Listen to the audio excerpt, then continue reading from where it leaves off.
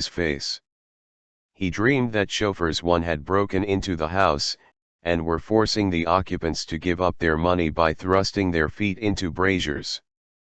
The Duchesse d'Abrance, whose secretary he imagined himself to be, then entered the room. Chauffeurs were bands of robbers in the Vendée who resorted to this form of torture. 6. A drop of water was allowed to fall onto his forehead. He imagined himself in Italy, perspiring heavily, and drinking the white wine of Orvieto. 7. Vime. The light of a candle screened with red paper was allowed to fall on his face. He dreamed of thunder, of heat, and of a storm at sea which he once witnessed in the English Channel. Hervey, Weygand, and others have made attempts to produce dreams experimentally. Many have observed the striking skill of the dream in interweaving into its structure sudden impressions from the outer world, in such a manner as to represent a gradually approaching catastrophe. Hildebrandt. In former years, this author relates, I occasionally made use of an alarm clock in order to wake punctually at a certain hour in the morning. It probably happened hundreds of times that the sound of this instrument fitted into an apparently very long and connected dream, as though the entire dream had been especially designed for it, as though it found in this sound its appropriate and logically indispensable climax, its inevitable denouement. I shall presently have occasion to cite 3 of these alarm clock dreams in a different connection. Folkelt, p. 68, relates, a composer once dreamed that he was teaching a class, and was just explaining something to his pupils. When he had finished, he turned to one of the boys with the question, "Did you understand me?" The boy cried out like one possessed, "Oh, J.A." Annoyed by this, he reprimanded his pupil for shouting. But now the entire class was screaming Orha, then Urjo, and finally Furjo. He was then aroused by the actual fire alarm in the street. Garni, Trait de Facultés de l'Âme, 1865, on the authority of Radestock, relates that Napoleon I, while sleeping in a carriage, was awakened from a dream by an explosion which took him back to the crossing of the Tagliamento and the bombardment of the Austrians, so that he started up, crying, "We have been undermined." The following dream of Maurice has become celebrated. He was ill in bed, his mother was sitting beside him. He dreamed of the reign of terror during the Revolution. He witnessed some terrible scenes of murder, and finally he himself was summoned before the tribunal. There he saw Robespierre, Marat, Fouquier Tinville, and all the sorry heroes of those terrible days. He had to give an account of himself, and after all manner of incidents which did not fix themselves in his memory, he was sentenced to death. Accompanied by an enormous crowd, he was led to the place of execution. He mounted the scaffold, the executioner tied him to the plank, it tipped over, and the knife of the guillotine fell. He felt his head severed from his trunk, and awakened in terrible anxiety, only to find that the headboard of the bed had fallen, and had actually struck the cervical vertebrae just where the knife of the guillotine would have fallen. This dream gave rise to an interesting discussion, initiated by L.E. Lorraine and Egger in the Revue Philosophique, as to whether, and how, it was possible for the dreamer to crowd together an amount of dream content apparently so large in the short space of time elapsing between the perception of the waking stimulus and the moment of actual waking. Examples of this nature show that objective stimuli occurring in sleep are among the most firmly established of all the sources of dreams. They are, indeed, the only stimuli of which the layman knows anything whatever. If we ask an educated person who is not familiar with the literature of dreams how dreams originate, he is certain to reply by a reference to a case known to him in which a dream has been explained after waking by a recognized objective stimulus. Science, however, cannot stop here, but is incited to further investigation by the observation that the stimulus influencing the senses during sleep does not appear in the dream at all in its true form, but is replaced by some other representation, which is in some way related to it. but the relation existing between the stimulus and the resulting dream is, according to Morey, una finite quel conque mais qui en est pas unique et exclusive 1, p. 72. If we read, for example, 3 of Hildebrandt's alarm clock dreams, we shall be compelled to ask why the same casual stimulus evokes so many different results, and why just these results and no others. A sort of relation which is, however, neither unique nor exclusive. p. 37. I am taking a walk on a beautiful spring morning. I stroll through the green meadows to a neighboring village, where I see numbers of the inhabitants going to church, wearing their best clothes and carrying their hymn books under their arms. I remember that it is Sunday, and that the morning service will soon begin. I decide to attend it, but as I am rather overheated I think I'll wait in the churchyard until I am cooler. While reading the various epitaphs, I hear the sexton climbing the church tower, and I see above me the small bell which is about to ring for the beginning of service. For a little while it hangs motionless, then it begins to swing, and suddenly its notes resound so clearly and penetratingly that my sleep comes to an end. But the notes of the bell come from the alarm clock. A second combination. It is a bright winter day, the streets are deep in snow. I have promised to go on a sleigh ride, but I have to wait some time before I am told that the sleigh is at the door. Now I am preparing to get into the sleigh. I put on my furs, the foot warmer is put in, and at last I have taken my seat. But still my departure is delayed. At last the reins are twitched, the horses start, and the sleigh bells, now violently shaken, strike up their familiar music with a force that instantly tears the gossamer of my dream. Again it is only the shrill note of my alarm clock. Yet a third example. I see the kitchen maid walking along the passage to the dining room, with a pile of several dozen plates. The porcelain column in her arms seems to me to be in danger of losing its equilibrium. "Take care," I exclaim, "you will drop the whole pile." The usual retort is naturally made that she is used to such things, etc. Meanwhile I continue to follow her with my anxious gaze, and behold, at the threshold the fragile plates fall and crash and roll across the floor in hundreds of pieces. But I soon perceive that the endless din is not really a rattling but a true ringing, and with this ringing the dreamer now becomes aware that the alarm clock has done its duty. The question why the dreaming mind misjudges the nature of the objective sensory stimulus has been answered by Strumpel, and in an almost identical fashion by Wundt. Their explanation is that the reaction of the mind to the stimulus attacking sleep is complicated and confused by the formation of illusions. A sensory impression is recognized by us and core.ctly interpreted, that is, it is classed with the memory group to which it belongs according to all previous experience if the impression is strong, clear, and sufficiently prolonged, and if we have sufficient time to submit it to those mental processes.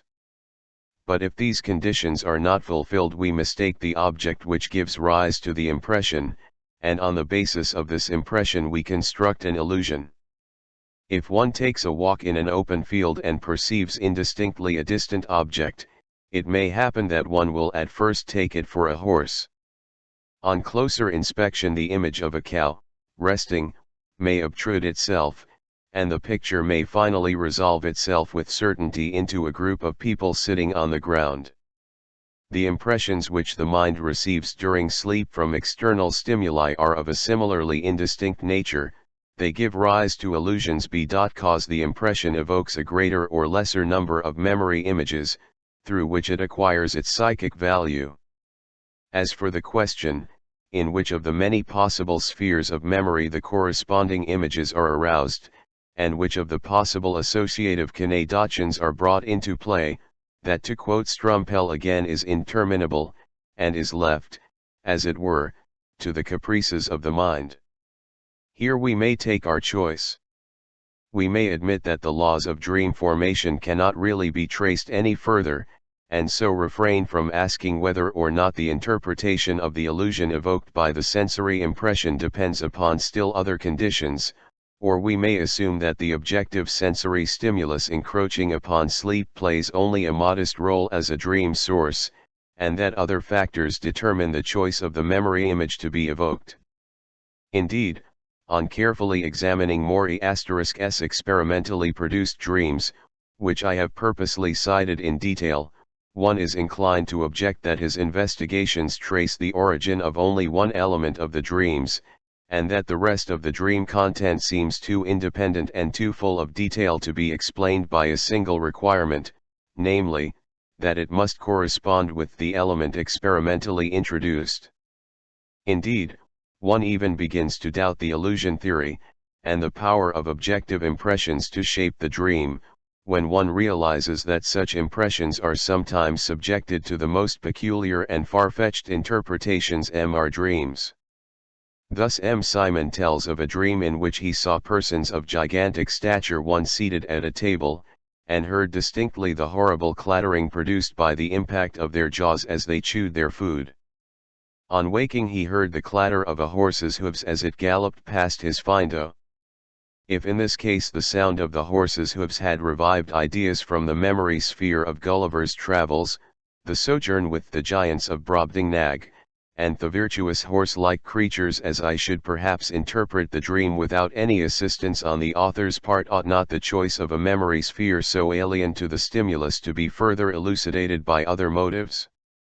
Gigantic persons in a dream justify the assumption that the dream is dealing with a scene from the dreamer's childhood. This interpretation of the dream as a reminiscence of Gulliver's Travels is, by the way, a good example of how an interpretation should not be made.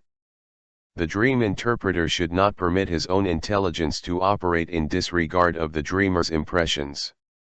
To internal, subjective, sensory stimuli, all objections to the contrary notwithstanding, we must admit that the role of the objective sensory stimuli as producers of dreams has been indisputably established, and if, having regard to their nature and their frequency, these stimuli seem perhaps insufficient to explain all dream pictures, this indicates that we should look for other dream sources which act in a similar fashion. I do not know where the idea first arose that together with the external sensory stimuli the internal, subjective, stimuli should also be considered, but as a matter of fact this has been done more or less explicitly in all the more recent descriptions of the etiology of dreams. I believe, says Wundt, p. 363, that an important part is played in dream illusions by those subjective sensations of sight and hearing which are familiar to us in the waking state as a luminous chaos in the dark field of the vision, and a ringing, buzzing, etc., of the ears, and in especial, subjective irritations of the retina. This explains the remarkable tendency of dreams to delude the eyes with numbers of similar or identical objects. Thus we see outspread before our eyes innumerable birds, butterflies, fishes, colored beads, flowers, etc. Here the luminous dust in the dark field of vision has assumed fantastic forms, and the many luminous points of which it consists are embodied in our dreams in as many single images, which, owing to the mobility of the luminous chaos, are seen as moving objects. This is perhaps the reason of the dream's decided preference for the most varied animal forms, owing to the multiplicity of such forms they can readily adapt themselves to the subjective luminous images. The subjective sensory stimuli as a source of dreams have the obvious advantage that, unlike objective stimuli, they are independent of external accidents. They are, so to speak, at the disposal of the interpretation whenever they are required. But they are inferior to the objective sensory stimuli by the fact that their claim to the role of dream inciters which observation and experiment have established in the case of objective stimuli can in their case be verified with difficulty or not at all. The main proof of the dream inciting power of subjective sensory stimuli is afforded by the so-called hypnagogic hallucinations, which have been described by Johann Müller as fantastic visual manifestations.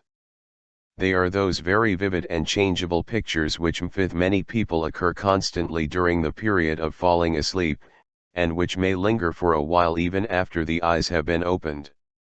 Maury, who was very subject to these pictures, made a thorough study of them, and maintained that they were related to or rather identical with dream images. This had already been asserted by Johann Müller. Maury maintains that a certain psychic passivity is necessary for their origin, that it requires a relaxation of the intensity of attention, p. 59. But one may perceive a hypnagogic hallucination in any frame of mind if one falls into such a lethargy for a moment, after which one may perhaps wake up, until this oft-repeated process terminates in sleep. According to Maury, if one wakes up shortly after such an experience, it is often possible to trace in the dream the images which one has perceived before falling asleep as hypnagogic hallucinations, p. 134. Thus Maury on one occasion saw a series of images of grotesque figures with distorted features and curiously dressed hair, which obtruded themselves upon him with incredible importunity during the period of falling asleep, and which, upon waking, he recalled having seen in his dream. On another occasion, while suffering from hunger, because he was subjecting himself to a rather strict diet, he saw in one of his hypnagogic states a plate, and a hand armed with a fork taking some food from the plate. In his dream he found himself at a table abundantly supplied with food, and heard the clatter of the diner's forks. On yet another occasion, after falling asleep with strained and painful eyes, he had a hypnagogic hallucination of microscopically small characters, which he was able to decipher, one by one, only with a great effort, and on waking from sleep an hour later he recalled a dream in which there was an open book with very small letters, which he was obliged to read through with laborious effort. Not only pictures, but auditory hallucinations of words, names, etc., may also occur hypnagogically, and then repeat themselves in the dream, like an overture announcing the principal motif of the opera which is to follow. A more recent observer of hypnagogic hallucinations, G. Trumbull Ladd, follows the same lines as Johann Müller and Maury. By dint of practice he succeeded in acquiring the faculty of suddenly arousing himself, without opening his eyes, 2 to 5 minutes after gradually falling asleep. This enabled him to compare the disappearing retinal sensations with the dream images remaining in his memory. He assures us that an intimate relation between the two can always be recognized, inasmuch as the luminous dots and lines of light spontaneously perceived by the retina produce, so to speak, the outline or scheme of the psychically perceived dream images. For example, a dream in which he saw before him clearly printed lines, which he read and studied, corresponded with a number of luminous spots arranged in parallel lines, or, to express it in his own words, the clearly printed page resolved itself into an object which appeared to his waking perception like part of an actual printed page seen through a small hole in a sheet of but at a distance too great to permit of its being read. Without in any way underestimating the central element of the phenomenon, Ladd believes that hardly any visual dream occurs in our minds that is not based on material furnished by this internal condition of retinal irritability. This is particularly true of dreams which occur shortly after falling asleep in a dark room, while dreams occurring in the morning, near the period of waking, receive their stimulus from the objective light penetrating the eye in a brightly lit room. The shifting and infinitely variable character of the spontaneous luminous excitations of the retina exactly corresponds with the fitful succession of images presented to us in our dreams. If we attach any importance to Ladd's observations, we cannot underrate the productiveness of this subjective source of stimuli, for visual images, as we know, are the principal constituents of our dreams. The share contributed by the other senses, excepting, perhaps, the sense of hearing, is relatively insignificant and inconstant. 3 internal, organic, physical stimuli. If we are disposed to look for the sources of dreams not outside but inside the organism, we must remember that almost all our internal organs, which in a state of health hardly remind us of their existence, may, in states of excitation as we call them or in disease, become a source of the most painful sensations, and must therefore be put on a par with the external excitants of pain and sensation. Strumpel, for example, gives expression to a long familiar experience when he declares that during sleep the psyche becomes far more deeply and broadly conscious of its corporeality than in the waking state, and it is compelled to receive and to be influenced by certain stimulating impressions originating in parts of the body, and in alterations of the body, of which it is unconscious in the waking state. Even Aristotle declares it to be quite possible that a dream may draw our attention to incipient morbid conditions which we have not noticed in the waking state, owing to the exaggerated intensity of the impressions experienced in the dream, and some medical authors, who certainly did not believe in the prophetic nature of dreams, have admitted the significance of dreams, at least in so far as the predicting of disease is concerned. C. F. M. Simon, p. 31, and many earlier writers. 1. In addition to the diagnostic valuation of dreams, example by Hippocrates, mention must also be made of their therapeutic significance in antiquity. Among the Greeks there were dream oracles, which were vouchsafed to patients in quest of recovery. The patient betook himself to the temple of Apollo or Aesculapius. There he was subjected to various ceremonies, bathed, rubbed and perfumed. A state of exaltation having been thus induced, he was made to lie down in the temple on the skin of a sacrificial ram. He fell asleep and dreamed of remedies, which he saw in their natural form, or in symbolic images which the priests afterwards interpreted. For further references concerning the remedial dreams of the Greeks, C. F. Lehmann, I. 74, Buchel-Clerk, Hermann, Gottist. Altered. DGR, SS 41, Private Altered. SS 38, 16, Bodinger in Sprengelsbeter. Zegas. D. Med. 2, p. 163, ETSEQ, W. Lloyd. Magnetism and Mesmerism in Antiquity, London, 1877, Dollinger, Heidentum und Judentum, p. 130. Even M. R. Days there seems to be no lack of authenticated examples of such diagnostic achievements on the part of dreams. Thus Tissy cites from Artigas, Essai sur la valeur sémiologique de rêves, the history of a woman of 43, who, during several years of apparently perfect health, was troubled with anxiety dreams, and in whom a medical examination subsequently revealed an incipient affection of the heart, to which she presently succumbed. Serious derangements of the internal organs clearly excite dreams in quite a number of persons. The frequency of anxiety dreams in diseases of the heart and lungs has been generally realized. Indeed, this function of the dream life is emphasized by so many writers that I shall here content myself with a reference to the literature of the subject: Radestock, Spitta, Morey, M. Simon, Tissy. Tissy even believes that the diseased organs impress upon the dream content its characteristic features. The dreams of suffering from diseases of the heart are generally very brief, and end in a terrified awakening. Death under terrible circumstances almost always find a place in their content. Those suffering from diseases of the lungs dream of suffocation, of being crushed, and of flight, and a great many of them are subject to the familiar nightmare which, by the way, Borner has succeeded in inducing experimentally by LYMG on the face and covering the mouth and nostrils. In digestive disturbances the dream contains ideas from the sphere of gustatory enjoyment and disgust.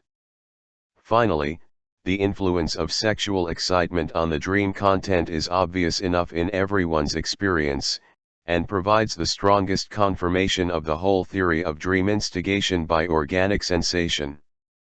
Moreover, if we study the literature of dreams, it becomes quite evident that some writers, Morey, Weygand, have been led to the study of dream problems by the influence their own pathological state has had on the content of their dreams. The enlargement of the number of dream sources by such undeniably established facts is, however, not so important as one might be led to suppose, for dreams are, after all, phenomena which occur in healthy persons, perhaps in all persons, and every night, and a pathological state of the organs is evidently not one of the indispensable conditions. For us, however, the question is not whence particular dreams originate, but rather, what is the exciting cause of ordinary dreams in normal people? But we have only to go a step farther to find a source of dreams which is more prolific than any of those mentioned above, and which promises indeed to be inexhaustible. If it is established that the bodily organs become, in sickness, an exciting source of dreams, and if we admit that the mind, when diverted during sleep from the outer world, can devote more of its attention to the interior of the body, we may readily assume that the organs need not necessarily become diseased in order to stimuli, which in one way or another grow into dream images, to reach the sleeping mind. VV in the waking state we vaguely perceive as a general sensation, perceptible by its quality alone, a sensation to which, in the opinion of physicians, all the organic systems contribute their share. This general sensation would at night attain a greater potency, and, acting through its individual components, would constitute the most prolific as well as the most usual source of dream representations. We should then have to discover the laws by which organic stimuli are translated into dream representations. This theory of the origin of dreams is the one most favored by all medical writers. The obscurity which conceals the essence of our being, the Moisplanknik as Tissy terms it, from our knowledge, and the obscurity of the origin of dreams, correspond so closely that it was inevitable that they should be brought into relation with one another. The theory according to which the organic sensations are responsible for dreams has, moreover, another attraction for the physician, inasmuch as it favors the etiological union of the dream with mental derangement, both of which reveal so many points of agreement in their manifestations, since changes in the general organic mass of sensation and in the stimuli emanating from the internal organs are also considered to have a far-reaching significance as regards the origin of the psychoses. It is therefore not surprising that the organic stimulus theory can be traced to several writers who have propounded this theory independently. A number of writers have followed the train of thought developed by Schopenhauer in 1851. Our conception of the universe has its origin in the recasting by the intelli.ct of the impressions which reach it from without in the molds of time, space, and causality. During the day, the stimuli proceeding from the interior of the organism, from the sympathetic nervous system, exert at most an unconscious influence on our mood. At night, however, when the overwhelming effect of the impressions of the day is no longer operative, the impressions that surge upward from within are able to force themselves on our attention, just as in the night we hear the rippling of the brook that was drowned in the clamor of the day. But how else can the intellect react to these stimuli than by transforming them in accordance with its own function into things which occupy space and time and follow the lines of causality? And so a dream originates. Thus Skerner, and after him Foucault, endeavored to discover the more intimate relations between physical sensations and dream pictures, but we shall reserve the discussion of this point for our chapter on the theory of dreams. As a result of a singularly logical analysis, the psychiatrist Krauss referred the origin of dreams, and also of deliria and delusions, to the same element, namely, to organically determined sensations. According to him, there is hardly any part of the organism which might not become the starting point of a dream or a delusion. Organically determined sensations, he says, may be divided into two classes: 1. General sensations, those affecting the whole system; 2. specific sensations those that are immanent in the principal systems of the vegetative organism, and which may in turn be subdivided into 5 groups: a. the muscular, b. the pneumatic, c. the gastric, d. the sexual, e. the peripheral sensations, p. 33 of the second article. The origin of the dream image from physical sensations is conceived by Krauss as follows: the awakened sensation, in accordance with some law of association, evokes an idea or image bearing some relation to it, and combines with this idea or image, forming an organic structure, towards which, however, the consciousness does not maintain its normal attitude. For it does not bestow any attention on the sensation, but concerns itself entirely with the accompanying ideas, and this explains why the facts of the case have been so long misunderstood. P. 11 ff. Krauss even gives this process the special name of transubstantiation of the sensations into dream images. P. 24. The influence of organic physical stimuli on the formation of dreams is today almost universally admitted, but the question as to the nature of the law underlying this relation is answered in various ways, and often obscurely. On the basis of the theory of physical excitation, the special task of dream interpretation is to trace back the content of a dream to the causative organic stimulus, and if we do not accept the rules of interpretation advanced by Skerner, we shall often find ourselves confronted by the awkward fact that the organic source of excitation reveals itself only in the content of the dream. A certain agreement, however, appears in the interpretation of the various forms of dreams which have been designated as typical, because they recur in so many persons with almost the same content. Among these are the well-known dreams of falling from a height, of the dropping out of teeth, of flying, and of embarrassment because one is naked or scantily clad. This last type of dream is said to be caused simply by the dreamer's perception, felt in his sleep, that he has thrown off the bedclothes and is uncovered. The dream that one's teeth are dropping out is explained by dental irritation, which does not, however, of necessity imply a morbid condition of irritability in the teeth. According to Strumpel, the flying dream is the adequate image employed by the mind to interpret the quantum of stimulus emanating from the rising and sinking of the pulmonary lobes when the cutaneous sensation of the thorax has lapsed into insensibility. This latter condition causes the sensation which gives rise to images of hovering in the air.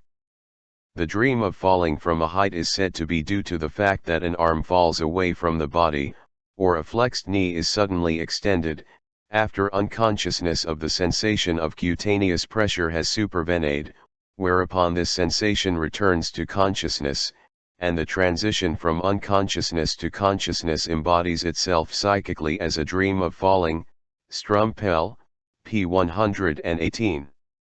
The weakness of these fairly plausible attempts at explanation clearly lies in the fact that without any further elucidation they allow this or that group of organic sensations to disappear from psychic or to obtrude themselves upon it, until the constellation favorable for the explanation has been established. Later on, however, I shall have occasion to return to the subject of typical dreams and their origin. From a comparison of a series of similar dreams, M. Simon endeavored to formulate certain rules governing the influence of organic sensations on the nature of the resulting dream. He says, p. 34, if during sleep any organic apparatus, which normally participates in the expression of an affect, for any reason enters into the state of excitation to which it is usually aroused by the affect, the dream thus produced will contain representations which harmonize with that affect. Another rule reads as follows, p. 35, if, during sleep, an organic apparatus is in a state of activity, stimulation, or disturbance, the dream will present ideas which correspond with the nature of the organic function performed by that apparatus. Morley-Vold has undertaken to prove the supposed influence of bodily sensation on the production of dreams by experimenting on a single physiological territory.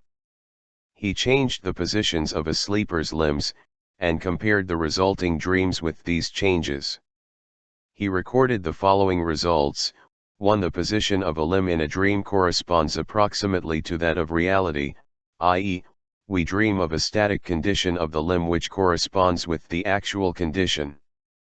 2. When one dreams of a moving limb, it always happens that one of the positions occurring in the execution of this movement corresponds with the actual position. 3.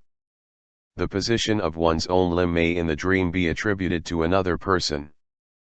4. One may also dream that the movement in question is impeded. 5. The limb in any particular position may appear in the dream as an animal or monster, in which case a certain analogy between the two is established. 6. The behavior of a limb may in the dream incite ideas which bear some relation or other to this limb. Thus, for example, if we are using our fingers, we dream of numerals. Results such as these would lead me to conclude that even the theory of organic stimulation cannot entirely abolish the apparent freedom of the determination of the dream picture which will be evoked. 1. See below for a further discussion of the 2 volumes of records of dreams since published by this writer. 4. Psychic sources of excitation. When considering the relation of dreams to waking life, and the provenance of the material of dreams, we learn that the earliest as well as the most recent investigators are agreed that men dream of what they do during the day, and of the things that interest them in the waking state. This interest, continued from waking life into sleep, is not only a psychic bond, joining the dream to life, but it is also a source of dreams whose must not be underestimated, and which, taken together with those stimuli which become active and of interest during sleep, suffices to explain the origin of all dream images. Yet we have also heard the very contrary of this asserted, namely, that dreams bear the sleeper away from the interests of the day, and that in most cases we do not dream of things which have occupied our attention during the day until after they have lost, for our waking life, the stimulating force of belonging to the present. Hence in the analysis of dream life we are reminded at every step that it is inadmissible to frame general rules without making provision for qualifications by introducing such terms as frequently, as a rule, in most cases, and without being prepared to admit the validity of exceptions. If interest during the waking state together with the internal and external stimuli that occur during sleep, suffice to cover the whole etiology of dreams, we should be in a position to give a satisfactory account of the origin of all the elements of a dream. The problem of the dream sources would then be solved, leaving us only the task of discriminating between the part played by the psychic and that played by the somatic dream stimuli in individual dreams. But as a matter of fact, no such complete solution of a dream has ever been achieved in any case, and everyone who has attempted such a solution has found that components of the dream, and usually a great many of them, are left whose source he is unable to trace. The interests of the day as a psychic source of dreams are obviously not so influential as to justify the confident assertion that every dreamer continues the activities of his waking life in his dreams. Other dream sources of a psychic nature are not known. Hence, with the exception perhaps of the explanation of dreams given by Skerner, to which reference will be made later on, all the explanations found in the literature of the subject show a considerable hiatus whenever there is a question of tracing the images and ideas which are the most characteristic material of dreams. In this dilemma the majority of authors have developed a tendency to belittle as far as possible the share of the psychic factor, which is so difficult to determine, in the evocation of dreams. To be sure, they distinguish as major divisions the nerve stimulus dream and the association dream, and assert that the latter has its source exclusively in reproduction, Wundt, p. 365, but they cannot dismiss the doubt as to whether they appear without any impulsion from organic stimuli, Volkelt, p. 127. And even the characteristic quality of the pure association dream disappears. To quote Volkelt, p. 118, in the association dream proper, there is no longer any question of such a stable nucleus. Here the loose grouping penetrates even to the very center of the dream. The imaginative life, already released from the control of reason and intellect, is here no longer held together by the more important psychical and physical stimuli, but is left to its own uncontrolled and confused divagations. Wundt, too, attempts to belittle the psychic factor in the of dreams by asserting that the phantasms of the dream are perhaps unjustly regarded as pure hallucinations. Probably most dream representations are really illusions, inasmuch as they emanate from the slight sensory impressions which are never extinguished during sleep, p. 359, ETSEQ. Weygand has adopted this view, and generalizes upon it. He asserts that the most immediate causes of all dream representations are sensory stimuli to which reproductive associations then attach themselves, p. 17. Tissey goes still further in suppressing the psychic sources of excitation, p. 183. Les revest origine absolument psychique en existent pas one and elsewhere, p. 6. Les pensées de nos rêves nous viennent de dehors. 2. Dreams do not exist whose origin is totally psychic. The thoughts of our dreams come from outside. Those writers who, like the eminent philosopher Wundt, adopt a middle course, do not hesitate to assert that in most dreams there is a cooperation of the somatic stimuli and psychic stimuli which are either unknown or are identified with the interests of the day. We shall learn later that the problem of dream formation may be solved by the disclosure of an entirely unsuspected psychic source of excitation.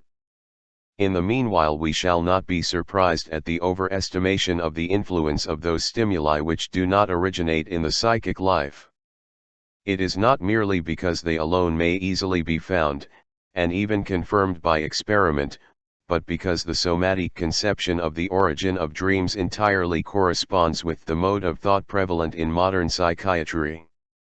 Here, it is true, the mastery of the brain over the organism is most emphatically stressed, but everything that might show that the psychic life is independent of demonstrable organic changes, or spontaneous in its manifestations, is alarming to the contemporary psychiatrist, as though such an admission must mean a return to the old world natural philosophy and the metaphysical conception of the nature of the soul. The distrust of the psychiatrist has placed the psyche under tutelage, so to speak. It requires that none of the impulses of the psyche shall reveal an autonomous power. Yet this attitude merely betrays a lack of confidence in the stability of the causal concatenation between the physical and the psychic.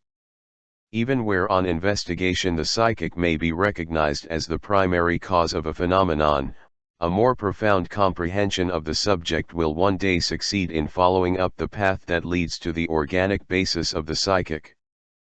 But where the psychic must, in the present state of our knowledge, be accepted as the terminus, it need not on that account be disavowed. Why dreams are forgotten after waking, that a dream fades away in the morning is proverbial. It is, indeed, possible to recall it.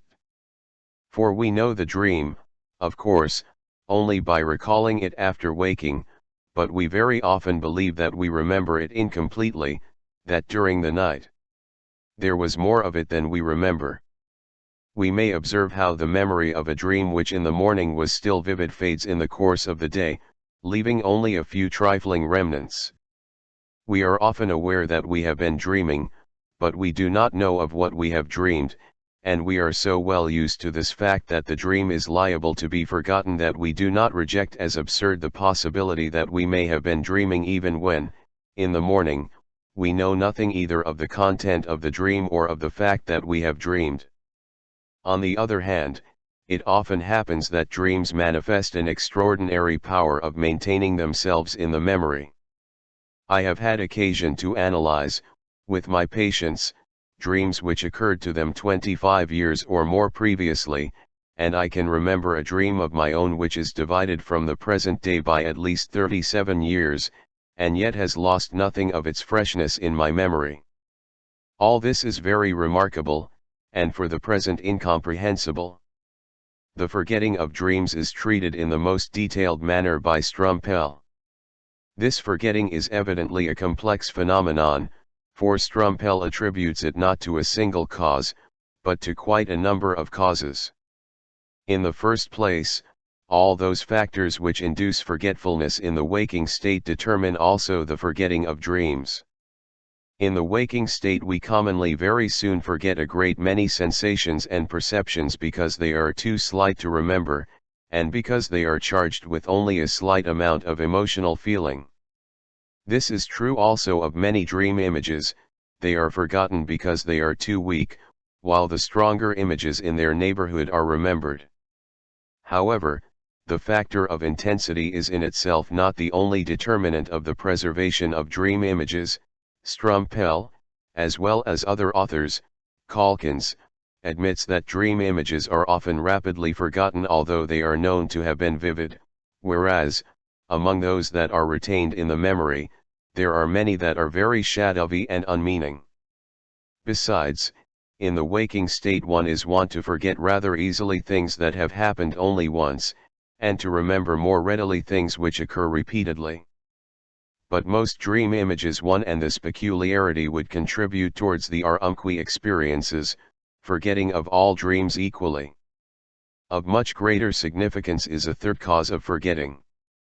In order that feelings, representations, ideas, and the like should attain a certain degree of memorability, it is important that they should not remain isolated, but that they should enter into connections and associations of an appropriate nature. If the words of a verse of poetry are taken and mixed together it will be very difficult to remember them. Properly placed, in a significant sequence, one word helps another, and the whole, making sense, remains and is easily and lastingly fixed in the memory.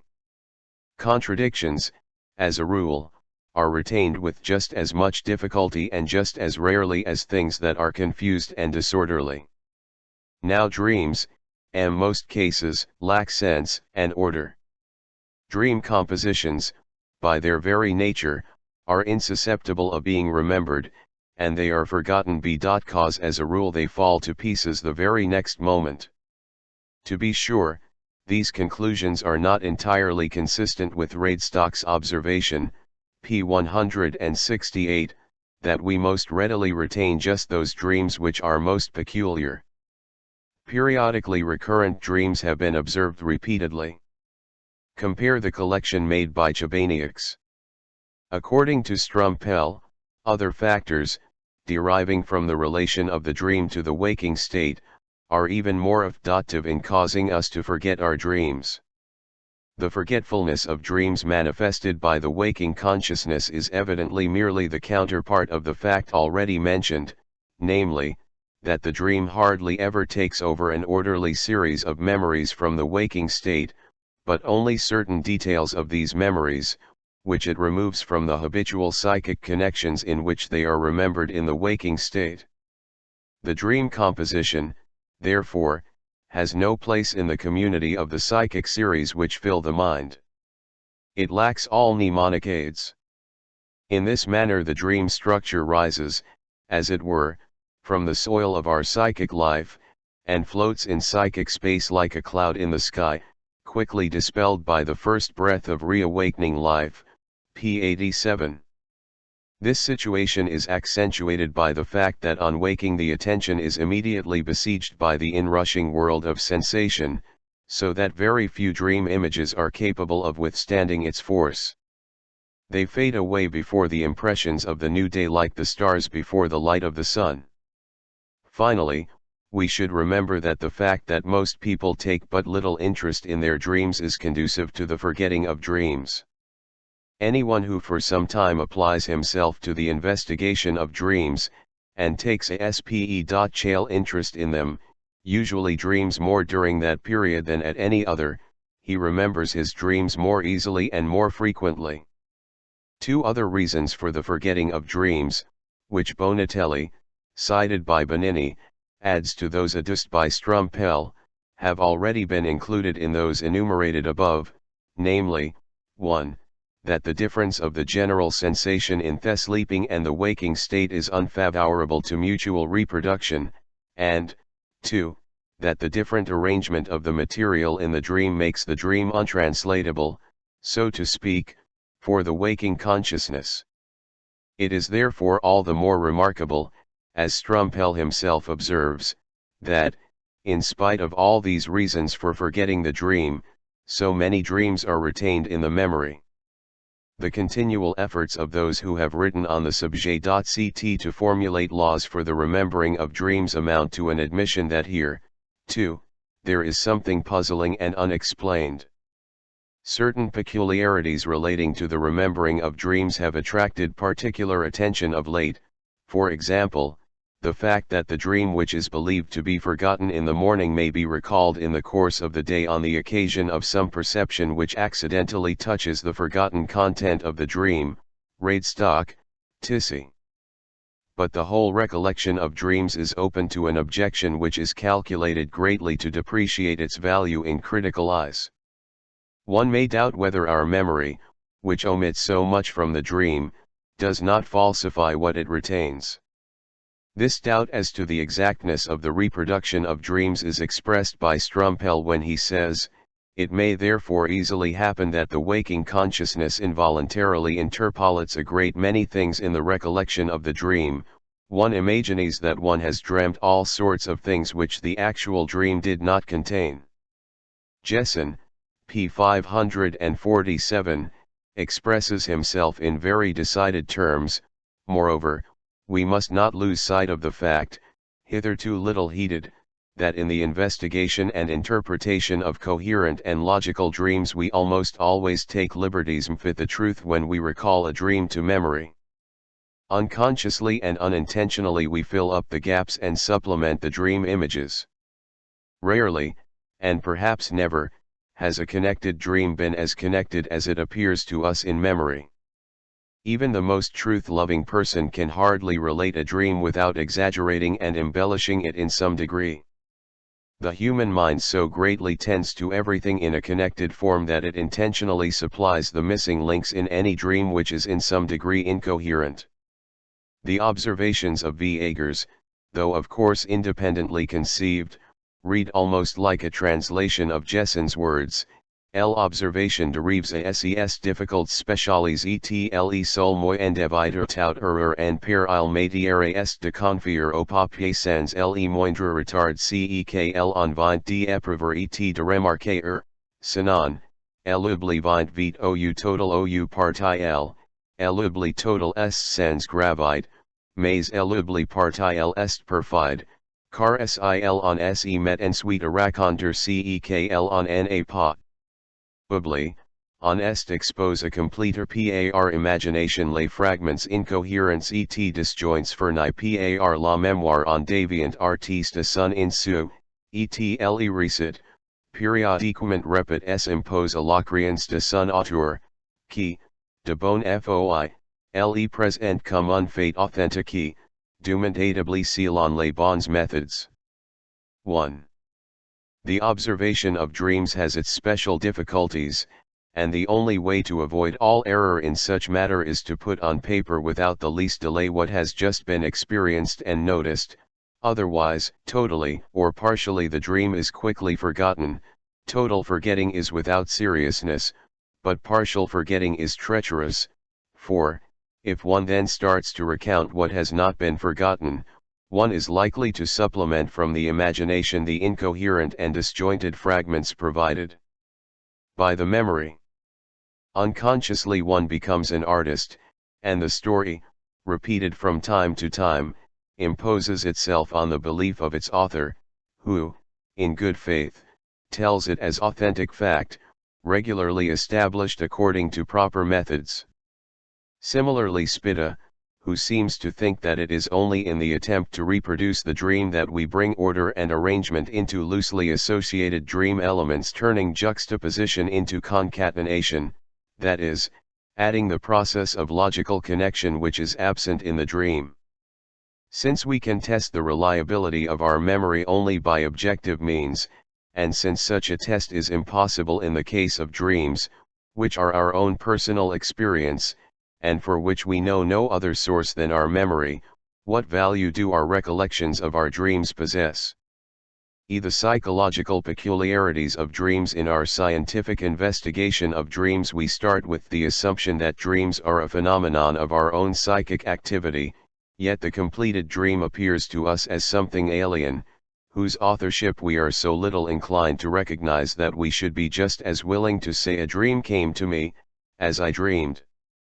Hence this psychic strangeness of dreams. According to our exposition of the sources of dreams, we must assume that it is not determined by the material which finds its way into the dream content, since this is for the most part common both to dream life and waking life. We might ask ourselves whether this impression is not evoked by modifications of the psychic processes in dreams, and we might even attempt to suggest that the existence of such changes is the psychological characteristic of dreams. No one has more strongly emphasized the essential difference between dream life and waking life and drawn more far-reaching conclusions from this difference than G.T.H. Fechner in certain observations contained in his Elementer Psychophysik, Part 11, p. 520. He believes that neither the simple depression of conscious psychic life under the main threshold, nor the distraction of the attention from the influences of the outer world, suffices to explain the peculiarities of dream life as compared with waking life. He believes, rather, that the arena of dreams is other than the arena of the waking life of the mind. If the arena of psychophysical activity were the same during the sleeping and the waking state, the dream, in my opinion, could only be a continuation of the waking ideational life at a lower degree of intensity, so that it would have to partake of the form and material of the latter. But this is by no means the case. What Fechner really meant by such a transposition of the psychic activity has never been made clear, nor has anybody else, to my knowledge, followed the path which he indicates in this remark. An anatomical interpretation in the sense of physiological localization in the brain, or even a histological stratification of the cerebral cortex, must of course be excluded. The idea might, however, prove ingenious and fruitful if it could refer to a psychical apparatus built up of a number of successive and connected systems. Other authors have been content to give prominence to this or that palpable psychological peculiarity of the dream life, and even to take this as a starting point for more comprehensive attempts at explanation. It has been justly remarked that one of the chief peculiarities of dream life makes its appearance even in the state of falling asleep, and may be defined as the sleep-heralding phenomenon. According to Schleiermacher, p. 351, the distinguishing characteristic of the waking state is the fact that its psychic activity occurs in the form of ideas rather than in that of images. But the dream thinks mainly in visual images, and it may be noted that with the approach of sleep the voluntary activities become impeded in proportion as involuntary representations make their appearance, the latter belonging entirely to the category of images. The incapacity for such ideational activities as we feel to be deliberately willed, and the emergence of visual images, which is regularly connected with this distraction. These are two constant characteristics of dreams, and on psychological analysis we are compelled to recognize them as essential characteristics of dream life. As for the images themselves, the hypnagogic hallucinations, we have learned that even in their content they are identical with dream images. One Silberer has shown by excellent examples how in the state of falling asleep even abstract thoughts may be changed into visible plastic images, which, of course, express them. Jahrbuch, Bleuler Freud, Volume I, 1900. I shall return to the discussion of his findings later. Dreams, then, think preponderantly, but not exclusively, in visual images. They make use also of auditory images, and, to a lesser extent, of the other sensory impressions. Moreover, in dreams, as in the waking state, many things are simply thought or imagined, probably with the help of remnants of verbal conceptions. Characteristic of dreams, however, are only those elements of their contents which behave like images, that is, which more closely resemble perceptions than mnemonic representations. Without entering a discussion of the nature of hallucinations, a discussion familiar to every psychiatrist, we may say, with every well-informed authority, that the dream hallucinates, that is, that it replaces thoughts by hallucinations. In this respect, visual and acoustic impressions behave in the same way. It has been observed that the recollection of a succession of notes heard as we are falling asleep becomes transformed, when we have fallen asleep, into a hallucination of the same melody, to give place, each time we wake, to the fainter and qualitatively different representations of the memory, and resuming, each time we doze off again, its hallucinatory character. The transformation of an idea into a hallucination is not the only departure of the dream from the more or less corresponding waking thought.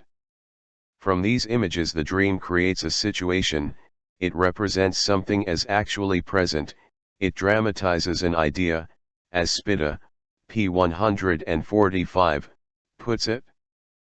But the peculiar character of this aspect of the dream life is completely intelligible only if we admit that in dreaming we do not, as a rule, the exceptions call for special examination, suppose ourselves to be thinking, but actually experiencing, that is, we accept the hallucination in perfectly good faith.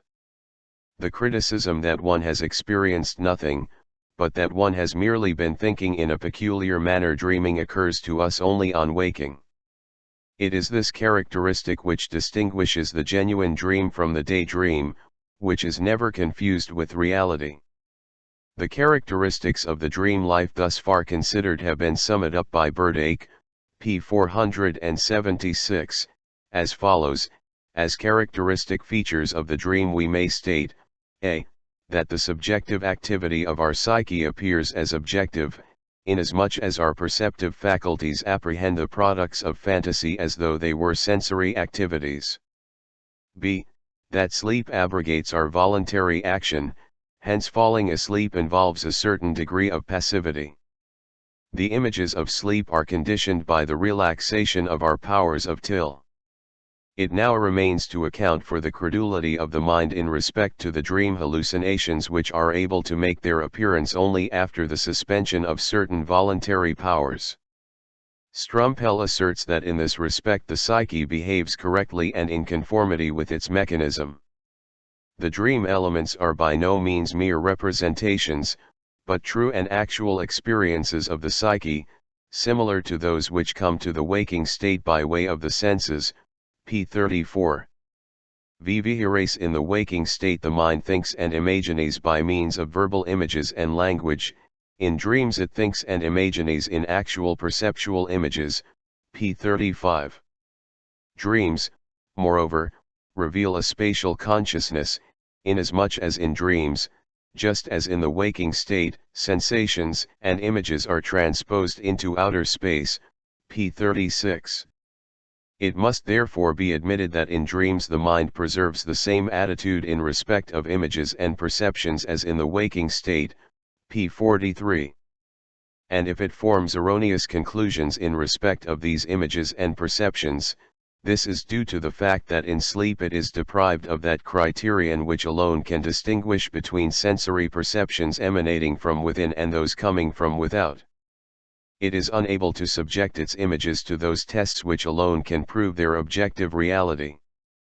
Further, it neglects to differentiate between those images which can be exchanged at will and those in respect of which there is no free choice. It errs because it cannot apply the law of causality to the content of its dreams, p. 58. In brief, its alienation from the outer world is the very reason for its belief in its subjective dream world. Dolbeif arrives at the same conclusion through a somewhat different line of argument. We believe in the reality of dream pictures because in sleep we have no other impressions with which to compare them, because we are cut off from the outer world. But it is not because we are unable, when asleep, to test our hallucinations that we believe in their reality. Dreams can make us believe that we are applying such tests that we are touching, say, the rose that we see in our dream, and yet we are dreaming. According to Dolbeauf, there is no valid criterion that can show whether something is a dream or a waking reality, except and that only pragmatically the fact of waking. I conclude that all that has been experienced between falling asleep and waking is a delusion. If I find on waking that I am lying undressed in bed, p. 84. I considered the images of my dream real while I was asleep on account of the unsleeping mental habit of assuming an outer world with which I can contrast my ego. One Hafner, like Dolbeauf, has attempted to explain the act of dreaming by the alteration which an abnormally introduced condition must have upon the otherwise correct functioning of the intact psychic apparatus, but he describes this condition in somewhat different terms. He states that the first distinguishing mark of dreams is the abolition of time and space, i.e., the emancipation of the representation from the individual's position in the spatial and temporal order. Associated with this is the second fundamental character of dreams, the mistaking of the hallucinations, imaginations, and fantasy combinations for objective perceptions. The sum total of the higher psychic functions, particularly the formation of concepts, judgments, and conclusions on the one hand, and free self-determination on the other hand, combine with the sensory fantasy images, and at all times have these as a substratum. These activities too, therefore, participate in the erratic nature of the dream representations. We say they participate, for our faculties of judgment and will are in themselves unaltered during sleep. As far as their activity is concerned, we are just as shrewd and just as free as in the waking state. A man cannot violate the laws of thought, that is, even in a dream he cannot judge things to be identical which present themselves to him as opposites.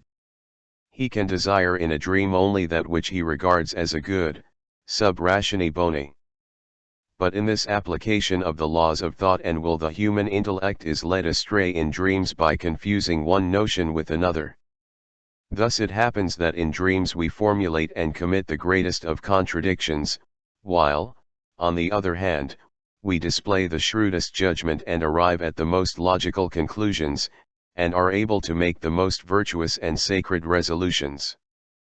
The lack of orientation is the whole secret of our flights of fantasy in dreams, and the lack of critical reflection and agreement with other minds is the main source of the reckless extravagances of our judgments, hopes and wishes in dreams, p. 18.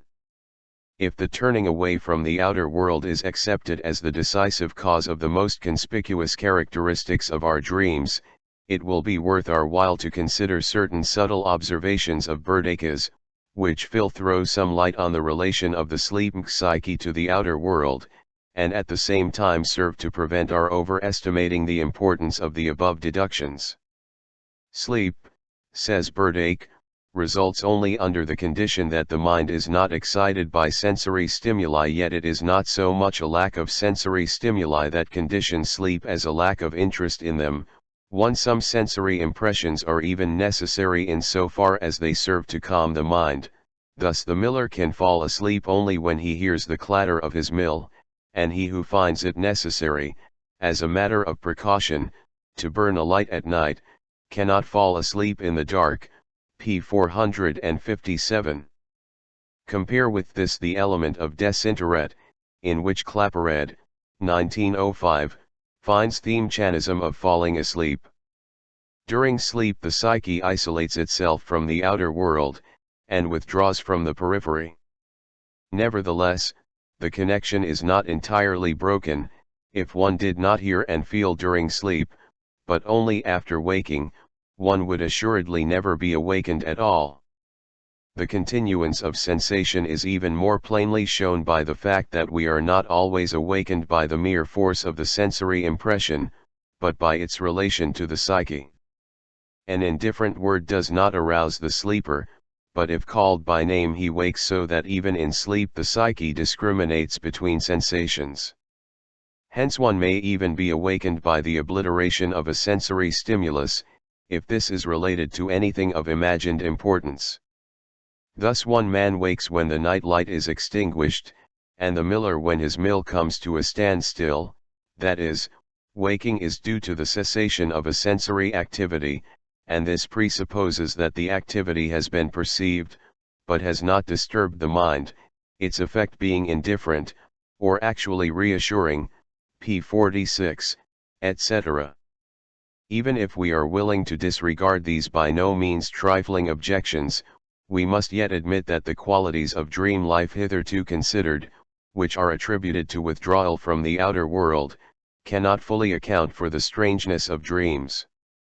For otherwise it would be possible to reconvert the hallucinations of the dream into mental images, and the situations of the dream into thoughts, and thus to achieve the task of dream interpretation.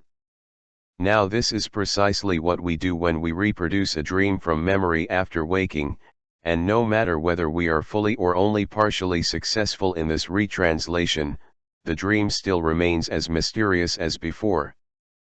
Furthermore, all writers unhesitatingly assume that still other and profounder changes take place in the plastic material of waking life. Strumpel seeks to isolate one of these changes as follows, p. 17, with the cessation of active sensory perception and of normal consciousness, the psyche is deprived of the soil in which its feelings, desires, interests, and activities are rooted. Those psychic states, feelings, interests, and valuations, which in the waking state adhere to memory images, succumb to an obscuring pressure, in consequence of which their connection with these images is severed. The perceptual images of things, persons, localities, events, and actions of the waking state are, individually, abundantly reproduced, but none of these brings with it its psychic value. Deprived of this, they hover in the mind dependent on their own resources. This annihilation of psychic values, which is in turn referred to a turning away from the outer world, is, according to Strumpel, very largely responsible for the impression of strangeness with which the dream is colored in our memory. We have seen that the very fact of falling asleep involves a renunciation of one of the psychic activities, namely, the voluntary guidance of the flow of ideas. Thus the supposition obtrudes itself, though it is in any case a natural one, that the state of sleep may extend even to the psychic functions. One or another of these functions is perhaps entirely suspended. We have now to consider whether the rest continue to operate undisturbed, whether they are able to perform their normal work under the circumstances. The idea occurs to us that the peculiarities of the dream may be explained by the restricted activity of the psyche during sleep, and the impression made by the dream upon our waking judgment tends to confirm this view. The dream is incoherent, it reconciles, without hesitation, the worst contradictions, it admits impossibilities, it disregards the authoritative knowledge of the waking state, and it shows us as ethically and morally obtuse. He who should behave in the waking state as his dreams represent him as behaving would be considered insane. He who in the waking state should speak as he does in his dreams, or relate such things as occur in his dreams, would impress us as a feeble-minded or muddle-headed person. It seems to us, then, that we are merely speaking in accordance with the facts of the case when we rate psychic activity in dreams very low, and especially when we assert that in dreams the higher intellectual activities are suspended or at least greatly impaired. With unusual unanimity, the exceptions will be dealt with elsewhere. The writers on the subject have pronounced such judgments as lead immediately to a definite theory or explanation of dream life. It is now time to supplement the resume which I have just given by a series of quotations from a number of authors, philosophers and physicians bearing upon the psychological characteristics of the dream. According to Lemoine, the incoherence of the dream images is the sole essential characteristic of the dream. Maury agrees with him. L. E. Samile, p. 163 11 ny apotaribes absolument raisonnables et qui ne consonant quelque incoherence, quelque absurdite. 1. There are no dreams which are absolutely reasonable, which do not contain some incoherence, some absurdity. According to Hegel, quoted by Spitta, the dream lacks any intelligible objective coherence. Dugas says, Les rêves, c'est l'anarchie psychique, of d'activité mentale, c'est le jeu de fonctions livres els memes ets exercant sans contrôle et sans but, dans les rêves l'esprit est un automate spirituel. 1. The dream is psychic anarchy, emotional and intellectual, the playing of functions, freed of themselves and performing without control and without end. In the dream, the mind is a spiritual automaton.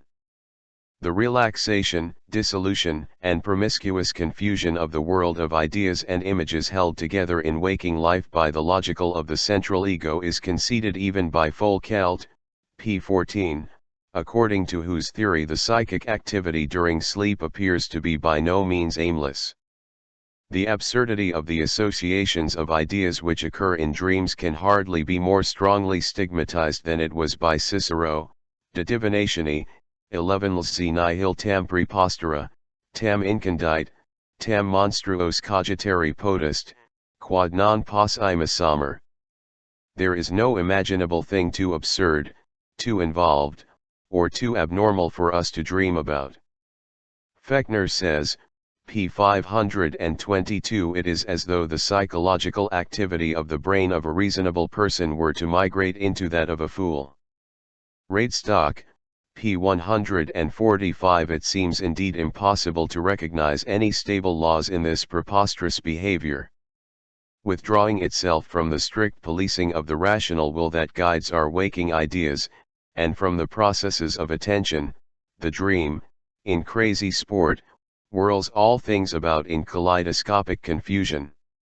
Hildebrandt, p. 45. VV had wonderful jumps the dreamer himself, for instance, in his chain of reasoning. With what unconcern he sees the most familiar laws of experience turned upside down. What ridiculous contradictions he is able to tolerate in the order of nature and of society, before things go too far, and the very excess of nonsense leads to an awakening. Sometimes we quite innocently calculate that 3 times 3 make 20, and we are not in the least surprised if a dog recites poetry to us, if a dead person walks to his grave, or if a rock floats on the water. We solemnly go to visit the Duchy of Bernburg or the Principality of Liechtenstein in order to inspect its navy, or we allow ourselves to be recruited as a volunteer by Charles XII just before the Battle of Poltava. Binns, p. 33, referring to the theory of dreams resulting from these impressions, says, of 10 dreams 9 at least have an absurd content. We unite in them persons or things which do not bear the slightest relation to one another. In the next moment, as in a kaleidoscope, the grouping changes to one, if possible, even more nonsensical and irrational than before, and so the shifting play of the drowsy brain continues, until we wake, put a hand to our forehead, and ask ourselves whether we still really possess the faculty of rational imagination and thought. Maury, Le Sommeil, p. 50, makes, in respect of the relation of the dream image to the waking thoughts, a comparison which a physician will find especially impressive.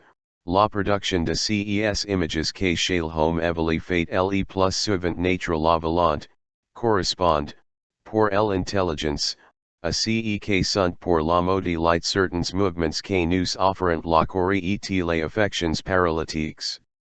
1. For the rest he considers the dream tout une série de dégradations de la faculté pensante et raisonnante. 2.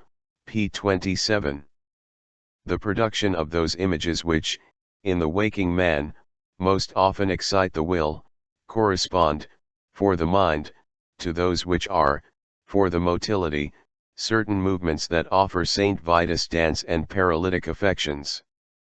A whole series of degradations of the faculty of thinking and reasoning. It is hardly necessary to cite the utterances of those authors who repeat Maury's assertion in respect of the higher individual psychic activities. According to Strumpel, in dreams, and even, of course, where the nonsensical nature of the dream is not obvious, all the logical operations of the mind, based on relations and associations, recede into the background, p. 26. According to Spitta, p. 148, ideas in dreams are entirely withdrawn from the laws of causality, while Radestock and others emphasize the feebleness of judgment and logical inference peculiar to dreams. According to Jodl, p. 123, there is no criticism in dreams, no correcting of a series of perceptions by the content of consciousness as a whole.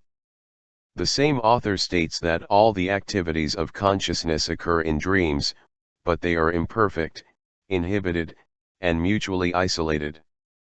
The contradictions of our conscious knowledge which occur in dreams are explained by Stricker and many others on the ground that facts are forgotten in dreams, or that the logical relations between ideas are lost, p. 98, etc., etc. Those authors who, in general, judge so unfavorably of the psychic activities of the dreamer nevertheless agree that dreams do retain a certain remnant of psychic activity.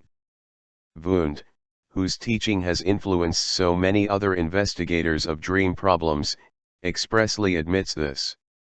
We may ask, what are the nature and composition of the remnants of normal psychic life which manifest themselves in dreams? It is pretty generally acknowledged that the reproductive faculty, the memory, seems to be the least affected in dreams. It may, indeed, show a certain superiority over the same function in waking life, see chapter I, b, even though some of the absurdities of dreams are to be explained by the forgetfulness of dream life. According to Spitta, it is the sentimental life of the psyche which is not affected by sleep, and which thus directs our dreams. By sentiment, Gamut, he means the constant sum of the emotions as the inmost subjective essence of the man, p. 84. Scholz, p. 37, sees in dreams a psychic activity which manifests itself in the allegoriizing interpretation to which the dream material is subjected. Seebeck, p. 11, likewise perceives in dreams a supplementary interpretative activity of the psyche, which applies itself to all that is observed and perceived. Any judgment of the part played in dreams by what is presumed to be the highest psychical function, i.e., consciousness, presents a peculiar difficulty. Since it is only through consciousness that we can know anything of dreams, there can be no doubt as to its being retained. Spitta, however, believes that only consciousness is retained in the dream, but not self-consciousness. Dolbeuf confesses that he is unable to comprehend this distinction. The laws of association which connect our mental images hold good also for what is represented in dreams. Indeed, in dreams the dominance of these laws is more obvious and complete than in the waking state. Strumpel, p. 70, says, dreams would appear to proceed either exclusively in accordance with the laws of pure representation, or in accordance with the laws of organic stimuli accompanied by such representations, that is, without being influenced by reflection, reason, aesthetic taste, or moral judgment. The authors whose opinions I here reproduce conceive the formation of the dream somewhat as follows: the sum of sensory stimuli of varying origin, discussed elsewhere, that are operative in sleep at first awaken in the psyche a number of images which present themselves as hallucinations. According to Wundt, it is more correct to say as illusions, because of their origin in external and internal stimuli. These combine with one another in accordance with the known laws of association, and, in accordance with the same laws, they in turn evoke a new series of representations, images. The whole of this material is then elaborated as far as possible by the still active remnant of the thinking and organizing faculties of the psyche, cf. Wundt and Weygand. Thus far, however, no one has been successful in discerning the motive which would decide what particular law of association is to be obeyed by those images which do not originate in external stimuli. but it has been repeatedly observed that the associations which connect the dream images with one another are of a particular kind, differing from those found in the activities of the waking mind. Thus Foucault, p. 15 in dreams the ideas chase and seize upon one another on the strength of accidental similarities and barely perceptible connections. All dreams are pervaded by casual and unconstrained associations of this kind. Mori attaches great value to this characteristic of the connection of ideas, for it allows him to draw a closer analogy between the dream life and certain mental derangements. He recognizes two main characteristics of deliria: 1. Une action spontanée et comme automatique de l'esprit, 2. Une association vicieuse et irrégularité. 1, p. 126. Mori gives us two excellent examples from his own dreams, in which the mere similarity of sound decides the connection between the dream representations. Once he dreamed that he was on a pilgrimage, pelerinage, to Jerusalem, or to Mecca. After many adventures he found himself in the company of the chemist Pelletier. The latter, after some conversation, gave him a galvanized shovel, pelle, which became his great broadsword in the next portion of the dream, p. 137. In another dream he was walking along a highway where he read the distances on the kilometer stones. Presently he found himself at a grocer's who had a large pair of scales. A man put kilogram weights into the scales, in order to weigh Mori.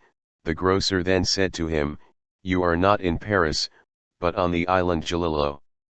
This was followed by a number of pictures, in which he saw the flower Lobelia, and then General Lopez, of whose death he had read a little while previously. Finally he awoke as he was playing a game of lotto. 2. 1.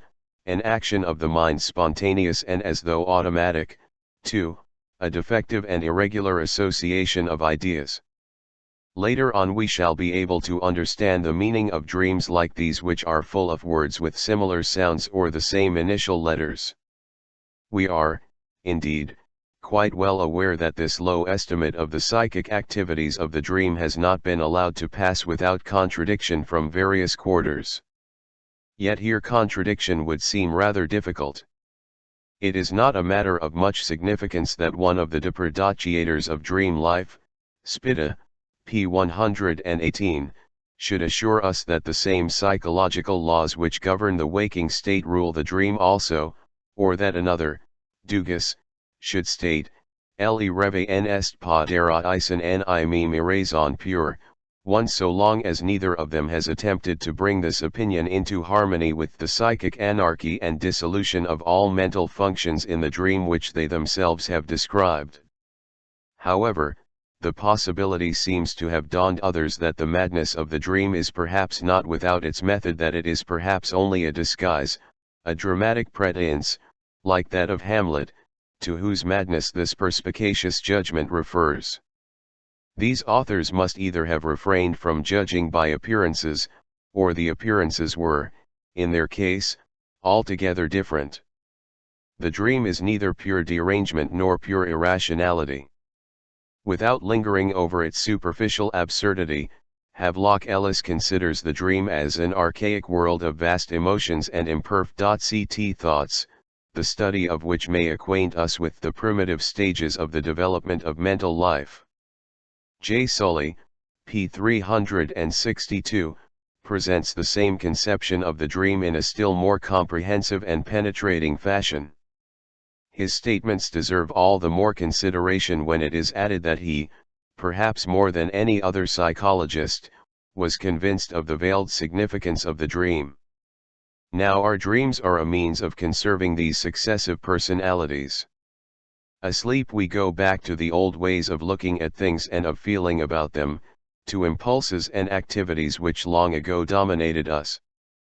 A thinker like Dolbeuf asserts without, indeed, adducing proof in the face of contradictory data, and hence without real justification dans le sommeil, hormis la perception, toutes les facultés de l'esprit, intelligence, imagination, mémoire, volonté, moralité, restant intact dans leur essence, seulement, elles s'appliquent à objets imaginables et mobiles.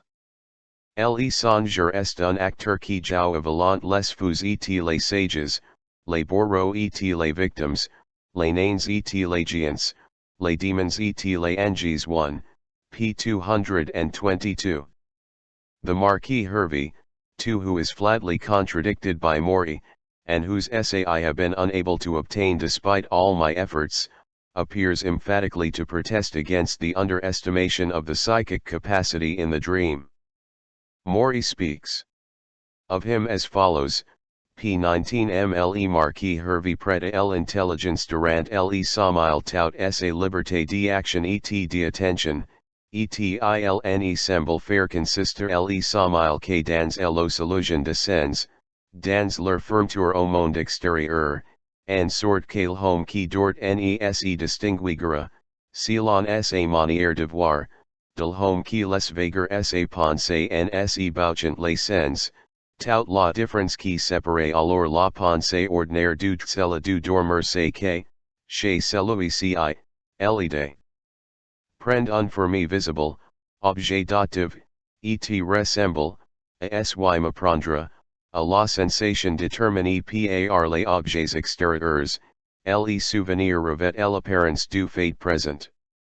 3. In sleep, excepting perception, all the faculties of the mind, intellect, imagination, memory, will, morality remain intact in their essence, only, they are applied to imaginary and variable objects. The dreamer is an actor who plays at will the mad and the wise, executioner and victim, dwarf and giant, devil and angel. Hervey de Saint Denis. The Marquis Hervey attributes to the intelligence during sleep all its freedom of action and attention, and he seems to make sleep consist only of the shutting of the senses, of their closing to the outside world. Except for his manner of seeing, the man asleep is hardly distinguishable from the man who allows his mind to wander while he obstructs his senses. The whole difference, then, between ordinary thought and that of the sleeper, is that with the latter the idea takes an objective and visible shape, which resembles, to all appearances, sensation determined by exterior objects. Memory takes on the appearance of present fact.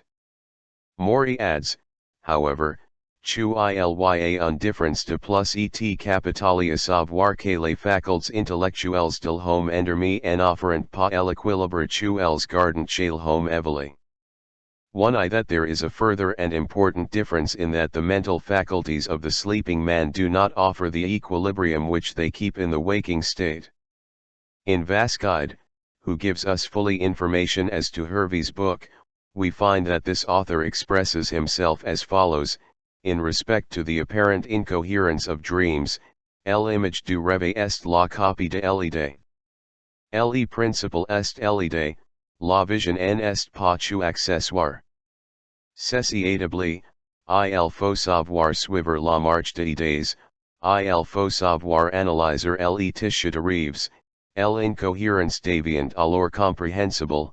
Les conceptions les plus fantasques deviennent de fait simples et parfaitement logiques. 1, p. 146.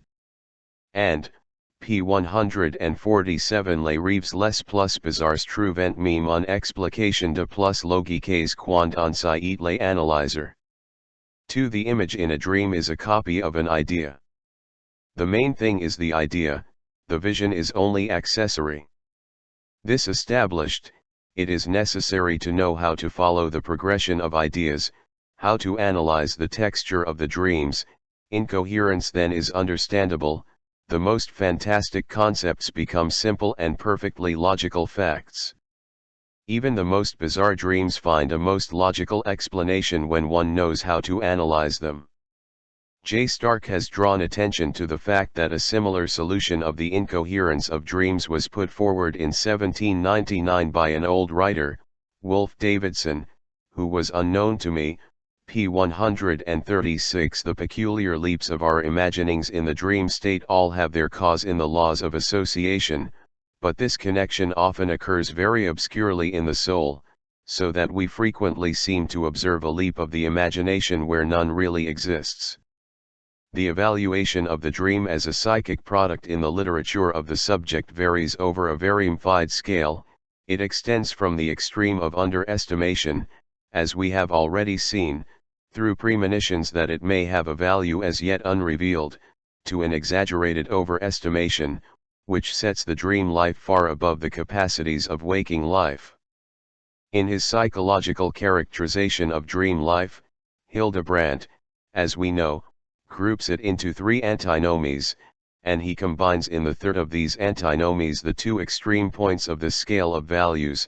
P19 It is the contrast between, on the one hand, an enhancement, an increase of potentiality, which often amounts to virtuosity, and on the other hand a decided diminution and enfeeblement of the psychic life, often to a subhuman level. As regards the first, who is there that cannot confirm from his own experience the fact that in the workings and weavings of the genius of dreams, there are sometimes exhibited a profundity and sincerity of emotion, a tenderness of feeling, a clearness of view, a subtlety of observation and a readiness of wit, such as we should have modestly to deny that we always possessed in our waking life. Dreams have a wonderful poetry, an apposite allegory, an incomparable sense of humor, a delightful irony.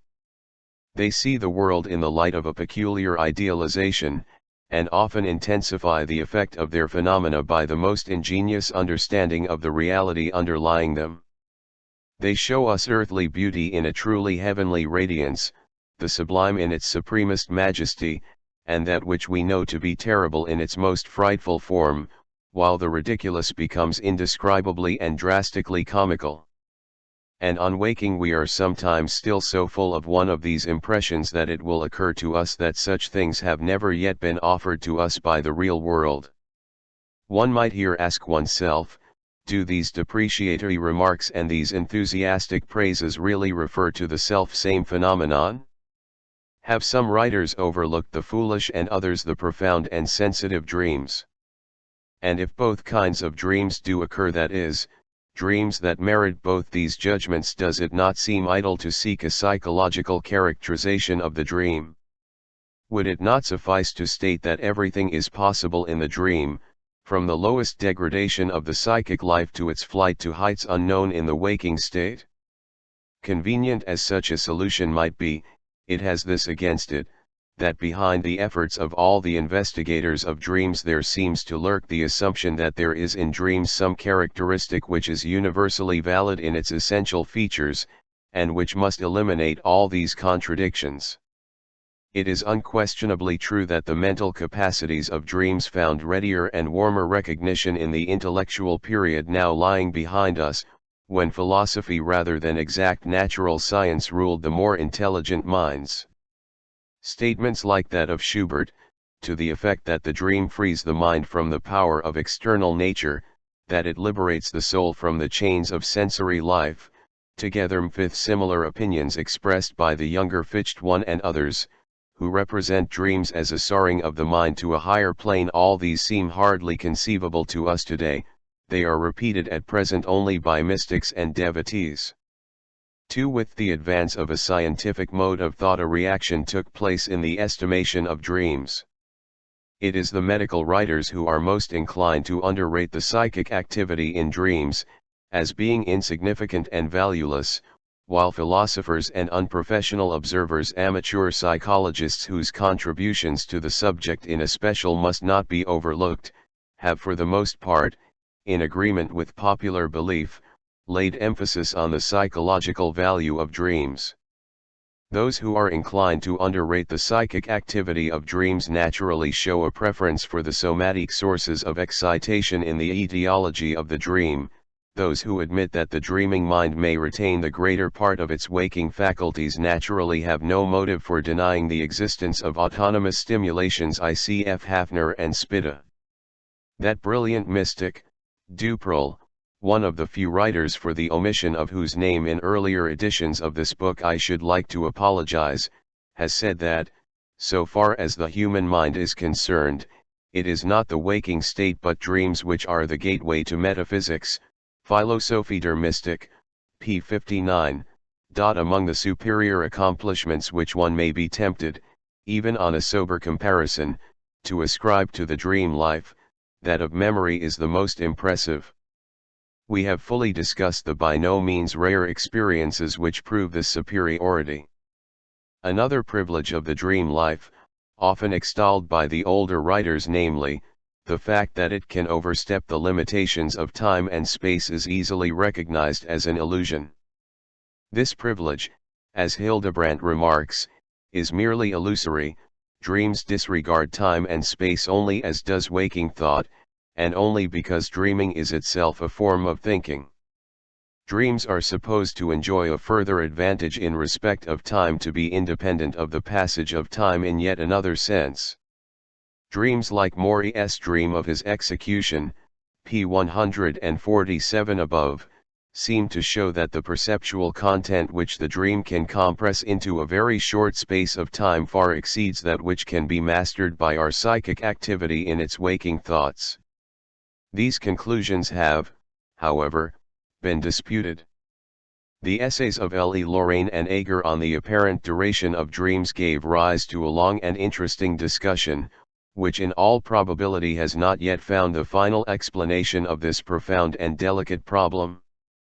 One for the further literature of the subject, and a critical discussion of these problems, the reader is referred to Tobolsky's dissertation, Paris, 1900. That dreams are able to continue the intellectual activities of the day and to carry them to a point which could not be arrived at during the day, that they may resolve doubts and problems, and that they may be the source of fresh inspiration in poets and composers, seems, in the light of numerous records, and of the collection of instances compiled by Chebanius, to be proved beyond question. But even though the facts may be beyond dispute, their interpretation is subject to many doubts on wider grounds. 1. Compare Havelock Ellis's criticism in The World of Dreams, p. 268. Finally, the alleged divinatory power of the dream has become a subject of contention in which almost insuperable objections are confronted by obstinate and reiterated assertions. It is, of course, right that we should refrain from denying that this view has any basis whatever in fact, since it is quite possible that a number of such cases may before long be explained on purely natural psychological grounds.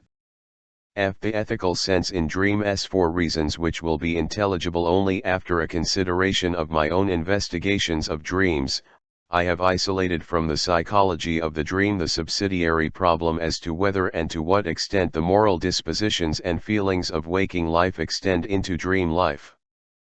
The same contradictions which we were surprised to observe in the descriptions by various authors of all the other psychic activities will surprise us again here. Some writers flatly assert that dreams know nothing of moral obligations, others as decidedly declare that the moral nature of man persists even in his dream life. Our ordinary experience of dreams seems to confirm beyond all doubt the correctness of the first assertion. Jessen says, p. 553, nor does one become better or more virtuous during sleep. On the contrary, it seems that conscience is silent in our dreams, inasmuch as one feels no compassion and can commit the worst crimes, such as theft, murder, and homicide, with perfect indifference and without subsequent remorse. Radestock, p. 146, says, it is to be noted that in dreams associations are effected and ideas combined without being in any way influenced by reflection, reason, aesthetic taste, and moral judgment. The judgment is extremely weak, and ethical indifference reigns supreme. Folkelt, p. 23, expresses himself as follows: as everyone knows, dreams are especially unbridled in sexual matters. Just as the dreamer himself is shameless in the extreme, and wholly lacking in moral feeling and judgment, so likewise does he see others, even the most respected persons, doing things which, even in his thoughts, he would blush to associate with them in his waking state. Utterances like those of Schopenhauer, that in dreams every man acts and talks in complete accordance with his character, are in sharpest contradiction to those mentioned above. R.P.H. Fisher 1 maintains that the subjective feelings and desires, or affects and passions, manifest themselves in the willfulness of the dream life, and that the moral characteristics of a man are mirrored in his dreams. I Grundzüge Systems der Anthropologie. Erlangen, 1850, quoted by Spitta. Hafner says, p. 25, with rare exceptions, a virtuous man will be virtuous also in his dreams, he will resist temptation, and show no sympathy for hatred, envy, anger, and all other vices, whereas the sinful man will, as a rule, encounter in his dreams the images which he has before him in the waking state. Scholes, p. 36. In dreams there is truth, despite all camouflage of nobility or degradation, we recognize our own true selves. The honest man does not commit a dishonouring crime even in his dreams, or, if he does, he is appalled by it as by something foreign to his nature. The Roman emperor who ordered one of his subjects to be executed because he dreamed that he had cut off the emperor's head was not far wrong in justifying his action on the ground that he who has such dreams must have similar thoughts while awake. Significantly enough, we say of things that find no place even in our intimate thoughts, I would never even dream of such a thing. Plato, on the other hand, considers that they are the best men who only dream the things which other men do. Plouffe, one varying a familiar proverb, says, "Tell me your dreams for a time and I will tell you what you are within." Das Traumleben und seine Tötung, 1868, cited by Spitta, p. 192, the little essay of Hildebrandt from which I have already taken so many quotations, the best expressed and most suggestive contribution to the literature of the dream problem which I have hitherto discovered, takes for its central theme the problem of morality in dreams. For Hildebrandt, too, it is an established rule that the purer the life, the purer the dream, the life, the impurer the dream. The moral nature of man persists even in dreams. But while we are not offended or made suspicious by an arithmetical error, no matter how obvious, by a reversal of scientific fact, no matter how romantic, or by an anachronism, no matter how ridiculous, we nevertheless do not lose sight of the difference between good and evil, right and wrong, virtue and vice.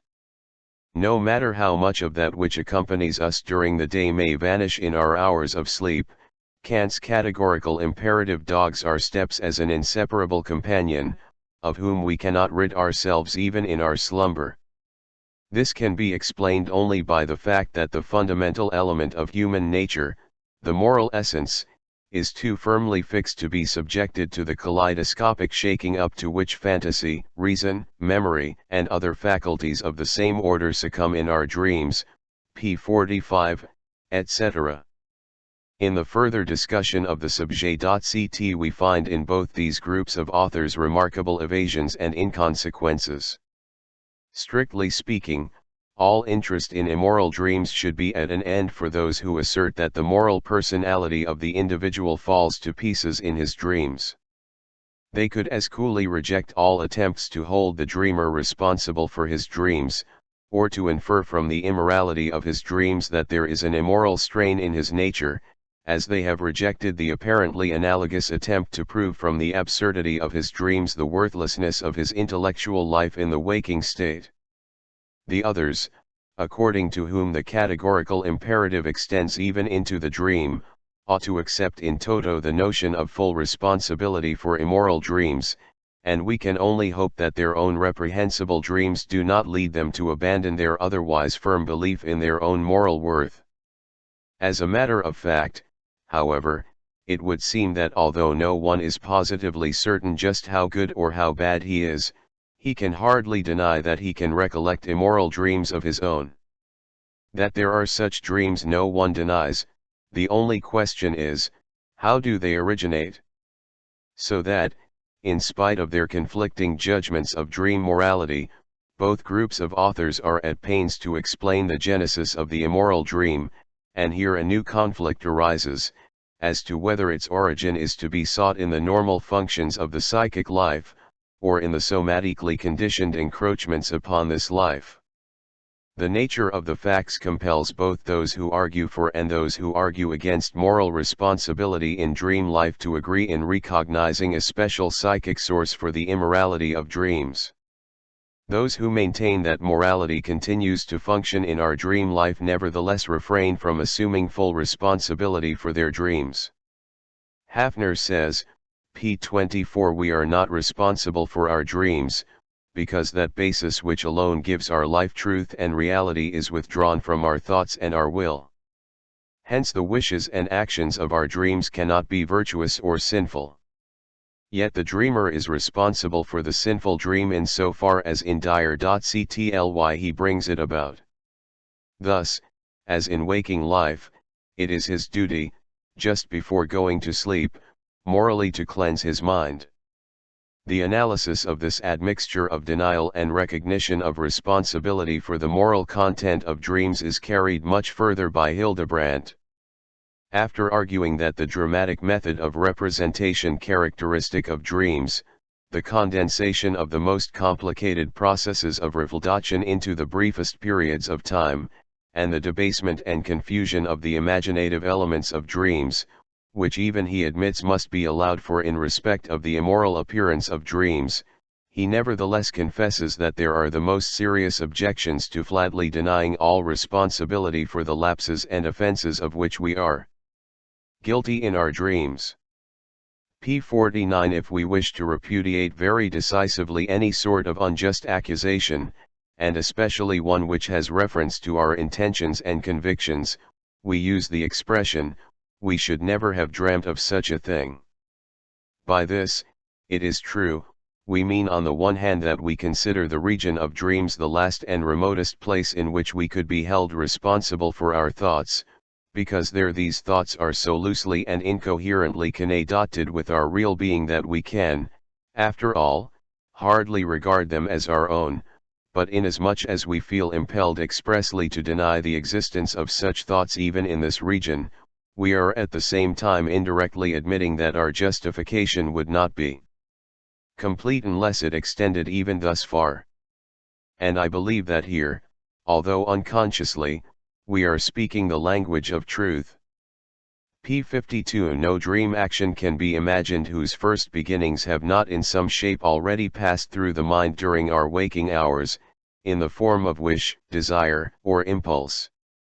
Concerning this original impulse we must say, the dream has not discovered it, it has only imitated and extended it, it has only elaborated into dramatic form a scrap of historical material which it found already existing within us.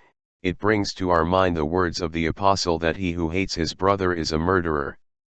And though, after we wake, being conscious of our moral strength, we may smile at the whole widely elaborated structure of the depraved dream, yet the original material out of which we formed it cannot be laughed away. One feels responsible for the transgressions of one's dreaming self, not for the whole sum of them, but yet for a certain percentage.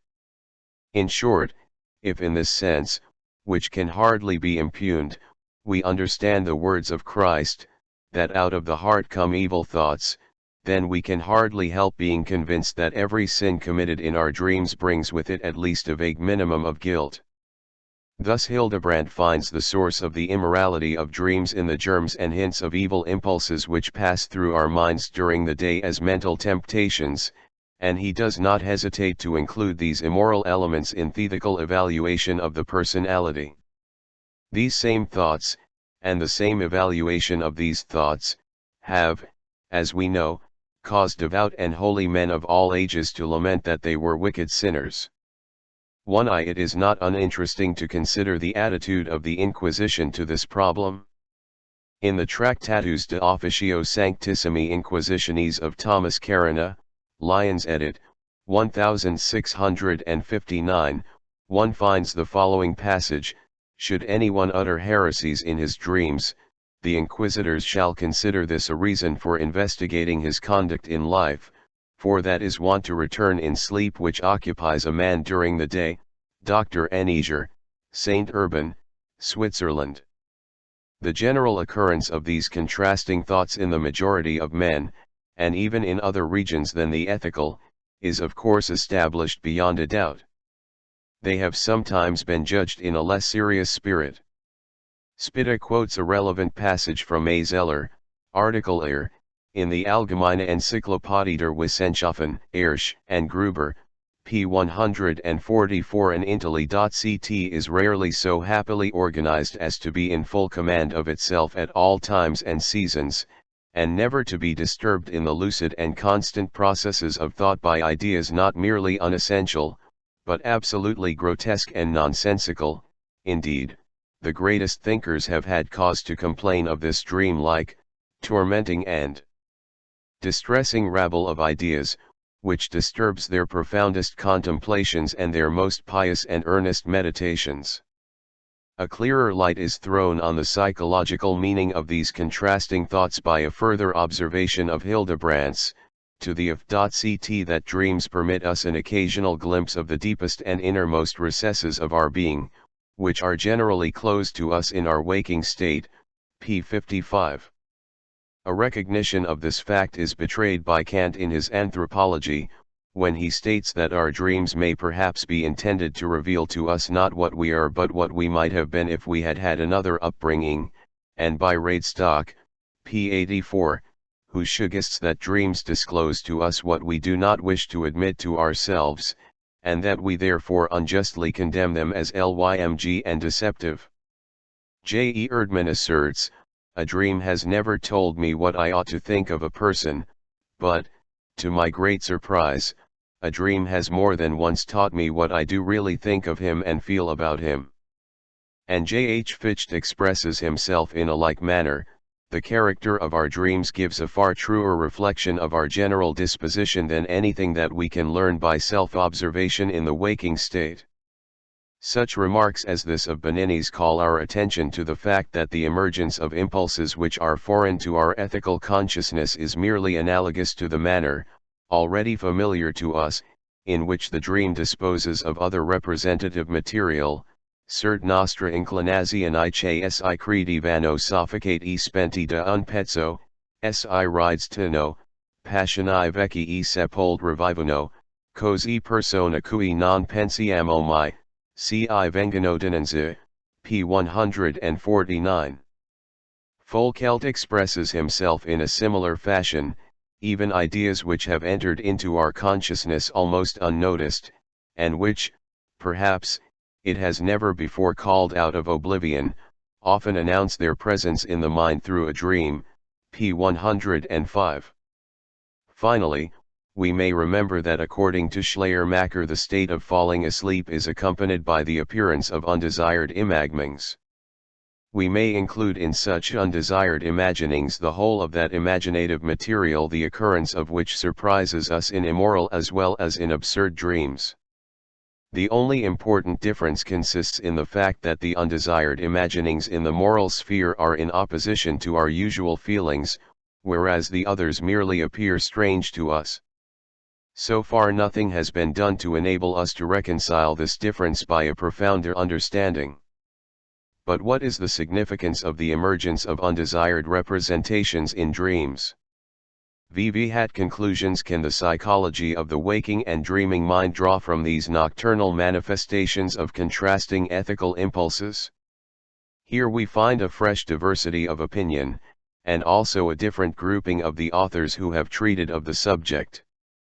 The line of thought followed by Hildebrandt, and by others who share his fundamental opinion, cannot be continued otherwise than by ascribing to the immoral impulses, even in the waking state, a latent vitality, which is indeed inhibited from proceeding to action, and by asserting that during sleep something falls away from us which, having the F.ct. of an inhibition, has kept us from becoming aware of the existence of such impulses. Dreams therefore, reveal the true, if not the whole, nature of the dreamer, and are one means of making the hidden life of the psyche accessible to our understanding. It is only on such hypotheses that Hildebrandt can attribute to the dream the role of a monitor who calls our attention to the secret mischief in the soul, just as, according to the physicians, it may announce a hitherto unobserved physical disorder. Spitta, too, must be influenced by this conception when he refers, for example, to the stream of excitations which flow in upon the psyche during puberty, and consoles the dreamer by assuring him that he has done all that is in his power to do if he has led a strictly virtuous life during his waking state, if he has made an effort to suppress the sinful thoughts as often as they arise, and has kept them from maturing and turning into action. According to this conception, we might designate as undesired imaginings those that are suppressed during the day, and we must recognize in their emergence a genuine psychic phenomenon. According to certain other authors, we have no right to draw this last inference. For Jessen, p. 360, the undesired ideas and images, in the dream as in the waking state, and also in the delirium of fever, etc., possess the character of a voluntary activity laid to rest, and of a procession, to some extent mechanical, of images and ideas evoked by inner impulses. An immoral dream proves nothing in respect of the psychic life of the dreamer except that he has somehow become cognizant of the imaginative content in question. It is certainly no proof of a psychic impulse of his own mind. Another writer, Maury, makes us wonder whether he, too, does not ascribe to the dream state the power of dividing the psychic activity into its components, instead of aimlessly destroying it. He speaks as follows of dreams in which one oversteps the bounds of morality: ce sunt nos pensions qui parlant et qui nous font agir, sans que la conscience nous retienne, bien que parfois elle nous avertisse. Jai mes défauts et mes pensions vicier, à l'état avail, j'ai tâche de lutter contre eux, et il m'arrive souvent de n'y pas succomber. Mais dans mes songs j'ai succombé toujours, ou pour mieux dire j'ai one spar leur impulsion, sans crainte et sans remords. Évidemment les visions qui se déroulent devant ma pensée, et qui constituent les rêves, me sont suggérés par les incitations que j'ai ressens et que ma volonté absent ne cherche pas à refouler. 1 Le Sommeil, p. 113. Our tendencies speak and make us act, without being restrained by our conscience, although it sometimes warns us. I have my faults and vicious tendencies, awake I try to fight against them, and often enough I do not succumb to them. But in my dreams I always succumb, or, rather, I act at their direction without fear or remorse. Evidently, the visions which unfold in my thoughts, and which constitute the dream, are suggested by the stimuli which I feel and which my absent will does not try to repel. If one believed in the power of the dream to reveal an actually existing, but suppressed, or concealed, immoral disposition of the dreamer, one could not express one's opinion more emphatically than in the words of Maury, p. 115: En réveillant se revel dans tout entier à soi-même dans sa nudité et sa misère natives. De chu il suspend l'exercice de sa volonté, il devient le jouet de toutes les passions contre lesquelles, à l'état avail, la conscience, le sentiment d'honneur, la crainte nous défendent.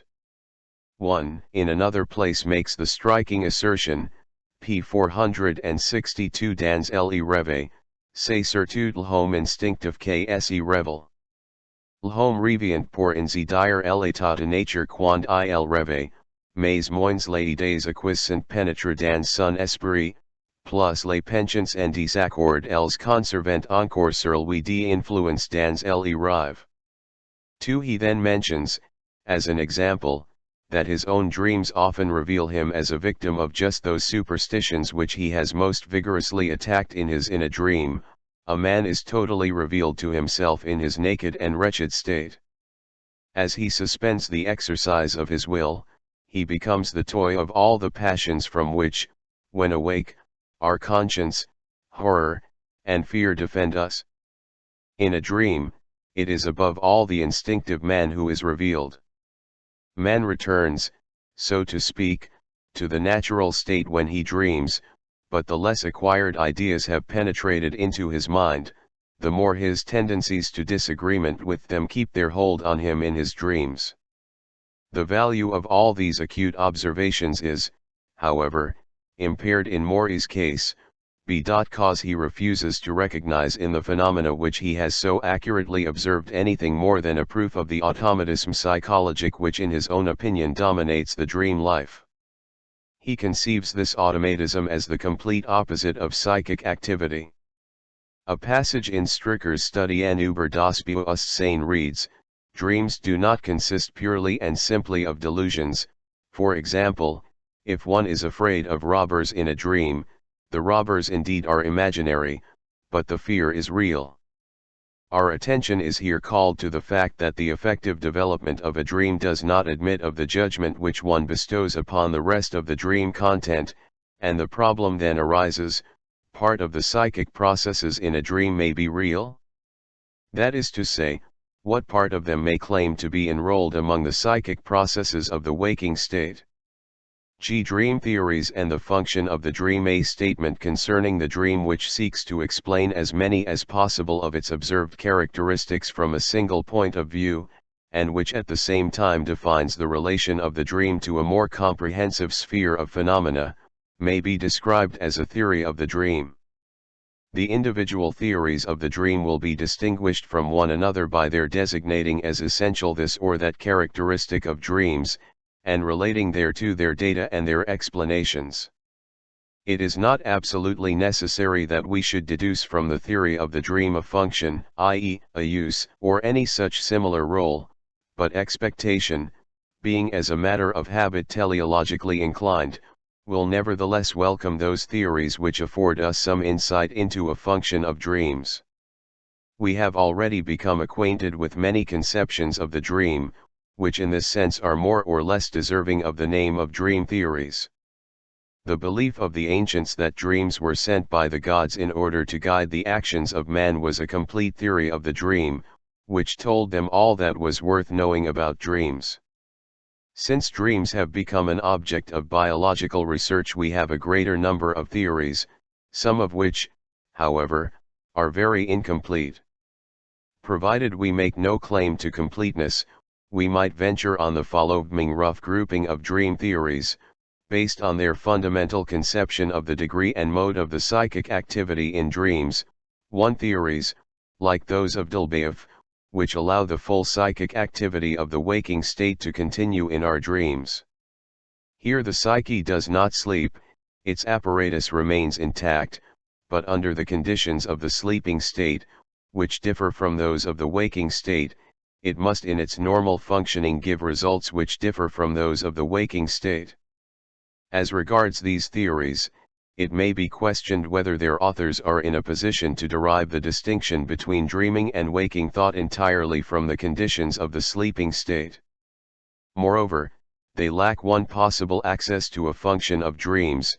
One does not understand to what purpose one dreams, why the complicated mechanism of the psychic apparatus should continue to operate even when it is placed under conditions to which it does not appear to be adapted.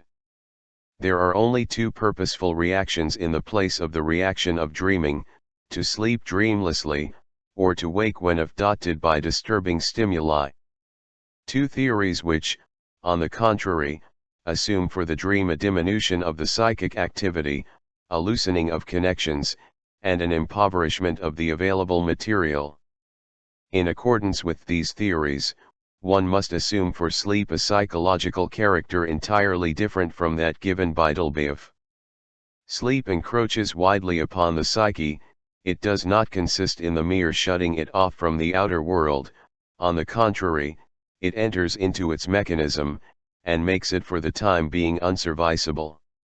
If I may draw a comparison from psychiatry, I would say that the first group of theories construes the dream like a paranoia, while the second represents it as a type of mental deficiency or amentia.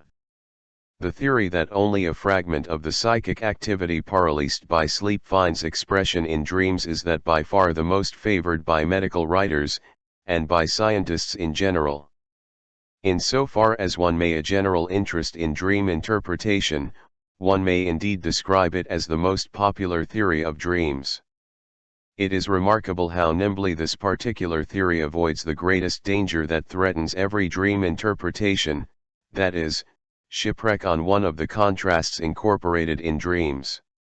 Since this theory regards dreams as the result of a partial waking, or, as Herbart puts it in his Psychologie über den Traum, a gradual, partial, and at the same time very anomalous waking, it is able to cover the whole series, from the inferior activities of dreams, which betray themselves by their absurdity, to fully concentrated intellectual activity, by a series of states of progressive awakening, ending in complete wakefulness. Those who find the physiological mode of expression indispensable, or who deem it more scientific, will find this theory of dreams summarized in Binz's description, p. 43. The state of torpor, however, gradually comes to an end in the hours of early morning. The accumulated products of fatigue in the albumin of the brain gradually diminish. They are slowly decomposed, or carried away by the constantly flowing bloodstream. Here and there individual groups of cells can be distinguished as being awake, while around them all is still in a state of torpidity. The isolated work of the individual groups now appears before our clouded consciousness, which is still powerless to control other parts of the brain, which govern the associations.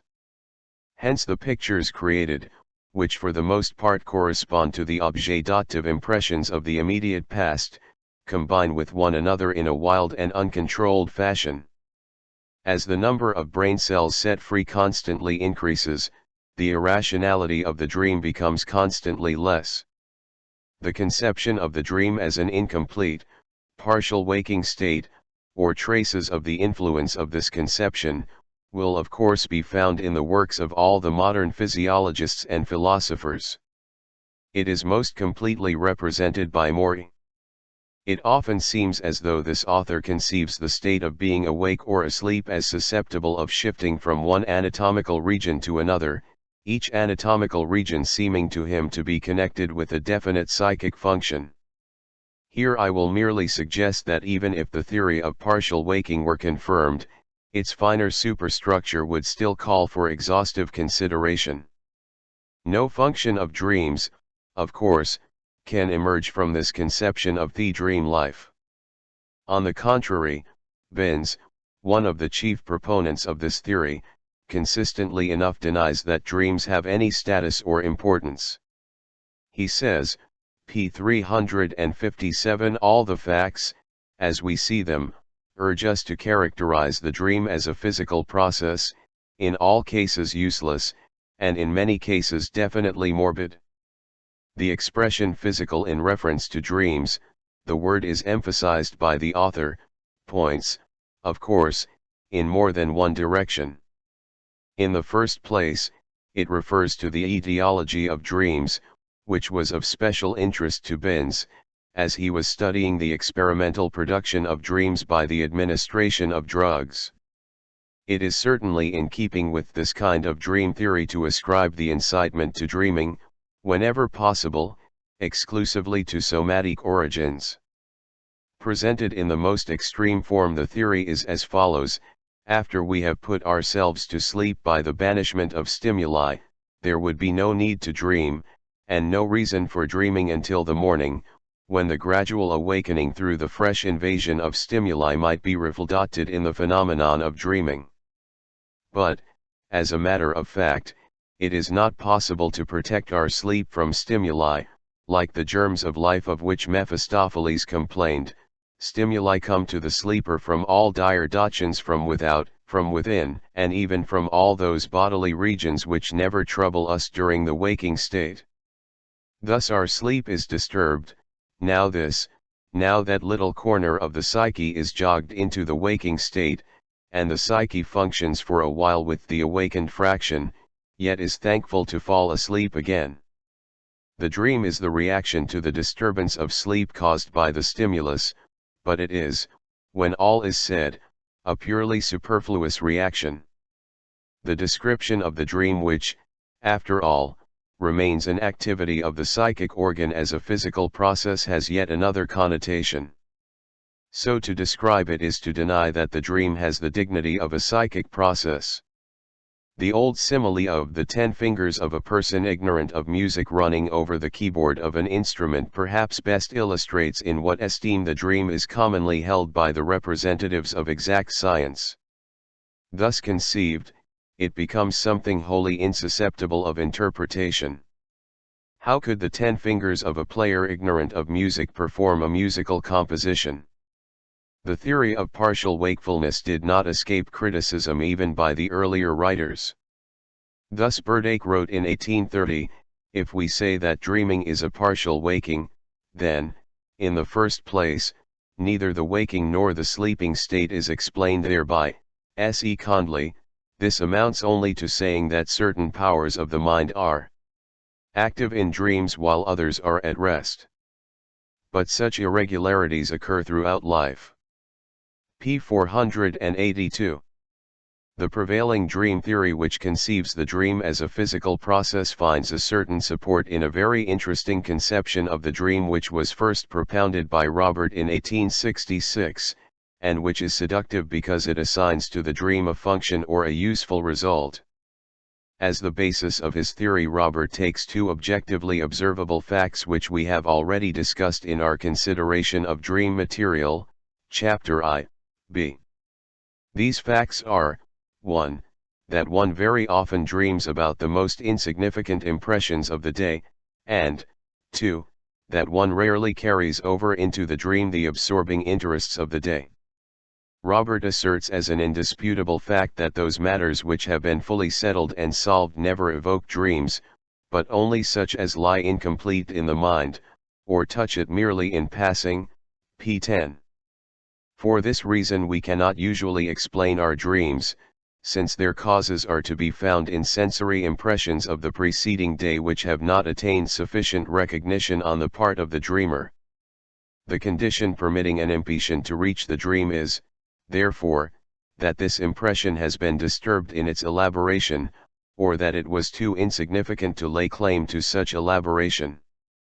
Robert therefore conceives the dream as a physical process of elimination which in its psychic reaction reaches the consciousness. Dreams are eliminations of thoughts nipped in the bud. A man deprived of the capacity for dreaming would in time become mentally unbalanced, because an immense number of unfinished and unsolved thoughts and superficial impressions would accumulate in his brain, under the pressure of which all that should be incorporated in the memory as a completed whole would be stifled.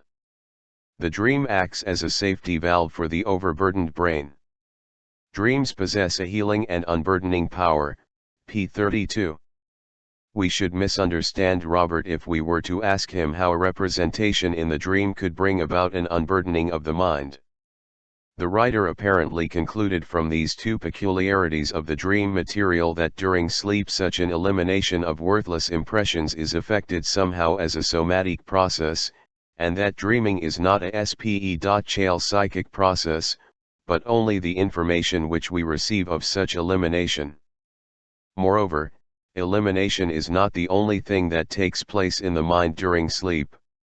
Robert himself adds that stimuli of the day are likewise elaborated, and what cannot be eliminated from the undigested thought material lying in the mind is bound up into a completed whole by mental clues borrowed from the imagination, and is thus enrolled in the memory as a harmless fantasy picture, p. 23.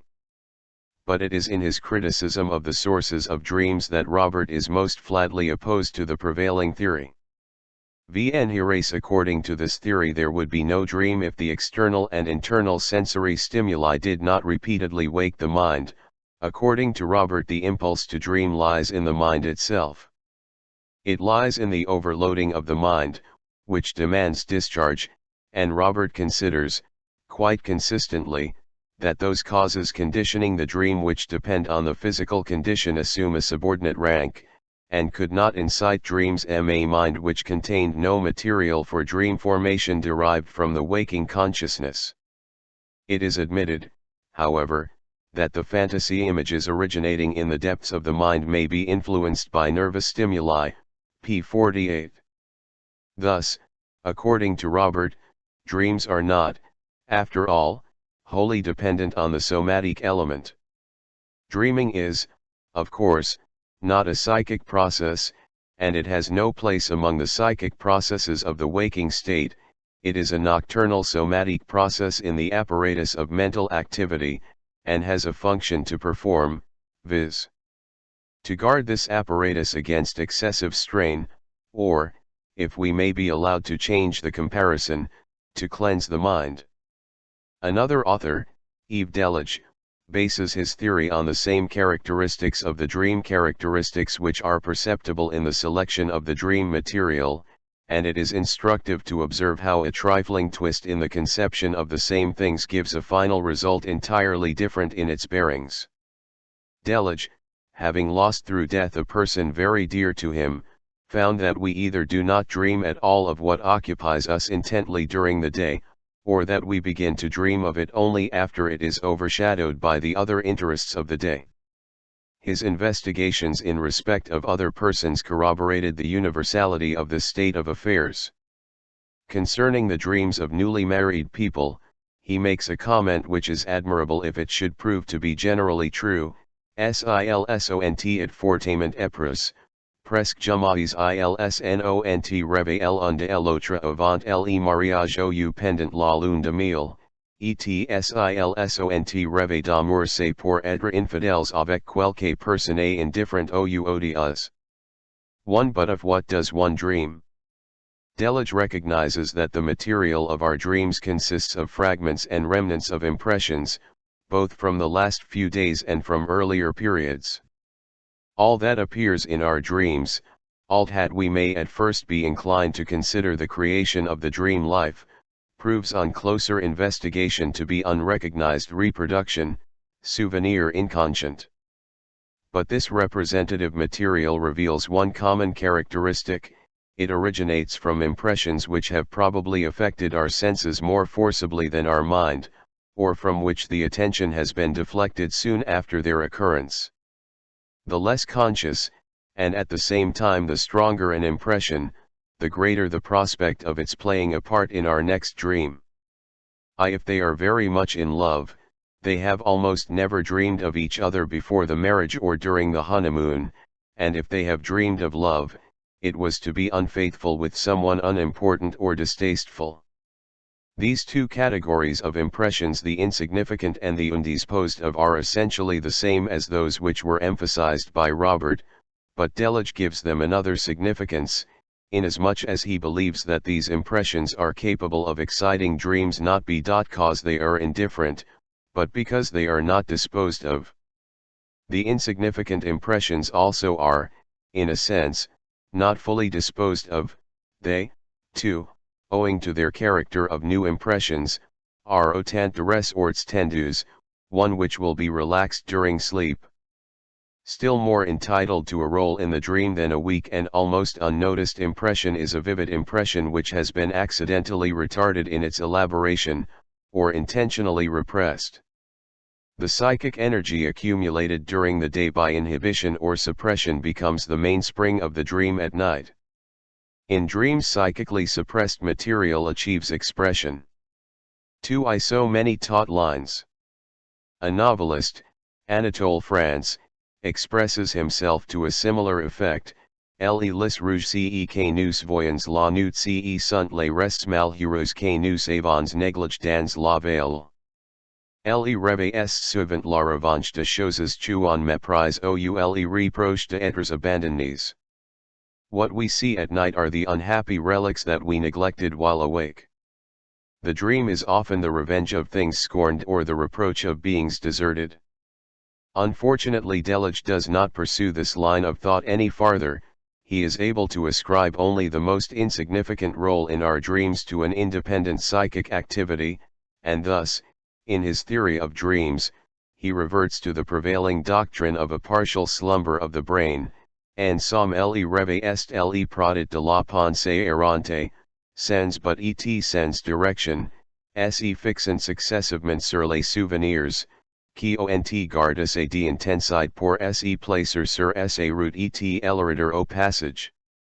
Établissant entre yeux un lien tant faible et indicis, tant plus fort et plus serré, selon que l'activité actuelle du cerveau est plus ou moins aboli par ligne short. The dream is the product of wandering thought, without end or direction, successively fixing on memories which have retained sufficient intensity to put themselves in the way and block the passage, establishing between themselves a connection sometimes weak and loose, sometimes stronger and closer, according to whether the actual work of the brain is more or less suppressed by sleep. 3. In a third group we may include those dream theories which ascribe to the dreaming mind the capacity for and propensity to special psychic activities, which in the waking state it is able to exert either not at all or imperfectly. In most cases the manifestation of these activities is held to result in a useful function of dreams. The evaluations of dreams by the earlier psychologists fall chiefly within this category. I shall content myself, however, with quoting in their stead the assertion of Burdake, to the F.ct. that dreaming is the natural activity of the mind, which is not limited by the power of the individuality, nor disturbed by self-consciousness, nor dotted by self-determination, but is the vitality of the sensible focus indulging in free play, p. 486. Burdake and others evidently consider this reveling in the free use of its own powers as a state in which the mind refreshes itself and gathers fresh strength for the day's work, something, indeed, after the fashion of a vacation. Burdake therefore cites with approval the admirable words in which the poet Novalis lauds the power of the dream. The dream is a bulwark against the regularity and commonplace character of life, a free recreation of the fettered fantasy, in which it intermingles all the images of life and interrupts the constant seriousness of the adult by the joyful play of the child.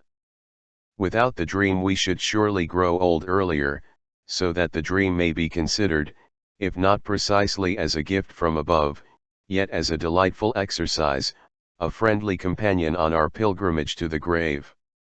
The refreshing and healing activity of dreams is even more impressively described by Pourcanier, p. 456. The productive dreams in particular would perform these functions. These are the unconstrained play of the imagination, and have no connection with the events of the day.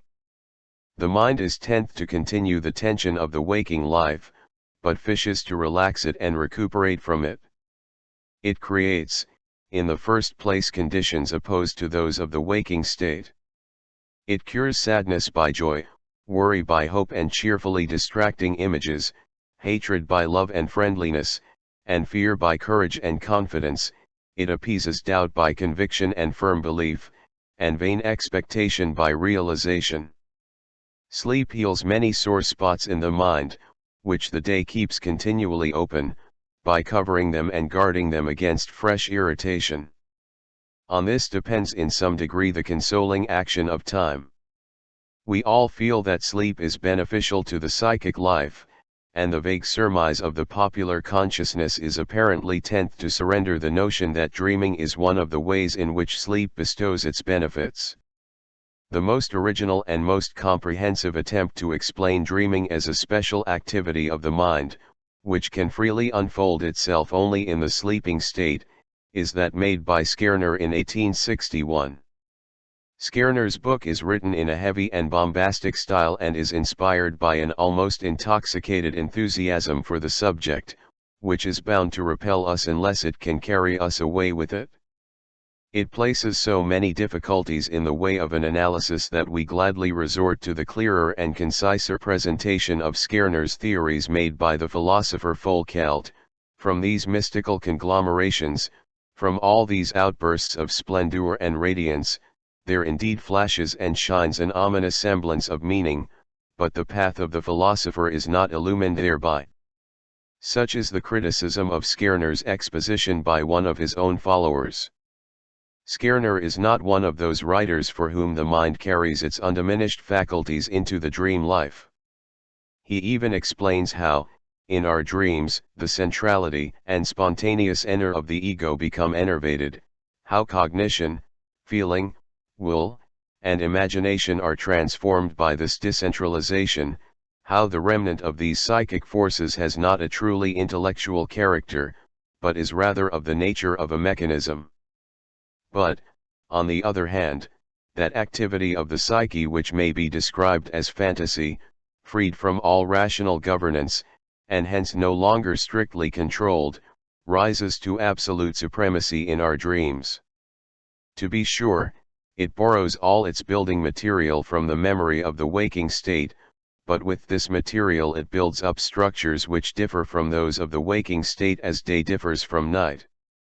In our dreams it reveals itself as not only reproductive but also productive.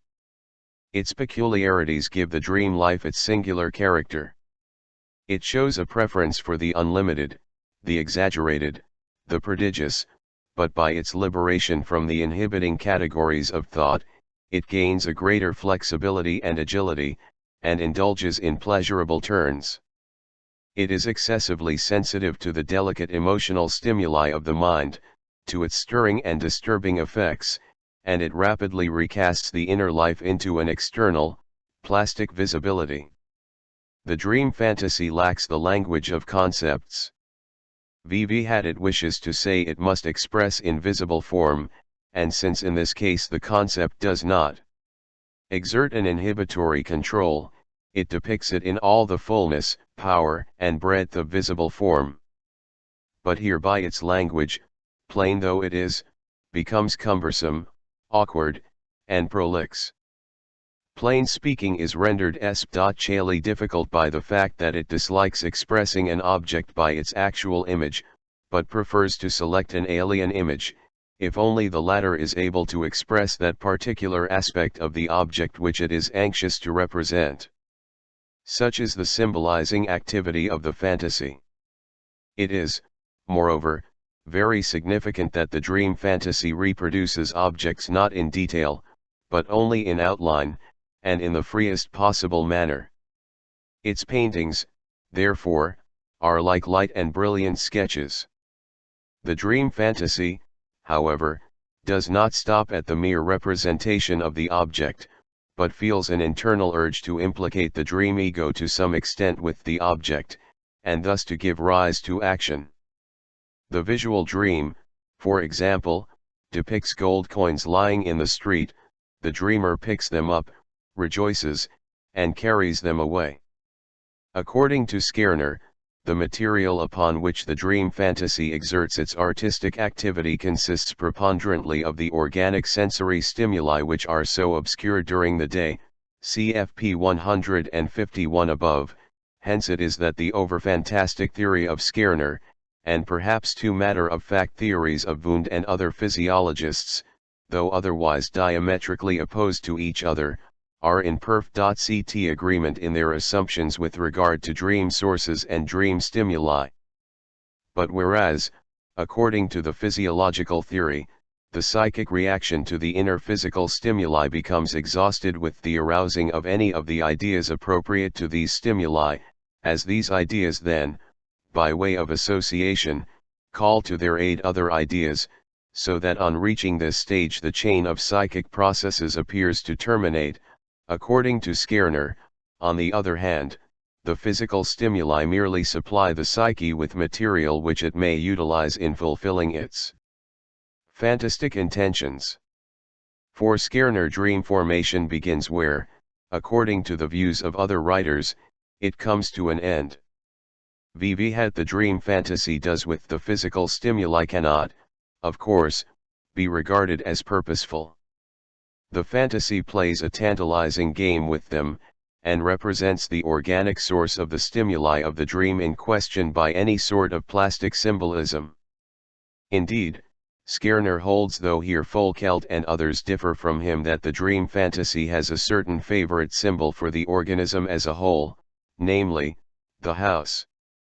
Fortunately, however, for its representations, it does not seem to limit itself to this material.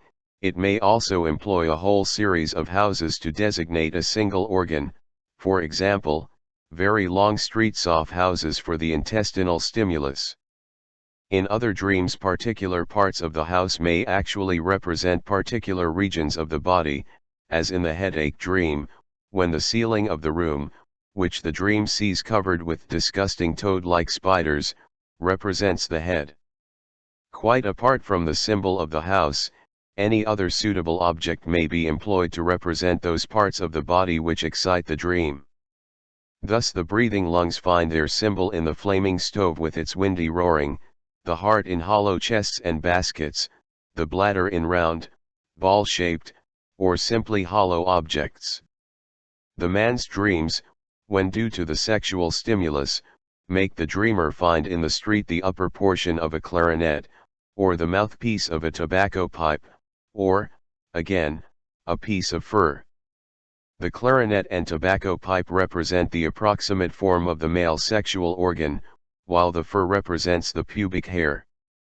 In the sexual dreams of the female, the tightness of the closed thighs may be symbolized by a narrow courtyard surrounded by houses, and the vagina by a very narrow, slippery, and soft footpath, leading through the courtyard, upon which the dreamer is obliged to walk, in order perhaps to carry a letter to a man. Folkelt, p. 39. It is particularly noteworthy that at the end of such a physically stimulated dream the fantasy, as it were, unmasks itself by representing the exciting organ or its function unconcealed. Thus the tooth-excited dream usually ends with the dreamer taking a tooth out of his mouth. The dream fantasy may, however, direct its attention not merely to the form of the exciting organ, but may even make the substance contained therein the object of symbolization. Thus, for example, the dream excited by the intestinal stimuli may lead us through muddy streets, the dream due to stimuli from the bladder to foaming water. Or the stimulus as such, the nature of its excitation, and the object which it covets, are represented symbolically.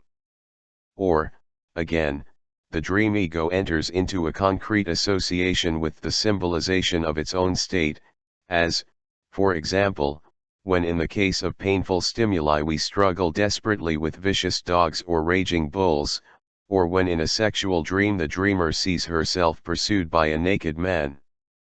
Disregarding all the possible prolixity of elaboration, a fantastic symbolizing activity remains as the central force of every dream.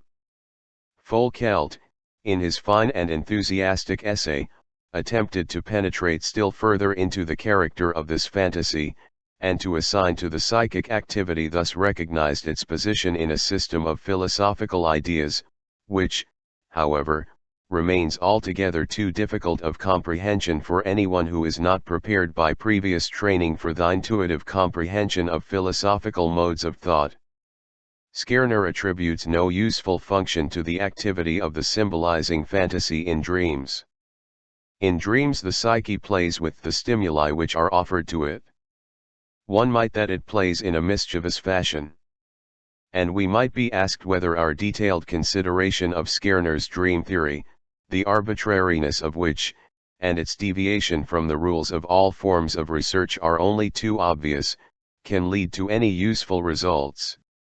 We might fitly reply that to reject Skerner's theory without previous examination would be imposing too arrogant a veto. This theory is based on the impressions produced by his dreams on a man who paid close attention to them, and who would appear to be personally very well equipped for tracing obscure psychic phenomena. Furthermore, it treats of a subject which, though rich in its contents and relations, has for thousands of years appeared mysterious to humanity, and to the elucidation of which science, strictly so called, has, as it confesses, contributed nothing beyond attempting in uncompromising opposition to popular sentiment to deny its content and significance. Finally, let us frankly admit that it seems as though we cannot very well avoid the fantastical in our attempts to explain dreams. We must remember also that there is such a thing as a fantasy of ganglion cells, the passage cited, p. 87, from a sober and exact investigator like Binns, which describes how the dawn of awakening floods the dormant cell masses of the cerebral cortex, is not a whit less fanciful and improbable than Skerner's attempts at interpretation. I hope to be able to demonstrate that there is something real underlying these attempts, though the phenomena which he describes have been only vaguely recognized, and do not possess the character of universality that should entitle them to be the basis of a theory of dreams.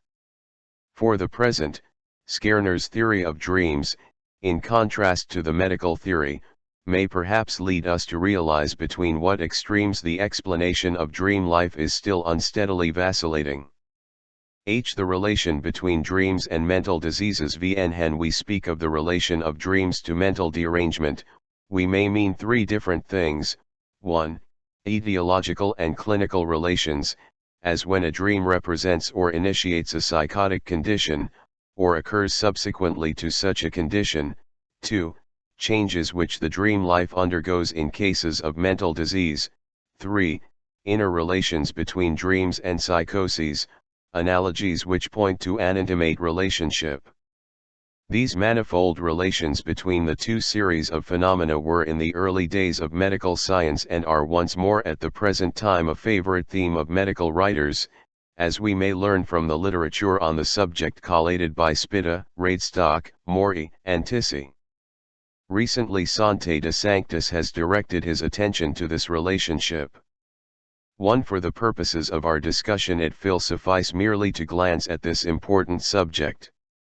Among the more recent authors who have occupied themselves with these relations are, Fehr, I. Deller, Laisk, Pichon, Regis Vespa, Giesler, Kazadowski, Pachantoni, and others. As to the clinical and etiological relations between dreams and the psychoses, I will report the following observations as examples. Honbaum asserts, C. Krauss, that the first attack of insanity is frequently connected with a terrifying anxiety dream, and that the predominating idea is related to this dream. Santé de Sanctis adduces similar observations in RISP.ct of paranoiacs, and declares the dream to be, in some of them, la vraie cause déterminante de la folie. The psychosis may come to life quite suddenly, simultaneously with the dream that contains its affective and delusive explanation, or it may develop slowly through subsequent dreams that have still to struggle against doubt. In one of de Sanctis's cases an intensively moving dream was accompanied by slight hysterical attacks, which, in their turn, were followed by an anxious melancholic state. Fehr, cited by Tissey, refers to a dream which was followed by hysterical paralysis. Here the dream is presented as the etiology of mental derangement, although we should be making a statement equally consistent with the facts were we to say that the first manifestation of the mental derangement occurred in the dream life, that the disorder first broke through in the dream. In other instances, the morbid symptoms are included in the dream life, or the psychosis remains confined to the dream life. Thus Thomaier calls our attention to anxiety dreams which must be conceived as the equivalent of epileptic attacks. Allison has described cases of nocturnal insanity, see Radestock, in which the subjects are apparently perfectly well in the daytime, while hallucinations, fits of frenzy, and the like regularly make their appearance at night. De Sanctis and Tissey record similar observations, the equivalent of a paranoid dream in an alcoholic, voices accusing a wife of infidelity. Tissey records many observations of recent date in which behavior of a pathological character, based on delusory hypotheses, obsessive impulses, had their origin in dreams. Gouys Lane describes a case in which sleep was replaced by an intermittent insanity. The real determining cause of the madness. We cannot doubt that one day the physician will concern himself not only with the psychology, but also with the psychopathology of dreams. In cases of convalescence from insanity, it is often especially obvious that while the functions may be healthy by day, the dream life may still partake of the psychosis. Gregory is said to have been the first to call attention to such cases, see Krauss. Macario, cited by Tisci, gives an account of a maniac who, a week after his complete recovery, once more experienced in dreams the flux of ideas and the unbridled impulses of his disease. Concerning the changes which the dream life undergoes in chronic psychotics, little research has been undertaken as yet. On the other hand, early attention was given to the inner relationship between dreams and mental disturbances, a relationship which is demonstrated by the complete agreement of the manifestations occurring in each. According to Maury, Cabanis, in his Rapports du physique et du moral, was the first to call attention to this relationship. He was followed by Lelut, J. Moreau, and more particularly the philosopher Maine de Biron. The comparison between the two is of course older still. Radestock begins the chapter in which he deals with the subject by citing a number of opinions which insist on the analogy between insanity and dreaming. Kant says somewhere, the lunatic is a dreamer in the waking state. According to Krauss, insanity is a dream in which the senses are awake. Schopenhauer terms the dream a brief insanity, and insanity a long dream. Hagen describes delirium as a dream life which is inducted not by sleep but by disease. Wundt, in his Physiologische Psychologie, declares, as a matter of fact we ourselves may in dreams experience almost all the manifestations which we observe in the asylums for the insane. The specific of agreement in consequence of which such a comparison commends itself to our judgment are enumerated by Spitta, who groups them, very much as Maury has done, as follows: 1.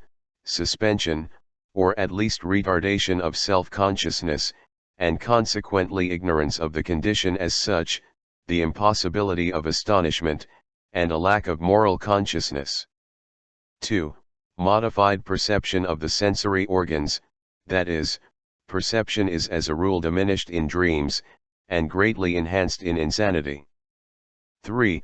Mutual combination of ideas exclusively in accordance with the laws of association and reproduction, hence automatic series formations, hence again a lack of proportion in the relations between ideas, exaggerations, phantasms, and the results of all this. 4. Changes in, for example, inversions of the personality, and sometimes of the idiosyncrasies of the character, perversities. Radestock adds a few additional data concerning the analogous nature of the material of dreams and of mental derangement. The greatest number of hallucinations and illusions are found in the sphere of the senses of sight and hearing and general sensation. As in dreams, the fewest elements are supplied by the senses of smell and taste. The fever patient, like the dreamer, is assailed by reminiscences from the remote past. What the waking and healthy man seems to have forgotten is recollected in sleep and in disease. The analogy between dreams and the psychoses receives its full value only when, like a family resemblance, it is extended to the subtler points of mimicry, and even the individual peculiarities of facial expression. To him who is tortured by physical and mental sufferings, the dream accords what has been denied him by reality, to wit, physical well-being, and happiness. So, too, the insane see radiant images of happiness, eminence, and wealth. The supposed possession of estates and the imaginary fulfillment of wishes, the denial or destruction of which have actually been a psychic cause of the insanity, often form the main content of the delirium.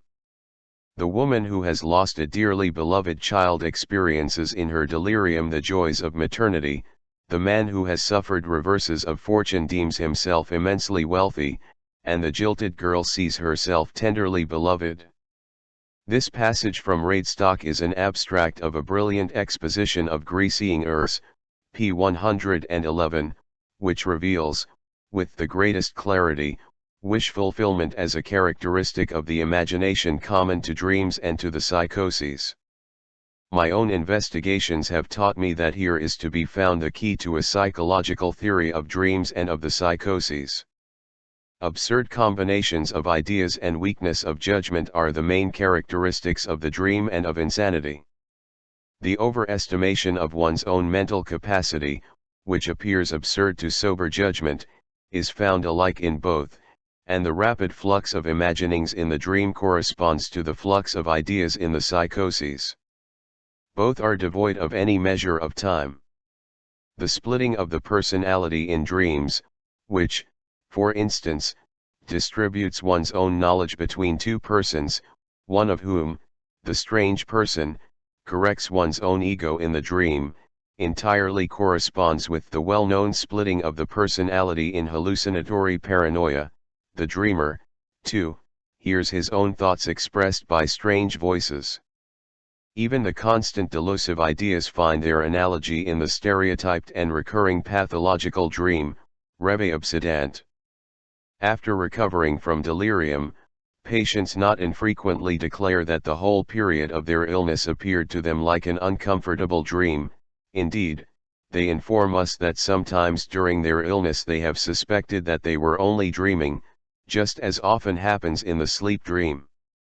In view of all this, it is not surprising that Radestock should summarize his own opinion, and that of many others, in the following words: insanity, an abnormal morbid phenomenon, is to be regarded as an enhancement of the periodically recurring normal dream state, p. 228.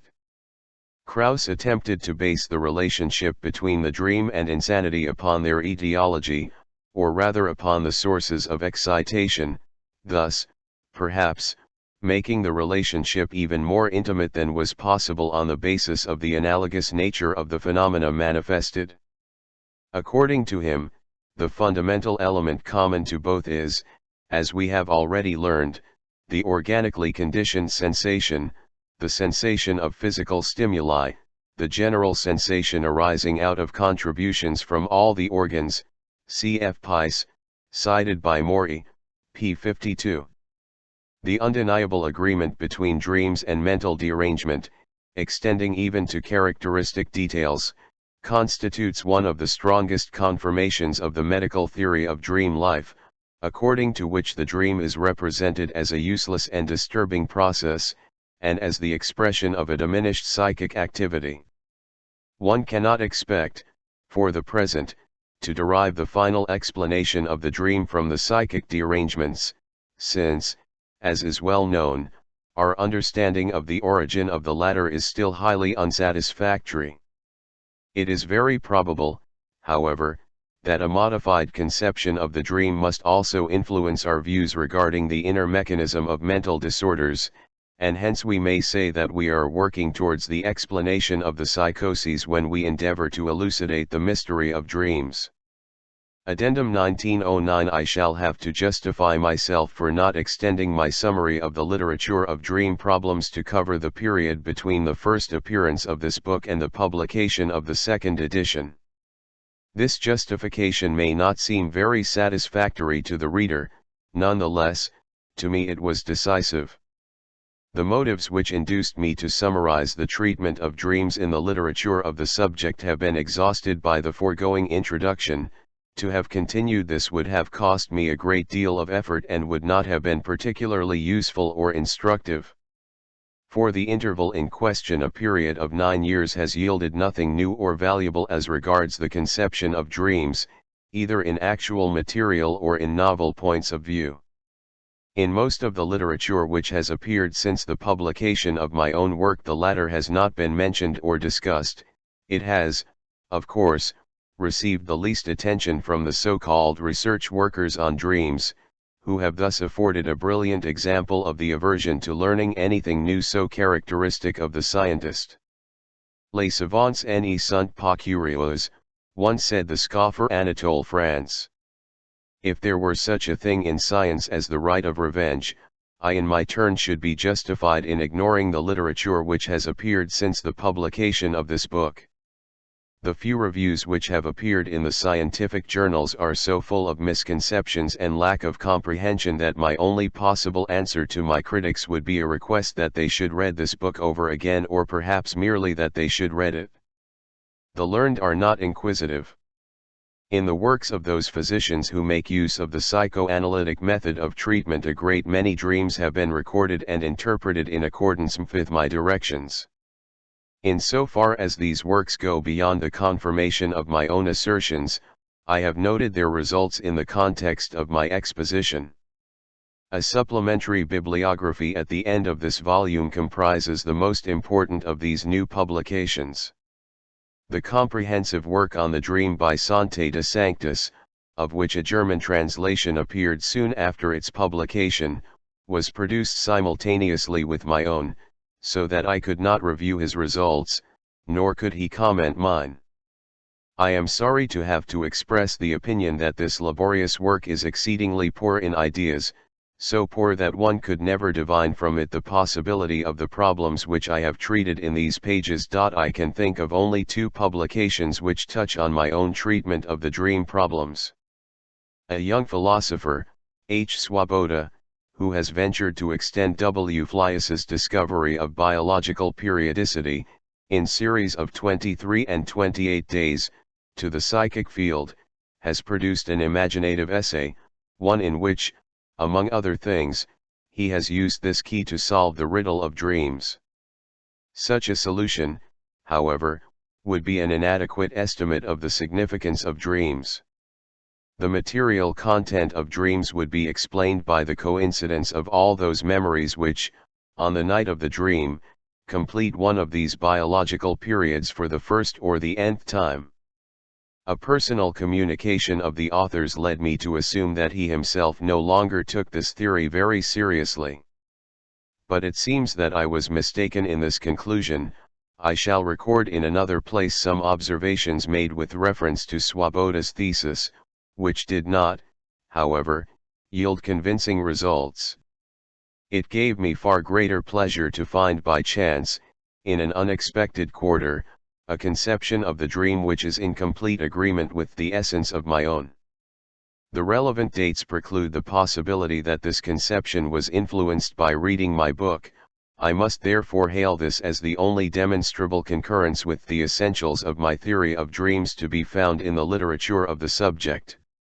The book which contains the passage that I have in mind was published, in its second edition, in 1910, by Linkhuis, under the title Fantasien eines Realisten. H. Swoboda, Die Perioden des menschlichen Organismus, 1904. Addendum 1914. The above apologia was written in 1909. Since then, the state of affairs has certainly undergone a change. My contribution to the interpretation of dreams is no longer ignored in the literature of the subject. But the new situation makes it even more impossible to continue the foregoing summary. The interpretation of dreams has evoked a whole series of new contentions and problems, which have been expounded by the authors in the most varied fashions.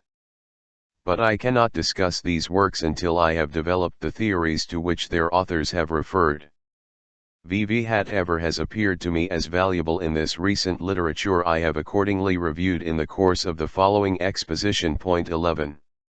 The method of dream interpretation. The analysis of a specimen dream. The epigraph on the title page of this volume indicates the tradition to which I prefer to ally myself in my conception of the dream. I am proposing to show that dreams are capable of interpretation, and any contributions to the solution of the problems which have already been discussed will emerge only as possible byproducts in the accomplishment of my SPE.CHAL task.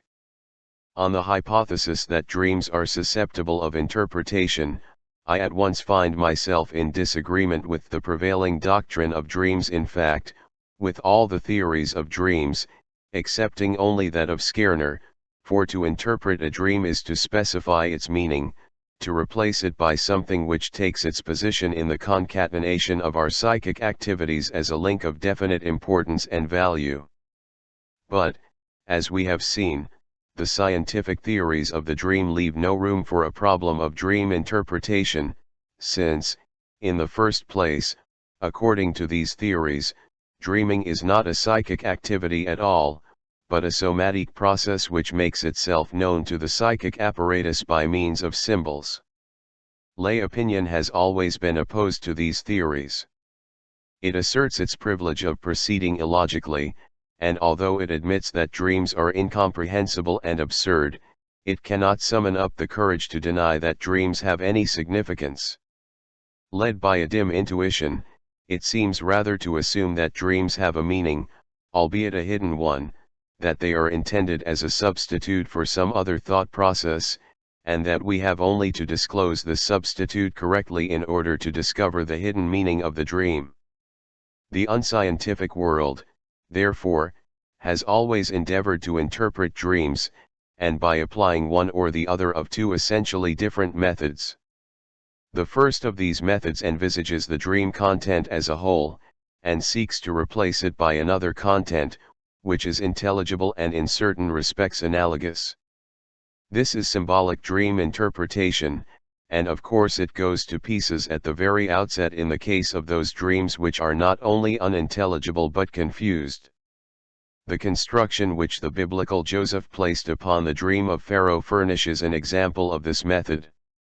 The 7 fat kine, after which came 7 lean ones that devoured the former, were a symbolic substitute for 7 years of famine in the land of Egypt, which according to the prediction were to consume all the surplus that 7 fruitful years had produced.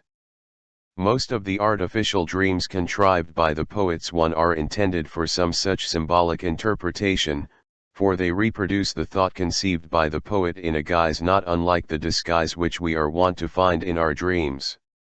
In a novel Gradiva, by the poet W. Jensen, I chanced to discover several fictitious dreams, which were perfectly correct in their construction, and could be interpreted as though they had not been invented, but had been dreamt by actual persons. The poet declared, upon my inquiry, that he was unacquainted with my theory of dreams.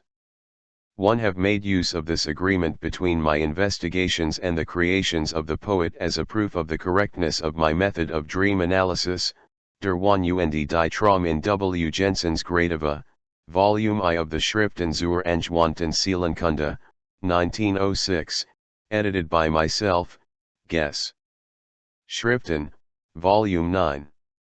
The idea that the dream concerns itself chiefly with the future, whose form it surmises in advance a relic of the prophetic significance with which dreams were once invested, now becomes the motive for translating into the future the meaning of the dream which has been found by means of symbolic interpretation.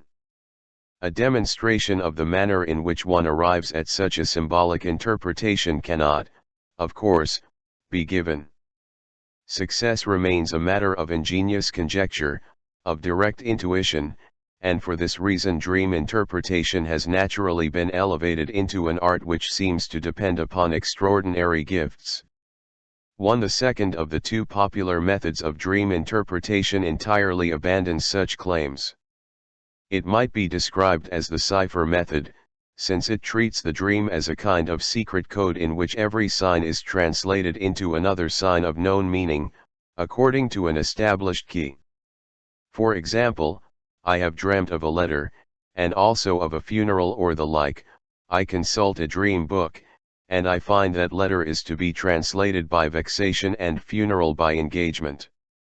It now remains to establish a connection, which I am again to assume as pertaining to the future, by means of the rigmarole which I have deciphered. An interesting variant of this cipher procedure, a variant in which its character of purely mechanical transference is to a certain extent coordinated, is presented in the work on dream interpretation by Artemidoros of Daldis. To hear not only the dream content, but also the personality and social position of the dreamer are taken into consideration, so that the same dream content has a significance for the rich man, the married man, or the orator, which is different from that which applies to the man, the bachelor, or, let us say, the merchant. The essential point, then, in this procedure is that the work of interpretation is not applied to the entirety of the dream, but to each portion of the dream content severally, as though the dream were a conglomerate in which each fragment calls for special treatment. Incoherent and confused dreams are certainly those that have been responsible for the invention of the cipher method. 3. Aristotle expressed himself in this connection by saying that the best interpreter of dreams is he who can best grasp similarities. For dream pictures, like pictures in water, are disfigured by the motion of the water, so that he hits the target best who is able to recognize the true picture in the distorted one. Buxenschutz, p. 65. Artemidoros of Daldis, born probably in the beginning of the 2nd century of our calendar, has furnished us with the most complete and careful elaboration of dream interpretation as it existed in the Greco-Roman world. As Gompertz has emphasized, he ascribed great importance to the consideration that dreams ought to be interpreted on the basis of observation and experience, and he drew a definite line between his own art and other methods, which he considered fraudulent. The principle of his art of interpretation is, according to Gompertz, identical with that of magic, i.e., the principle of association. The thing dreamed meant what it recalled to the memory, of course, of the dream interpreter. This fact that the dream may remind the interpreter of various things, and every interpreter of different things leads, of course, to uncontrollable arbitrariness and uncertainty. The technique which I am about to describe differs from that of the ancients in one essential point, namely, in that it imposes upon the dreamer himself the work of interpretation. Instead of taking into account whatever may occur to the dream interpreter, it considers only what occurs to the dreamer in connection with the dream element concerned. According to the recent records of the missionary, T. Finkjit, Anthropo, 1913, it would seem that the modern dream interpreters of the Orient likewise attribute much importance to the cooperation of the dreamer.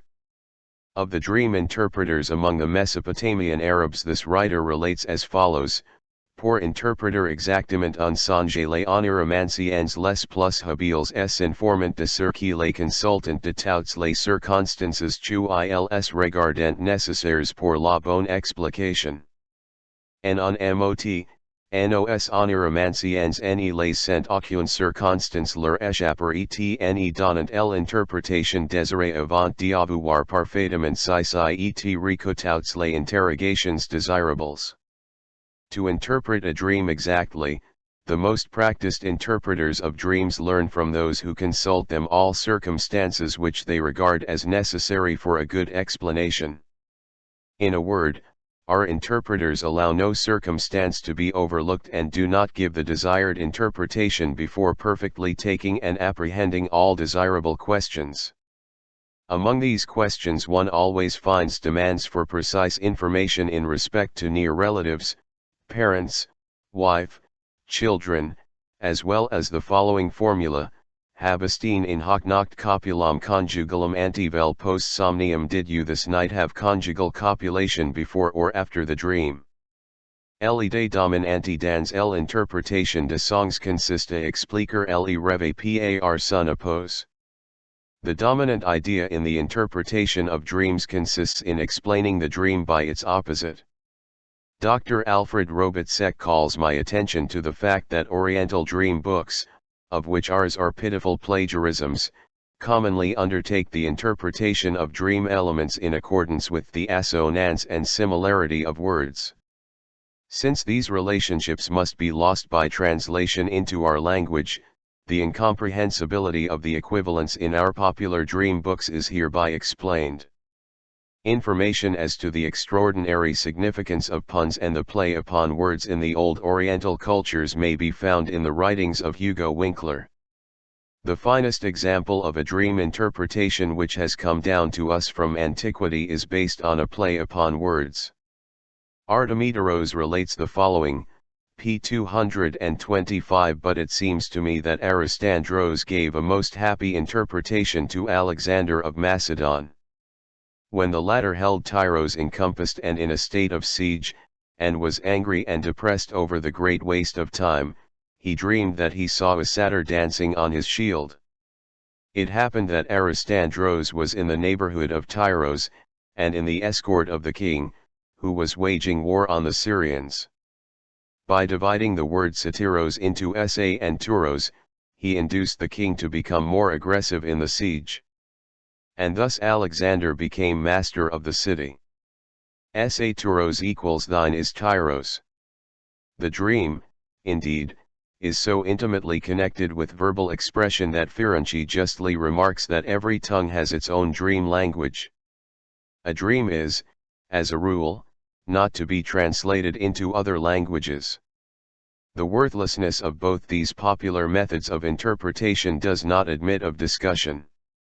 As regards the scientific treatment of the subject, the symbolic method is limited in its application, and is not susceptible of a general exposition.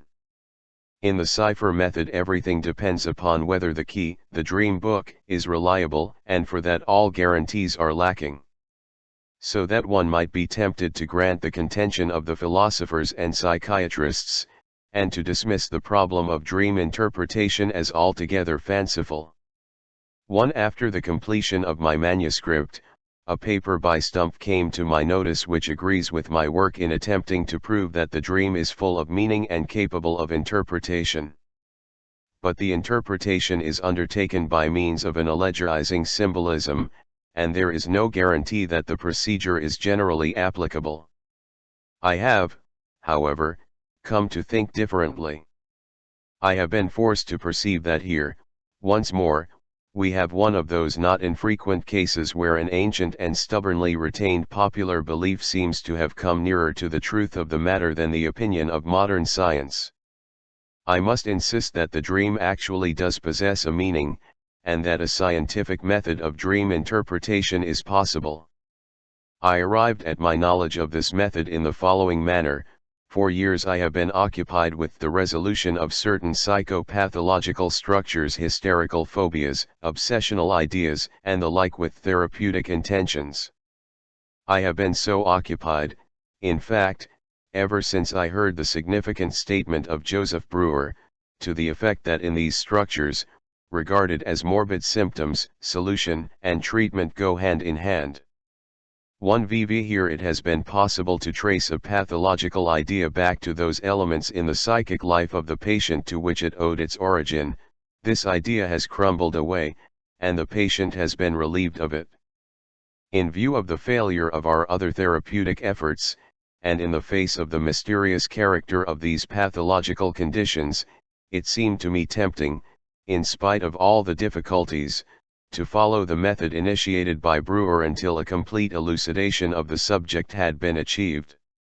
I shall have occasion elsewhere to give a detailed account of the form which the technique of this procedure has finally assumed, and of the results of my efforts. In the course of these psychoanalytic studies, I happened upon the question of dream interpretation.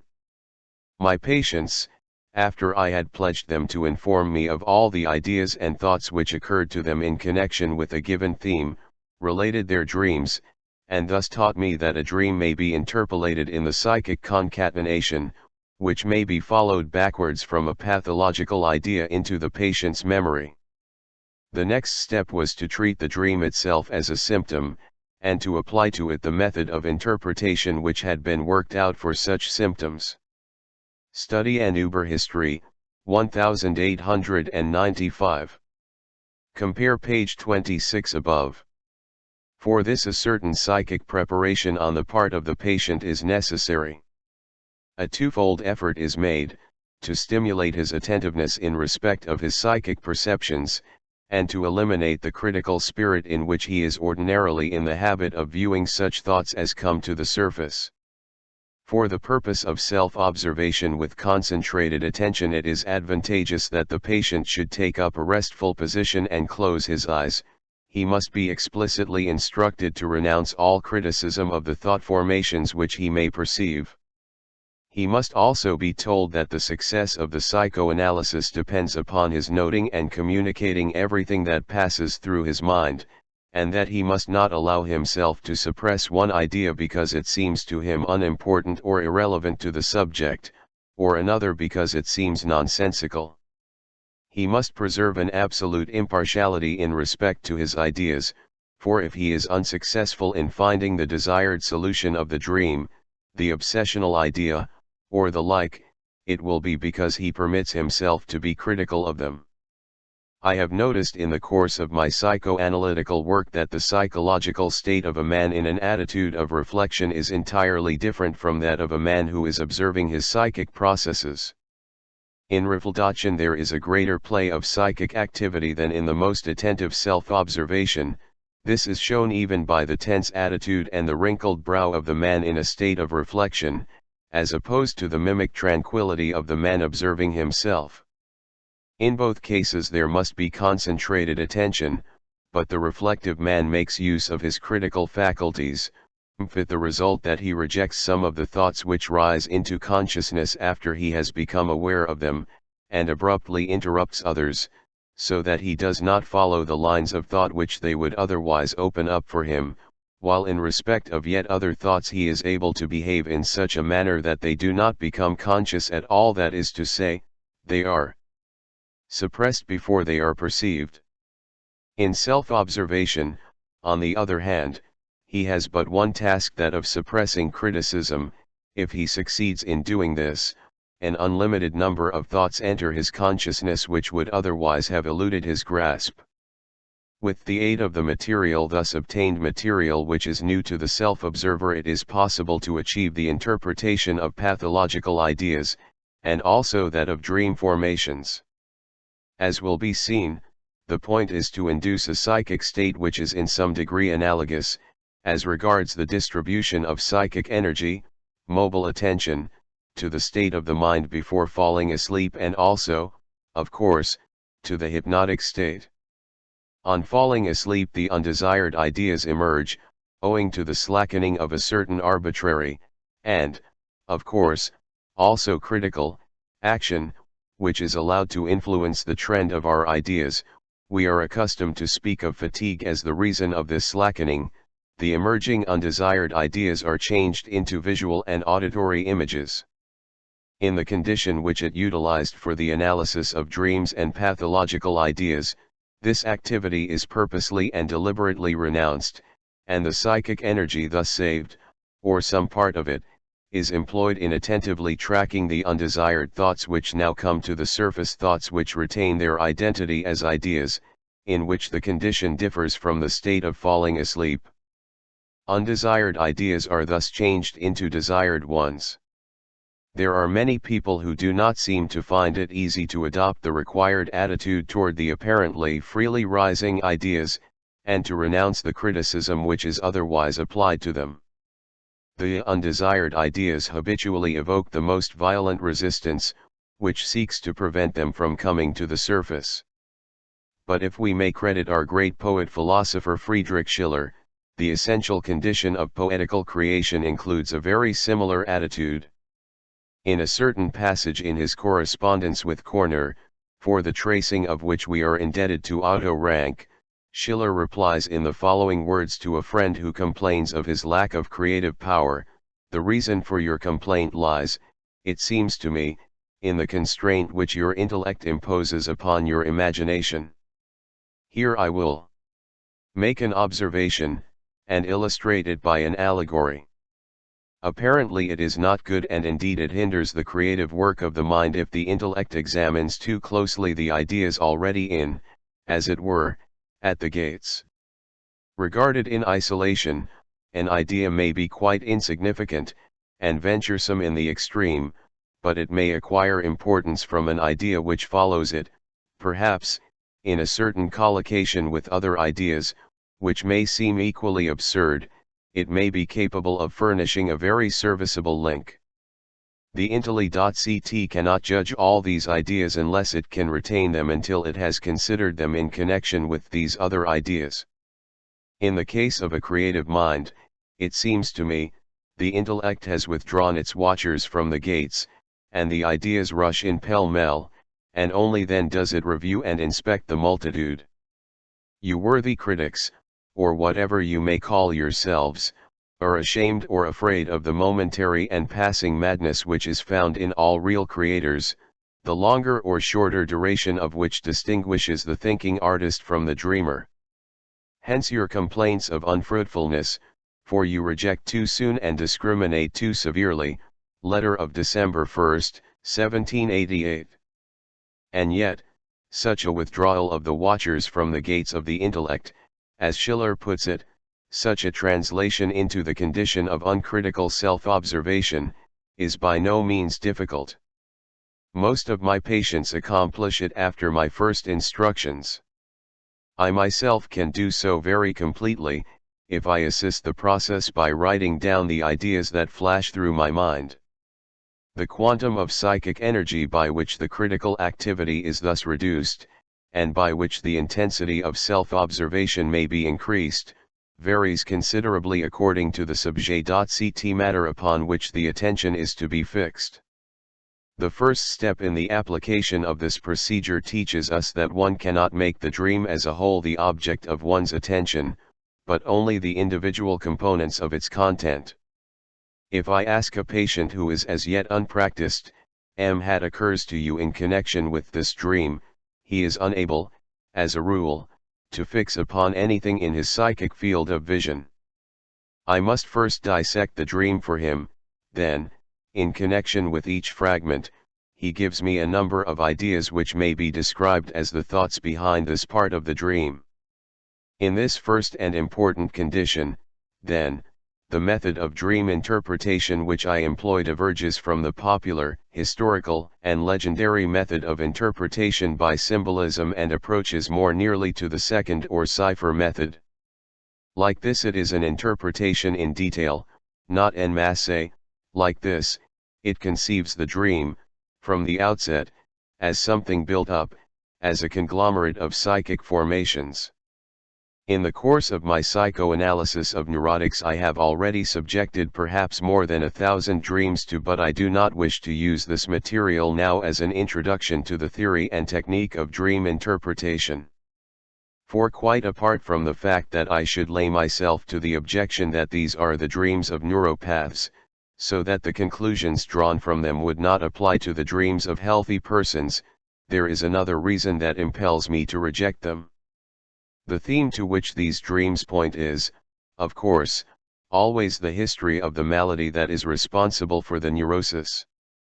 Hence every dream would require a very long introduction, and an investigation of the nature and etiological conditions of the psychoneuroses, matters which are in themselves novel and exceedingly strange, and which would therefore distract attention from the dream problem proper. My purpose is rather to prepare the way, by the solution of the dream problem, for the solution of the more difficult problems of the psychology of the neuroses. But if I eliminate the dreams of neurotics, which constitute my principal material, I cannot be too fastidious in my treatment of the rest. Only those dreams are left which have been incidentally related to me by healthy persons of my acquaintance, or which I find given as examples in the literature of dream life. Unfortunately, in all these dreams I am deprived of the analysis without which I cannot find the meaning of the dream. My mode of procedure is, of course, less easy than that of the popular cipher method, which translates the given dream content by reference to an established key. I, on the contrary, hold that the same dream content may conceal a different meaning in the case of different persons, or in different connections. I must, therefore, resort to my own dreams as a source of abundant and convenient material, furnished by a person who is more or less normal, and containing references to many incidents of everyday life. I shall certainly be confronted with doubts as to the trustworthiness of these self-analyses, and it will be said that arbitrariness is by no means excluded in such analyses. In my own judgment, conditions are more likely to be favorable in self-observation than in the observation of others. In any case, it is permissible to investigate how much can be accomplished in the matter of dream interpretation by means of self-analysis.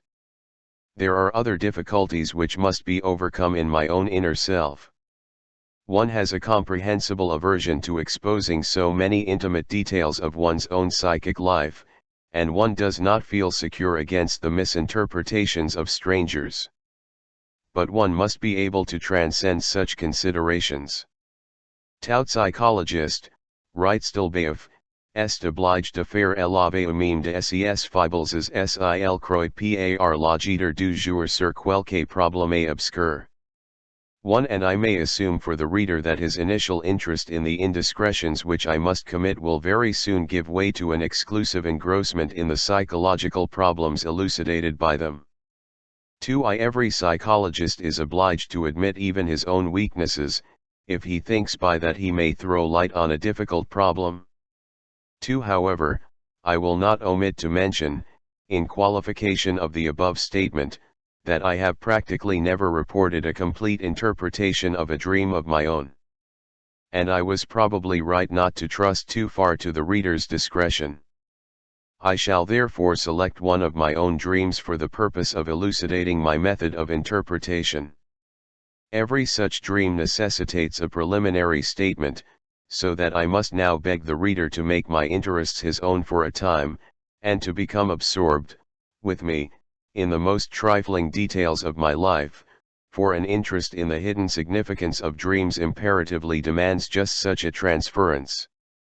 Preliminary statement. In the summer of 1895 one had treated psychoanalytically a young lady who was an intimate friend of mine and of my family. It will be understood that such complicated relations may excite manifold feelings in the physician, and especially the psychotherapist. The personal interest of the physician is greater, but his authority less. If he fails, his friendship with the patient's relatives is in danger of being undermined. In this case, however, the treatment ended in partial success. The patient was cured of her hysterical anxiety, but not of all her somatic symptoms. At that time I was not yet quite sure of the criteria which denote the final cure of an hysterical case, and I expected her to accept a solution which did not seem acceptable to her. In the midst of this disagreement, we discontinued the treatment for the summer holidays. One day a younger colleague, one of my most intimate friends, who had visited the patient Irma and her family in their country residence, called upon me. I asked him how Irma was, and received the reply, "She is better, but not quite well." I realized that these words of my friend Otto's, or the tone of voice in which they were spoken, annoyed me.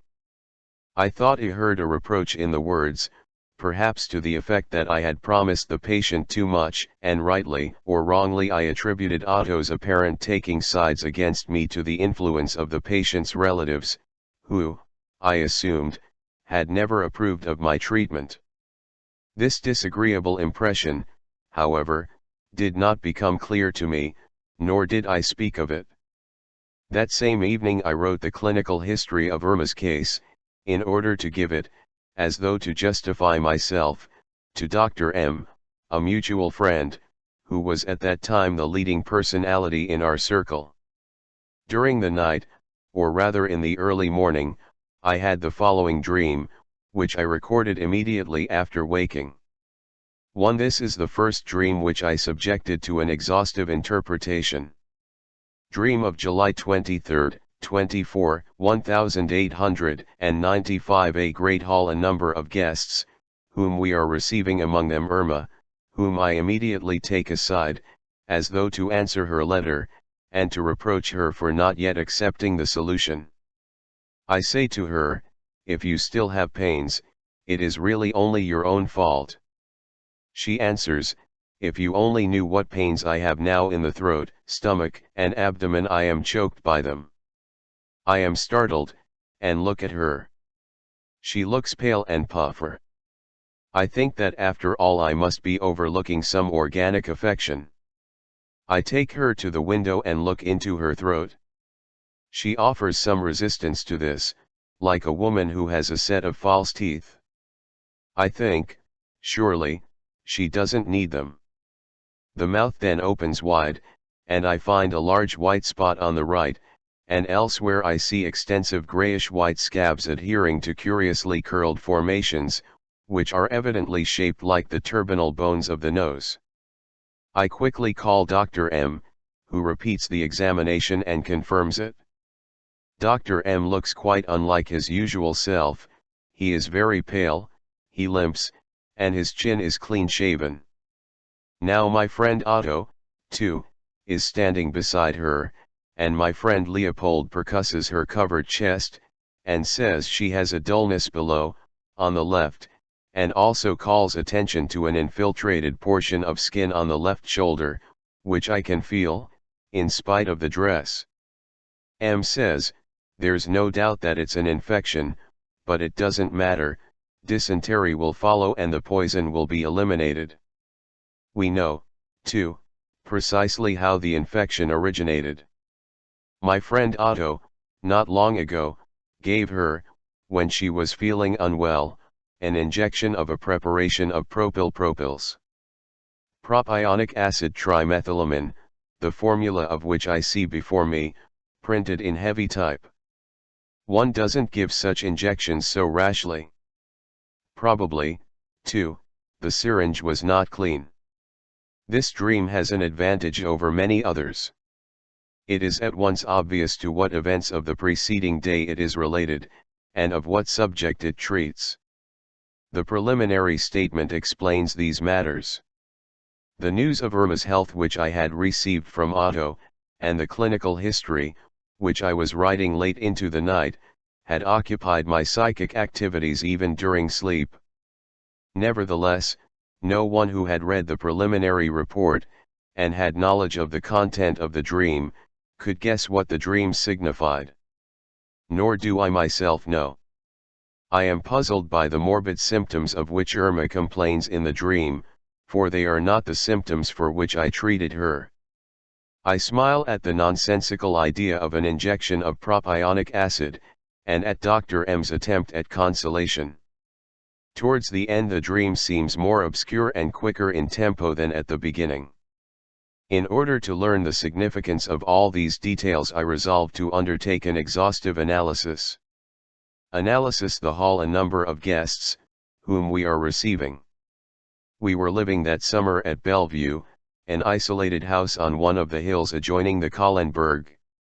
This house was originally built as a place of entertainment, and therefore has unusually lofty, hall-like rooms. The dream was dreamed in Bellevue, a few days before my MF's birthday. During the day my wife had mentioned that she expected several friends, and among them Irma, to come to us as guests for her birthday. My dream, then, anticipates the situation. It is my wife's birthday, and we are receiving a number of people, among them Irma, as guests in the large hall of Bellevue. I reproach Irma for not having accepted the solution. I say, if you still have pains, it is really your own fault. I might even have said this while awake, I may have actually said it. At that time I was of the opinion, recognized later to be incorrect, that my task was limited to informing patients of the hidden meaning of their symptoms. Whether they then accepted or did not accept the solution upon which success depended, for that I was not responsible. I am grateful to this error, which, fortunately, has now been overcome, since it made life easier for me at a time when, with all my unavoidable ignorance, I was expected to have ct successful cures. But I note that, in the speech which I make to Irma in the dream, I am above all anxious that I shall not be blamed for the pains which she still suffers. If it is Irma's own fault, it cannot be mine. Should the purpose of the dream be looked for in this quarter? Irma's complaints pains in the neck, abdomen, and stomach, she is choked by them. Pains in the stomach belong to the symptom complex of my patient, but they were not very prominent, she complained rather of qualms and a feeling of nausea. Pains in the neck and abdomen and constriction of the throat played hardly any part in her case. I wonder why I have decided upon this choice of symptoms in the dream. For the moment I cannot discover the reason. She looks pale and puffy. My patient had always a rosy complexion. I suspect that here another person is being substituted for her. I am startled at the idea that I may have overlooked some organic affection. This, as the reader will readily believe, is a constant fear with the specialist who sees neurotics almost exclusively, and who is accustomed to ascribe to hysteria so many manifestations which other physicians treat as organic. On the other hand, I am haunted by a faint doubt. I do not know whence it comes, whether my alarm is altogether honest. If Irma's pains are indeed of organic origin, it is not my duty to cure them. My treatment, of course, removes only hysterical pains. It seems to me, in fact, that I wish to find an error in the diagnosis, for then I could not be reproached with failure to effect a cure. I take her to the window in order to look into her throat. She resists a little, like a woman who has false teeth. I think to myself, she does not need them. I had never had occasion to inspect Irma's oral cavity. The incident in the dream reminds me of an examination, made some time before, of a governess who at first produced an impression of youthful beauty, but who, upon opening her mouth, took certain measures to conceal her denture. Other memories of medical examinations, and of petty secrets revealed by them, to the embarrassment of both physician and patient, associate themselves with this case. She surely does not need them, is perhaps in the first place a compliment to Irma, but I suspect yet another meaning. In a careful analysis one is able to feel whether or not the arrière-pensées which are to be expected have all been exhausted. The way in which Irma stands at the window suddenly reminds me of another experience. Irma has an intimate woman friend of whom I think very highly. One evening, on paying her a visit, I found her at the window in the position reproduced in Thed Riem, and her physician, the same Dr. M., declared that she had a diphtheritic membrane. The person of Dr. M. and the membrane return, indeed, in the course of the dream. Now it occurs to me that during the past few months I have had every reason to suppose that this lady too is hysterical. Yes, Irma herself betrayed the fact to me. But what do I know of her condition? Only the one thing, that like Irma in the dream she suffers from hysterical choking. Thus, in the dream I have replaced my patient by her friend. Now I remember that I have often played with the supposition that this lady, too, might ask me to relieve her of her symptoms. But even at the time I thought it improbable, since she is extremely reserved. She resists, as the dream shows. Another explanation might be that she does not need it. In fact, until now she has shown herself strong enough to master her condition without outside help. Now only a few features remain, which I can assign neither to Irma nor to her friend: pale, puffy, false teeth. The false teeth led me to the governess. I now feel inclined to be satisfied with bad teeth. Here another person, to whom these features may allude, occurs to me. She is not my patient, and I do not wish her to be my patient, for I have noticed that she is not at her ease with me, and I do not consider her a docile patient. She is generally pale, and once, when she had not felt particularly well, she was puffer. One have thus compared my patient Irma with two others, who would likewise resist treatment. Vivat is the meaning of the fact that I have exchanged her for her friend in the dream. Perhaps that I wish to exchange her, either her friend arouses in me stronger sympathies, or I have a higher regard for her intelligence. For I consider Irma foolish because she does not accept my solution. The other woman would be more sensible, and would thus be more likely to yield. The mouth then opens readily, she would tell more than Irma. To the complaint of pains in the abdomen, as yet unexplained, may also be referred to this third person. It is my own wife, of course, who is in question. The abdominal pains remind me of one of the occasions on which her shyness became evident to me. One must admit that I do not treat Irma and my wife very gallantly in this dream, but let it be said, in my defense, that I am measuring both of them against the ideal of the courageous and docile female patient. I suspect that the interpretation of this portion has not been carried far enough to follow every hidden meaning. If I were to continue the comparison of the three women, I should go far afield. Every dream has at least one point at which it is unfathomable, a central point, as it were, connecting it with the unknown. VV had I see in the throat, a white spot and scabby turbinal bones. The white spot recalls diphtheria, and thus Irma's friend, but it also recalls the grave illness of my eldest daughter 2 years earlier, and all the anxiety of that unhappy time. The scab on the turbinal bones reminds me of my anxiety concerning my own health. At that time I frequently used cocaine in order to suppress distressing swellings in the nose, and I had heard a few days previously that a lady patient who did likewise had contracted an extensive necrosis of the nasal mucous membrane.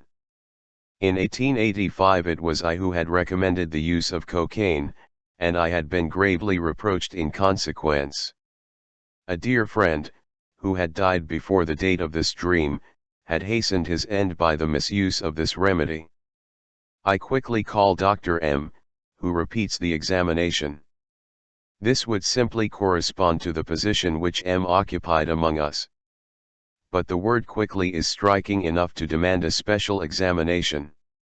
It reminds me of a sad medical experience. By continually prescribing a drug, sulfonal, which at that time was still considered harmless, I was once responsible for a condition of acute poisoning in the case of a woman patient, and hastily turned for assistance to my older and more experienced colleague. The fact that I really had this case in mind is confirmed by a subsidiary circumstance. The patient, who succumbed to the toxic effects of the drug, bore the same name as my eldest daughter. I had never thought of this until now, but now it seems to me almost like a retribution of fate, as though the substitution of persons had to be continued in another sense, this Matilda for that Matilda, an eye for an eye, a tooth for a tooth. It is as though I were seeking every opportunity to reproach myself for a lack of medical conscientiousness. Dr. M is pale, his chin is shaven, and he limps. Of this so much is correct, that his unhealthy appearance often arouses the concern of his friends. The other two characteristics must belong to another person. An elder brother living abroad occurs to me, for he, too, shaves his chin, and if I remember him rightly, the M of the dream bears on the whole a certain resemblance to him. And some days previously the news arrived that he was limping on account of an arthritic affection of the hip.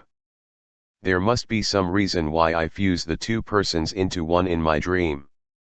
I remember that, in fact, I was on bad terms with both of them for similar reasons.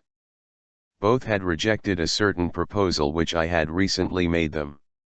My friend Otto is now standing next to the patient, and my friend Leopold examines her and calls attention to a dullness low down on the left side. My friend Leopold also is a physician, and a relative of Otto's.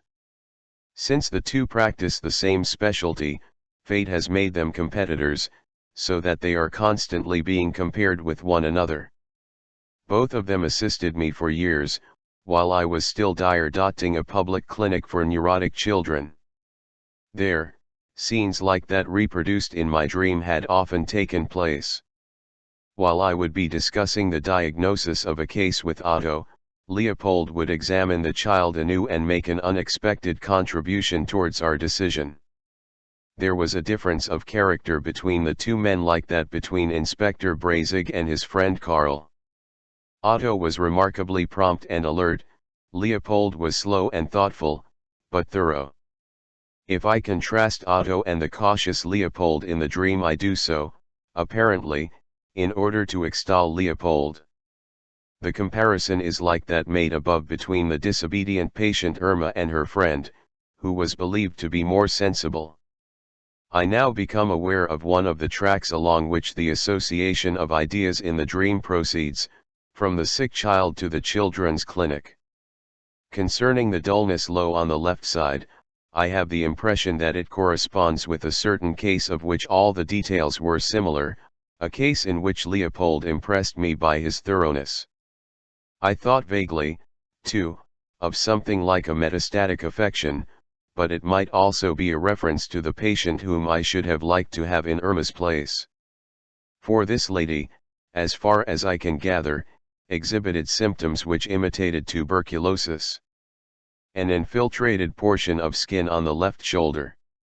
I know at once that this is my own rheumatism of the shoulder, which I always feel if I lie awake long at night. The very phrasing of the dream sounds ambiguous, something which I can feel, as he does, in spite of the dress. Feel on my own body is intended.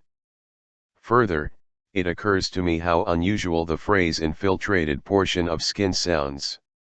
We are accustomed to the phrase, an infiltration of the left, this would refer to the lungs, and thus, once more, to tuberculosis. In spite of the dress. This, to be sure, is only an interpolation. At the clinic the children were, of course, examined undressed. Here we have some contrast to the manner in which adult female patients have to be examined. The story used to be told of an eminent physician that he always examined his patients through their clothes. The rest is obscure to me. I have, frankly, no inclination to follow the matter further. Dr. M says, it's an infection, but it doesn't matter, dysentery will follow, and poison will be eliminated. This, at first, seems to me ridiculous. Nevertheless, like everything else, it must be carefully analyzed. More closely observed it seems after all to have a sort of meaning. VV I had found in the patient was a local diphtheritis. I remember the discussion about diphtheritis and diphtheria at the time of my daughter's illness. Diphtheria is the general infection which proceeds from local diphtheritis. Leopold demonstrates the existence of such a general infection by the dullness, which also suggests a metastatic focus. I believe, however, that just this kind of metastasis does not occur in the case of diphtheria. It reminds me rather of bulimia. It doesn't matter is a consolation. I believe it fits in as follows. The last part of the dream has yielded a content to the if.ct that the patient's sufferings are the result of a serious organic affection. I begin to suspect that by this I am only trying to shift the blame from myself. Psychic treatment cannot be held responsible for the continued presence of a diphtheritic affection. Now, indeed, I am distressed by the thought of having invented such a serious illness for Irma, for the sole purpose of exculpating myself. It seems so cruel. Accordingly, I need the assurance that the outcome will be benign, and it seems to me that I made a good choice when I put the words that consoled me into the mouth of Dr. M. But here I am placing myself in a position of superiority to the dream, a fact which needs explanation. But why is this consolation so nonsensical? Dysentery. Some sort of far-fetched theoretical notion that the toxins of disease might be eliminated through the intestines. Am I thereby trying to make fun of Dr. M's remarkable store of far-fetched explanations, his habit of conceiving curious pathological relations? Dysentery suggests something else. A few months ago I had in my care a young man who was suffering from remarkable intestinal troubles, a case which had been treated by other colleagues as one of anemia with malnutrition. I realized that it was a case of hysteria. I was unwilling to use my psychotherapy on him, and sent him off on a sea voyage. Now a few days previously I had received a despairing letter from him. He wrote from Egypt, saying that he had had a fresh attack, which the doctor had declared to be dysentery. I suspect that the diagnosis is merely an error on the part of an ignorant colleague, who is allowing himself to be fooled by the hysteria, Yet I cannot help reproaching myself for putting the invalid in a position where he might contract some organic affection of the bowels in addition to his hysteria. Furthermore, dysentery sounds not unlike diphtheria, a word which does not occur in the dream. Yes, it must be the case that with the consoling prognosis, dysentery will develop, etc. I am making fun of Dr. M, for I recollect that years ago he once jestingly told a very similar story of a colleague. He had been called in to consult with him in the case of a woman who was very seriously ill, and he felt obliged to confront his colleague, who seemed very hopeful, with the fact that he found albumin in the patient's urine. His colleague, however, did not allow this to worry him, but answered calmly, "That does not matter, my dear sir, the albumin will soon be excreted." Thus I can no longer doubt that this part of the dream expresses derision for those of my colleagues who are ignorant of hysteria.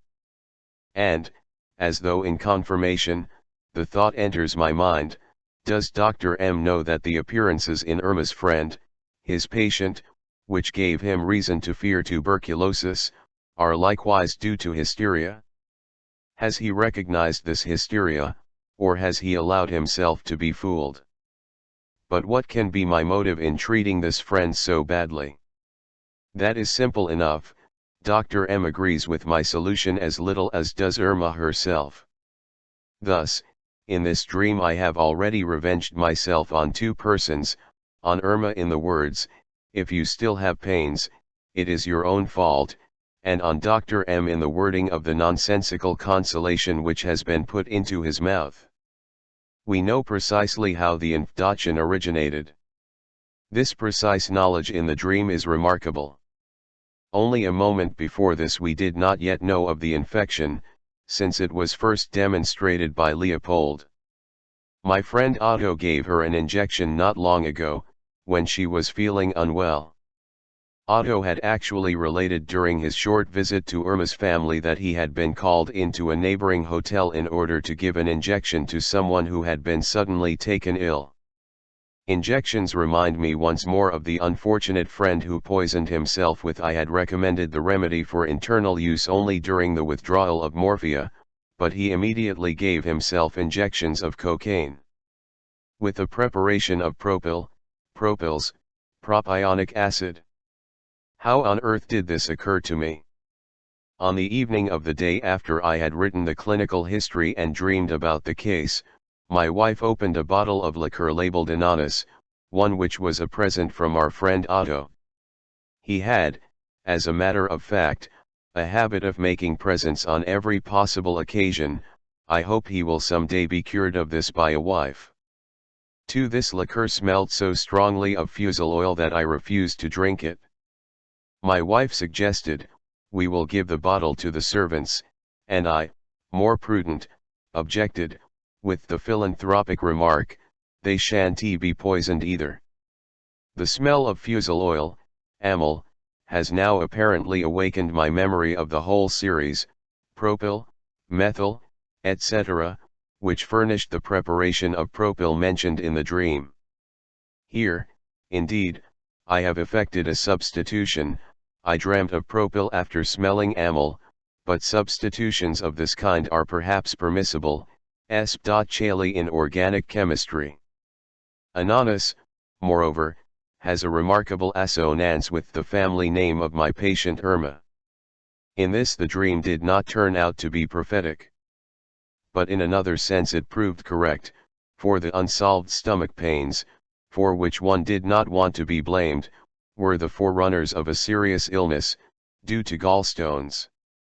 Trimethylamine. In the dream I see the chemical formula of the substance, which at all events is evidence of a great effort on the part of my memory, and the formula is even printed in heavy type, as though to distinguish it from the context as something of particular importance. And where does trimethylamine, thus forced on my attention, lead me? To a conversation with another friend, who for years has been familiar with all my germinating ideas, and I with his. At that time he had just informed me of certain ideas concerning asexual chemistry, and had mentioned, among others, that he thought he had found in trimethylamine one of the products of sexual metabolism. This substance thus leads me to sexuality, the factor to which I attribute the greatest significance in respect of the origin of these nervous affections which I am trying to cure. My patient Irma is a young widow. If I am required to excuse my failure to cure her, I shall perhaps do best to refer to this condition, which her admirers would be glad to terminate. But in what a singular fashion such a dream is fitted together. The friend who in my dream becomes my patient in Irma's place is likewise a young widow. I surmise why it is that the formula of trimethylamine is so insistent in the dream. So many important things are centered about this one word.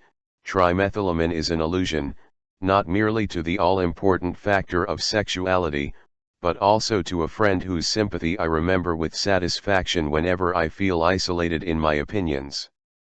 And this friend, who plays such a large part in my life, will he not appear yet again in the concatenation of ideas peculiar to this dream?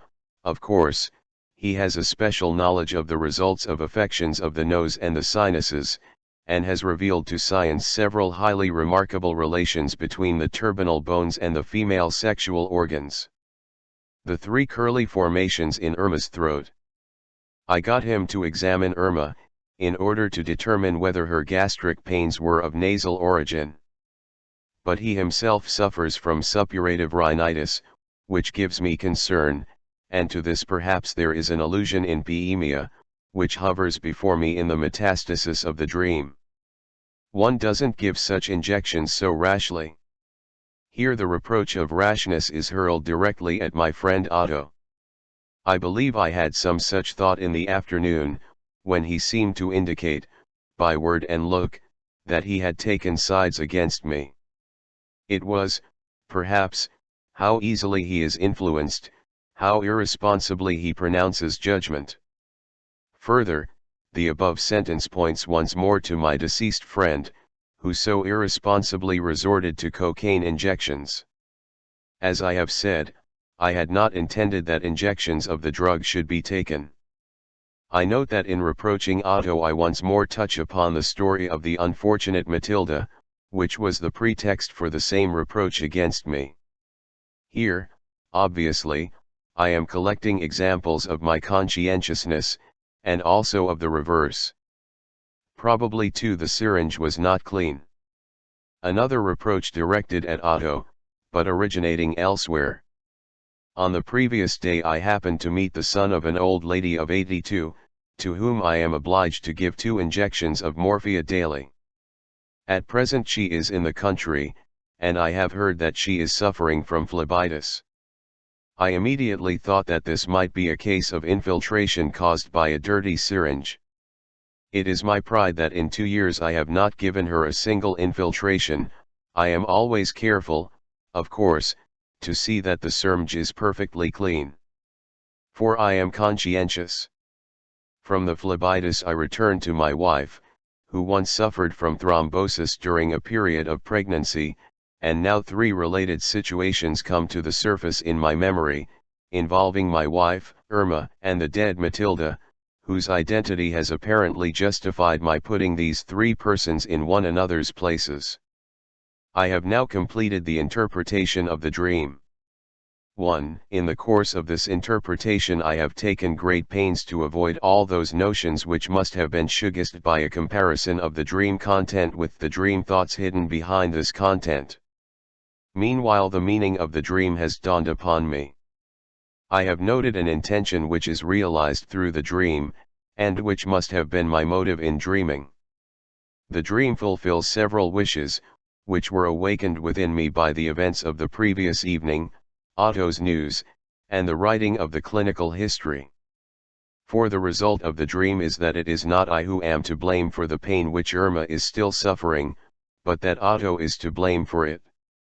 Now Otto has annoyed me by his remark about Irma's imperf.ct cure. The dream avenges me upon him, in that it turns the reproach upon himself. The dream acquits me of responsibility for Irma's condition, as it refers this condition to other causes, which do, indeed, furnish quite a number of explanations. The dream represents a certain state of affairs, such as I might wish to exist. The content of the dream is thus the fulfillment of a wish, its motive is a wish. Even if I have not, as might be expected, accounted for everything that occurred to me in connection with the work of interpretation. This much is apparent at first sight. But many other details of the dream become intelligible when regarded from the standpoint of wish fulfillment. I take my revenge on Otto, not merely for too readily taking sides against me. In that I accuse him of careless medical treatment, the injection, but I revenge myself also for the bad liquor which smells of fusel oil, and I find an explanation in the dream which unites both these reproaches, the injection of a preparation of propyl. Still I am not satisfied, but continue to avenge myself by comparing him with his more reliable colleague. Thereby I seem to say, I like him better than you. But Otto is not the only person who must be made to feel the weight of my anger. I take my revenge on the disobedient patient, by exchanging her for a more sensible and more docile one. Nor do I pass over Dr. M's contradiction, for I express, in an obvious allusion, my opinion of him, namely, that his attitude in this case is that of an ignoramus, dysentery will develop, etc. Indeed, it seems as though I were appealing from him to someone better informed, my friend, who told me about trimethylamine, just as I have turned from Irma to her friend, and from Otto to Leopold. It is as though I were to say, rid me of these three persons, replace them by three others of my own choice, and I shall be rid of the reproaches which I am not willing to admit that I deserve. In my dream the unreasonableness of these reproaches is demonstrated for me in the most elaborate manner. Irma's pains are not attributable to me, since she herself is to blame for them, in that she refuses to accept my solution.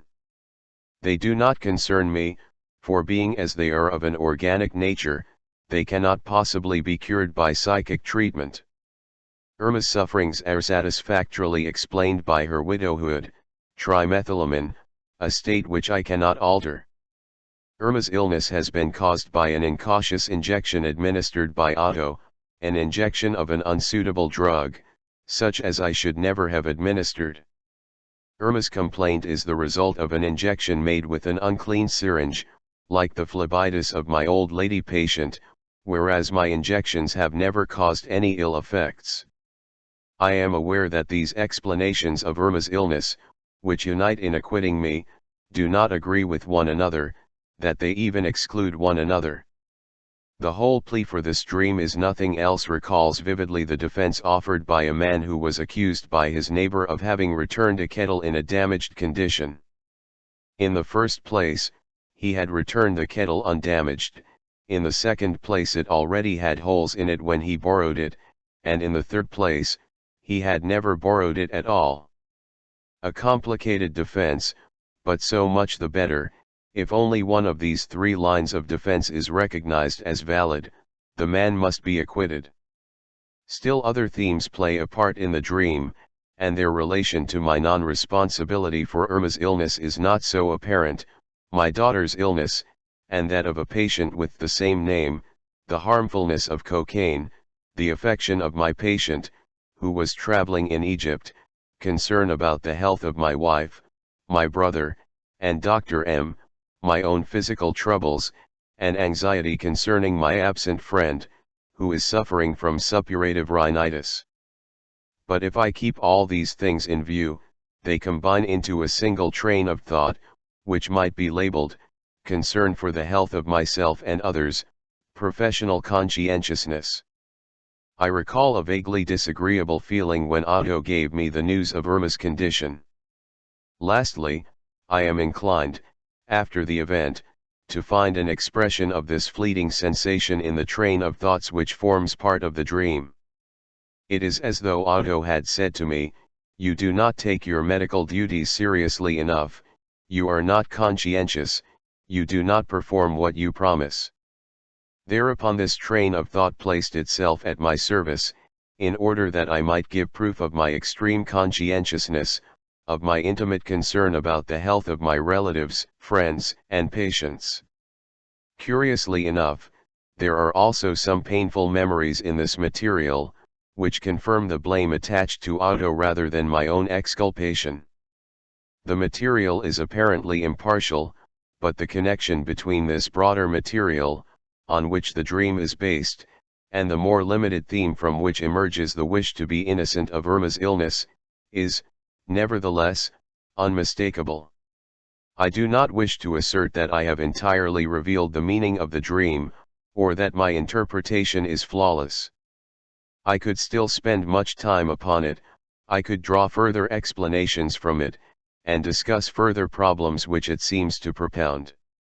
I can even perceive the points from which further mental associations might be traced, but such considerations as are always involved in every dream of one's own prevent me from interpreting it farther. Those who are over ready to condemn such reserve should make the experiment of trying to be more straightforward. For the present I am content with the one fresh discovery which has just been made. If the method of dream interpretation here indicated is followed, it will be found that dreams do really possess a meaning, and are by no means the expression of a disintegrated cerebral activity, as the writers on the subject.ct would have us believe. When the work of interpretation has been completed, the dream can be recognized as a wish fulfillment. 111.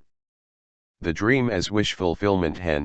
After passing through a narrow defile, one suddenly reaches a height beyond which the ways part and a rich prospect lies outspread in different directions. It is well to stop for a moment and consider whither one shall turn next. We are in somewhat the same position after we have mastered this first interpretation of a dream. We find ourselves standing in the light of a sudden discovery. The dream is not comparable to the irregular sounds of a musical instrument, which, instead of being played by the hand of a musician, is struck by some external force. The dream is not meaningless, not absurd, does not presuppose that one part of our store of ideas is dormant while another part begins to awake. It is a perfectly valid psychic phenomenon, actually a wish fulfillment. It may be enrolled in the continuity of the intelligible psychic activities of the waking state. It is built up by a highly complicated intellectual activity. But at the very moment when we are about to rejoice in this discovery, a host of problems besets us. If the dream, as this theory defines it, represents a fulfilled wish, what is the cause of the striking and unfamiliar manner in which this fulfillment is expressed? That transformation has occurred in our dream thoughts before the manifest dream, as we remember it on waking, shapes itself out of them. How has this transformation taken place? Whence comes the material that is worked up into the dream? Mat causes many of the peculiarities which are to be observed in our dream thoughts. For example, how is it that they are able to contradict one another? Is the dream capable of teaching us something new concerning our internal psychic processes, and can its content correct opinions which we have held during the day? I suggest that for the present all these problems be laid aside, and that a single path be pursued. We have found that the dream represents a wish as fulfilled. Our next purpose should be to ascertain whether this is a general characteristic of dreams, or whether it is only the accidental content of the particular dream, the dream about Irma's injection, with which we have begun our analysis. For even if we conclude that every dream has a meaning and psychic value, we must nevertheless allow for the possibility that this meaning may not be the same in every dream. The first dream which we have considered was the fulfillment of a wish, another may turn out to be the realization of an apprehension, a third may have a reflection as its content, a fourth may simply reproduce a reminiscence. Are there, then, dreams other than wish dreams, or are there none but wish dreams? It is easy to show that the wish fulfillment in dreams is often undisguised and easy to recognize, so that one may wonder why the language of dreams has not long since been understood. There is, for example, a dream which I can evoke as often as I please, experimentally, as it were.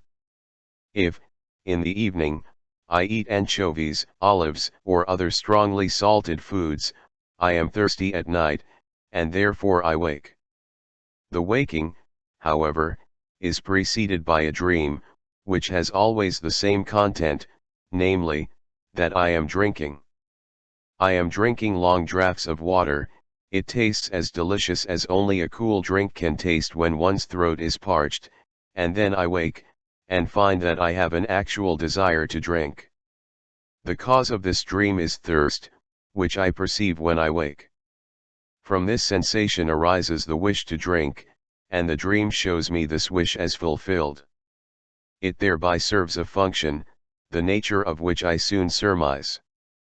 I sleep well, and am not accustomed to being waked by a bodily need.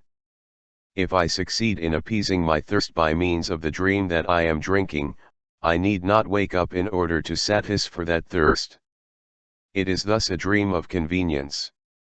The dream takes the place of action, as elsewhere in life. Unfortunately, the need of water to quench the thirst cannot be satisfied by a dream, as can my thirst for revenge upon Otto and Dr. M, but the intention is the same. Not long ago I had the same dream in a somewhat modified form. On this occasion I felt thirsty before going to bed, and emptied the glass of water which stood on the little chest beside my bed. Some hours later, during the night, my thirst returned, with the consequent discomfort. In order to obtain water, I should have had to get up and fetch the glass which stood on my wife's bed table. I thus quite appropriately dreamt that my wife was giving me a drink from a vase. This vase was an Etruscan cinerary urn, which I had brought home from Italy and had since given away. But the water in it tasted so salt, apparently on account of the ashes, that I was forced to wake. It may be observed how conveniently the dream is capable of arranging matters.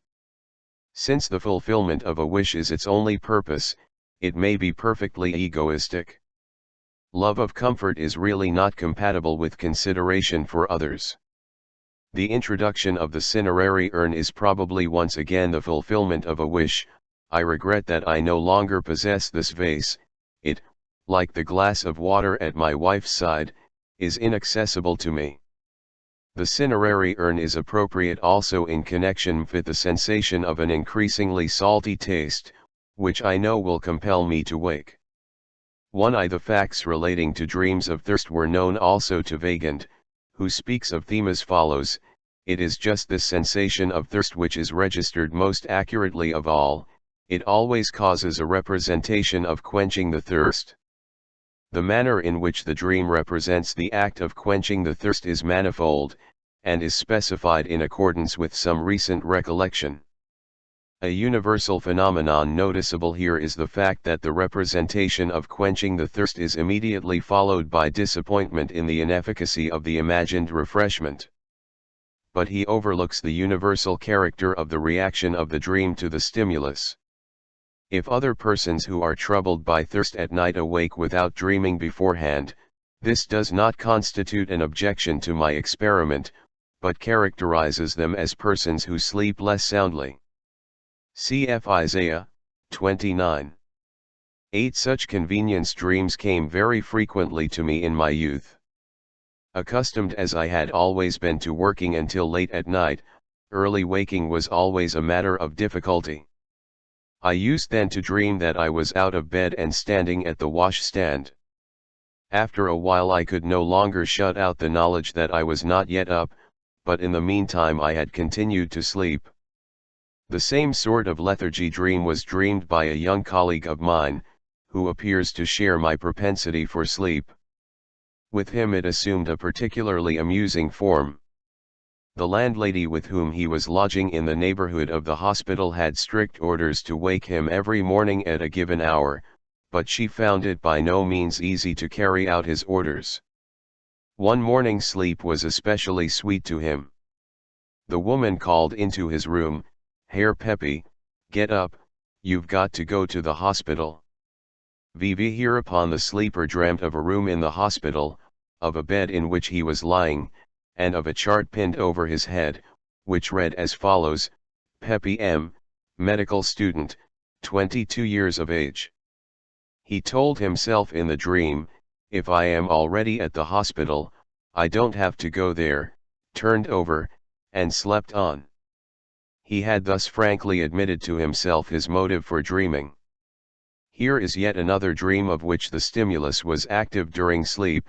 One of my women patients, who had been obliged to undergo an unsuccessful operation on the jaw, was instructed by her physicians to wear by day and night a cooling apparatus on the affected cheek, but she was in the habit of throwing it off as she had fallen asleep. One day I was asked to reprove her for doing so.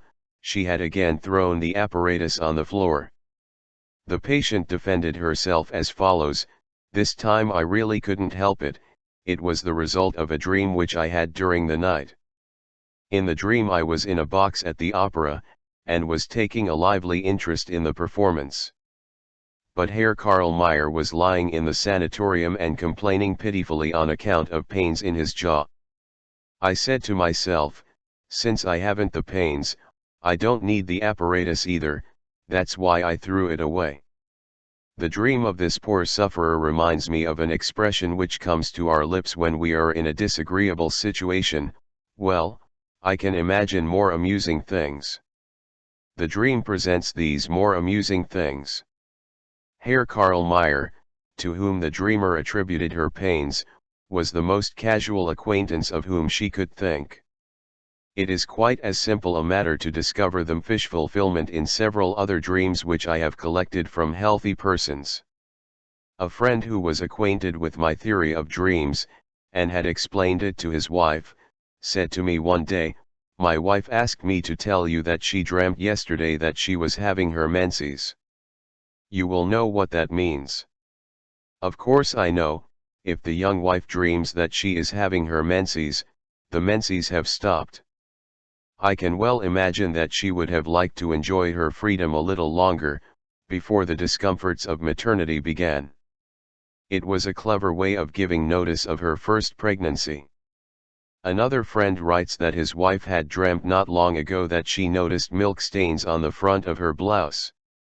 This also is an indication of pregnancy, but not of the first one. The young mother hoped she would have more nourishment for the second child than she had for the first. A young woman who for weeks had been cut off from all society because she was nursing a child who was suffering from an infectious disease dreamt, after the child had recovered, of a company of people in which Alphonse Daudet, Paul Bourget, Marcel Prévost, and others were present. They were all very pleasant to her and amused her enormously. In her dream these different authors had the features which their portraits give them. M. Prévost, with whose portrait she is not familiar, looked like the man who had disinfected the sick room the day before, the first outsider to enter it for a long time. Obviously the dream is to be translated thus: it is about time now for something more entertaining than this eternal Nurzimg. Perhaps this collection will suffice to prove that frequently, and under the most complex conditions, dreams may be noted which can be understood only as wish fulfillments, and which present their content without concealment. In most cases these are short and simple dreams, and they stand in pleasant contrast to the confused and overloaded dream compositions which have almost exclusively attracted the attention of the writers on the subject. But it will repay us if we give some time to the examination of these simple dreams. The simplest dreams of all are, I suppose, to be expected in the case of children whose psychic activities are certainly less complicated than those of adults. Child psychology, in my opinion, is destined to render the same services to the Psych 0104 of adults as a study of the structure or development of the lower animals renders to the investigation of the structure of the higher orders of animals. Hitherto but few deliberate efforts have been made to make use of the Psych 0104 of the child for such a purpose. The dreams of little children are often simple fulfillments of wishes, and for this reason are, as compared with the dreams of adults, by no means interesting. They present no problem to be solved, but they are invaluable as affording proof that the dream, in its inmost essence, is the fulfillment of a wish. I have been able to collect several examples of such dreams from the material furnished by my own children. For two dreams, one that of a daughter of mine, at that time 8.5 years of age, and the other that of a boy of 5.25, I am indebted to an excursion to Hallstatt, in the summer of 1806. I must first explain that we were living that summer on a hill near Aussee, from which, when the weather was fine, we enjoyed a splendid view of the Dachstein. With the telescope we could easily distinguish the Simony hut. The children often tried to see it through the telescope, I do not know with what success. Before the excursion I had told the children that Hallstatt lay at the foot of the Dachstein. They looked forward to the outing with the greatest delight. From Hallstatt we entered the valley of Eschern, which enchanted the children with its constantly changing scenery. One of them, however, the boy of 5, gradually became discontented. As often as a mountain came into view, he would ask, "Is that the Dachstein?" Whereupon I had to reply, "No, only a foothill." After this question had been repeated several times he fell quite silent, and did not wish to accompany us up the steps leading to the waterfall. I thought he was tired. But the next morning he came to me, perfectly happy, and said, "Last night I dreamt that we went to the Simony hut." I understood him now.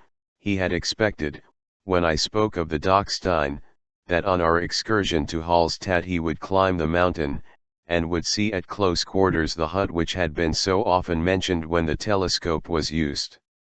When he learned that he was expected to content himself with foothills and a waterfall he was disappointed, and became discontented. But the dream compensated him for all this. I tried to learn some details of the dream, they were scanty. You go up steps for 6 hours, as he had been told. On this excursion the girl of 8.5 had likewise cherished wishes which had to be satisfied by a dream. We had taken with us to Hallstatt our neighbor's 12-year-old boy, quite a polished little gentleman, who, it seemed to me, had already won the little woman's sympathies. Next morning she related the following dream: "Just think, I dreamt that Emil was one of the family, that he said Papa and Mama to you, and slept at our house, in the big room, like one of the boys. Then Mama came into the room and threw a handful of big bars of chocolate, wrapped in blue and green paper, under our beds.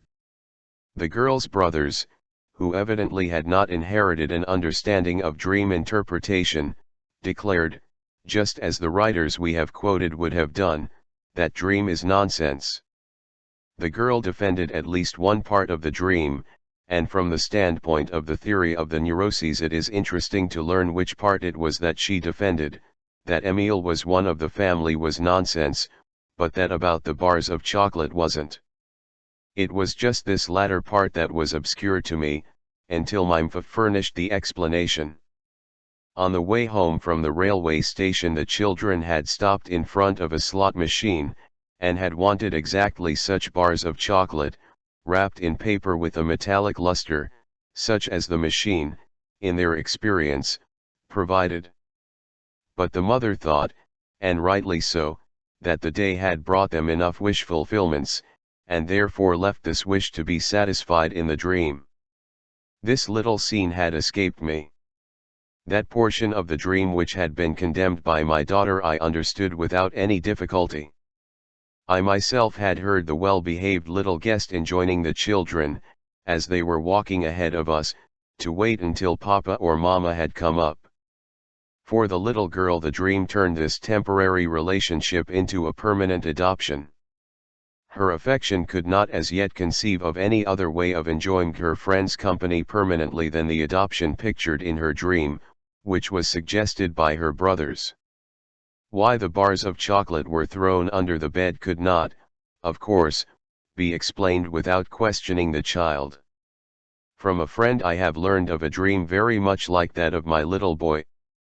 It was dreamed by a little girl of 8. Her father, accompanied by several children, had started on a walk to Dornbach, with the intention of visiting the Rohrer hut, but had turned back, as it was growing late, promising the children to take them some other time. On the way back they passed a signpost which pointed to the Hummel. The children now asked him to take them to the Hummel, but once more, and for the same reason, they had to be content with the promise that they should go there some other day. Next morning the little girl went to her father and told him, with a satisfied air, "Papa, I dreamed last night that you were with us at the Rohrer hut, and on the Hummel." Thus, in the dream her impatience had anticipated the fulfillment of the promise made by her father. Another dream, with which the picturesque beauty of the Aussie inspired my daughter, at that time 3¼ years of age, is equally straightforward. The little girl had crossed the lake for the first time, and the trip had passed too quickly for her. She did not want to leave the boat at the landing, and cried bitterly. The next morning she told us, "Last night I was sailing on the lake." Let us hope that the duration of this dream voyage was more satisfactory to her. My eldest boy, at that time 8 years of age, was already dreaming of the realization of his fancies.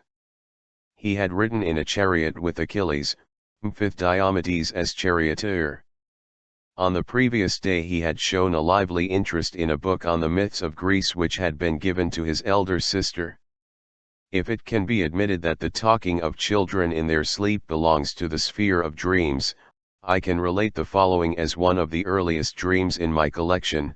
My youngest daughter, at that time 19 months old, vomited one morning, and was therefore kept without food all day.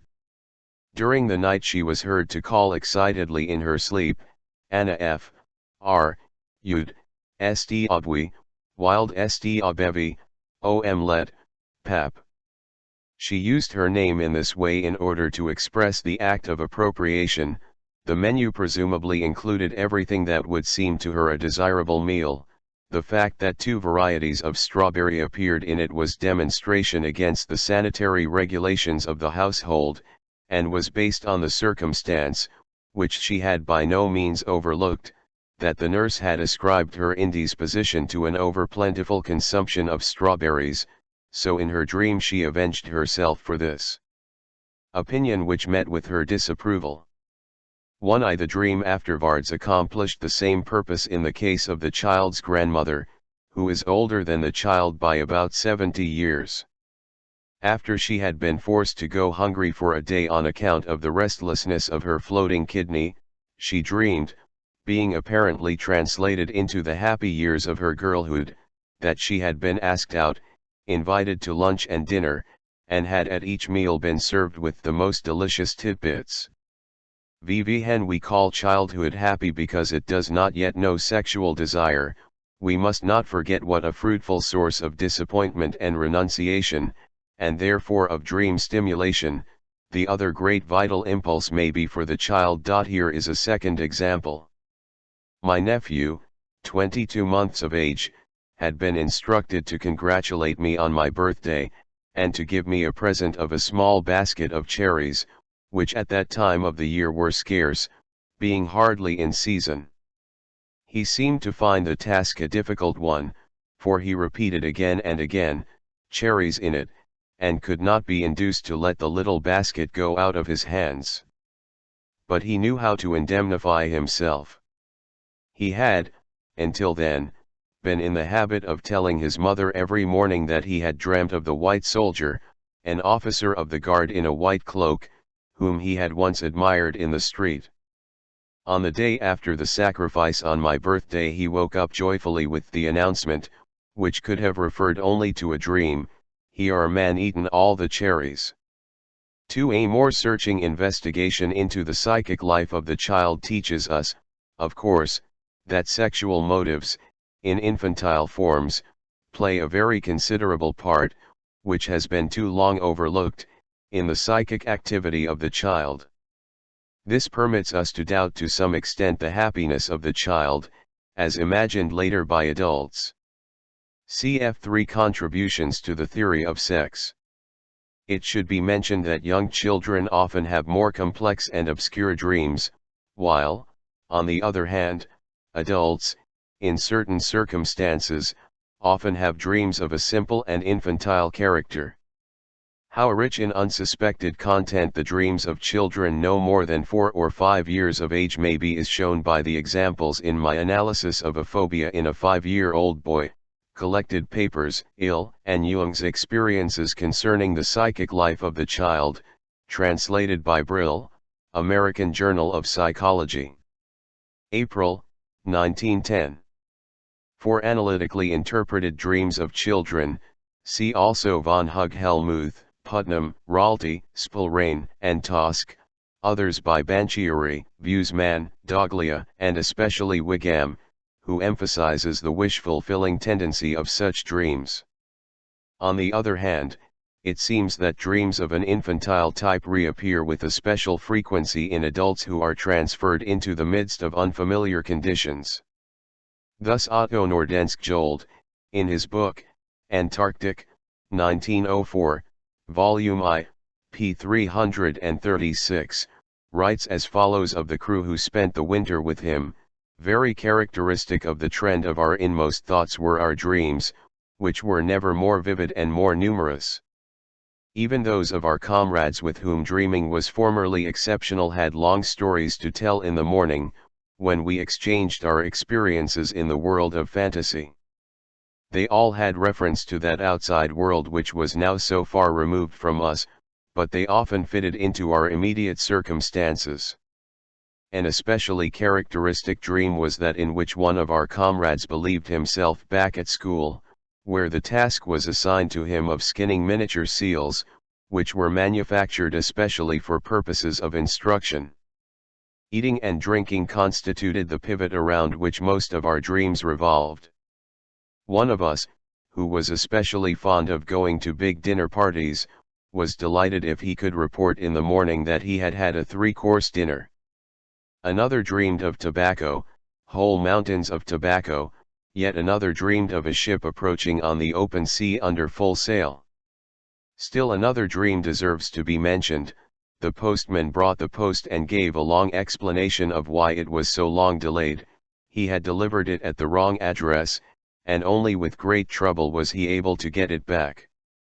To be sure, we were often occupied in our sleep with still more impossible things, but the lack of fantasy in almost all the dreams which I myself dreamed, or heard others relate, was quite striking. It would certainly have been of great psychological interest if all these dreams could have been recorded. But one can readily understand how we longed for sleep. That alone could afford us everything that we all most ardently desired. I will continue by a quotation from Duperle, p. 231. Mungo Park, nearly dying of thirst on one of his African expeditions, dreamed constantly of the well-watered valleys and meadows of his home. Similarly Trenck, tortured by hunger in the fortress of Magdeburg, saw himself surrounded by copious meals. And George Back, a member of Franklin's first expedition, when he was on the point of death by starvation, dreamed continually and invariably of plenteous meals. VV had animals dream of I do not know.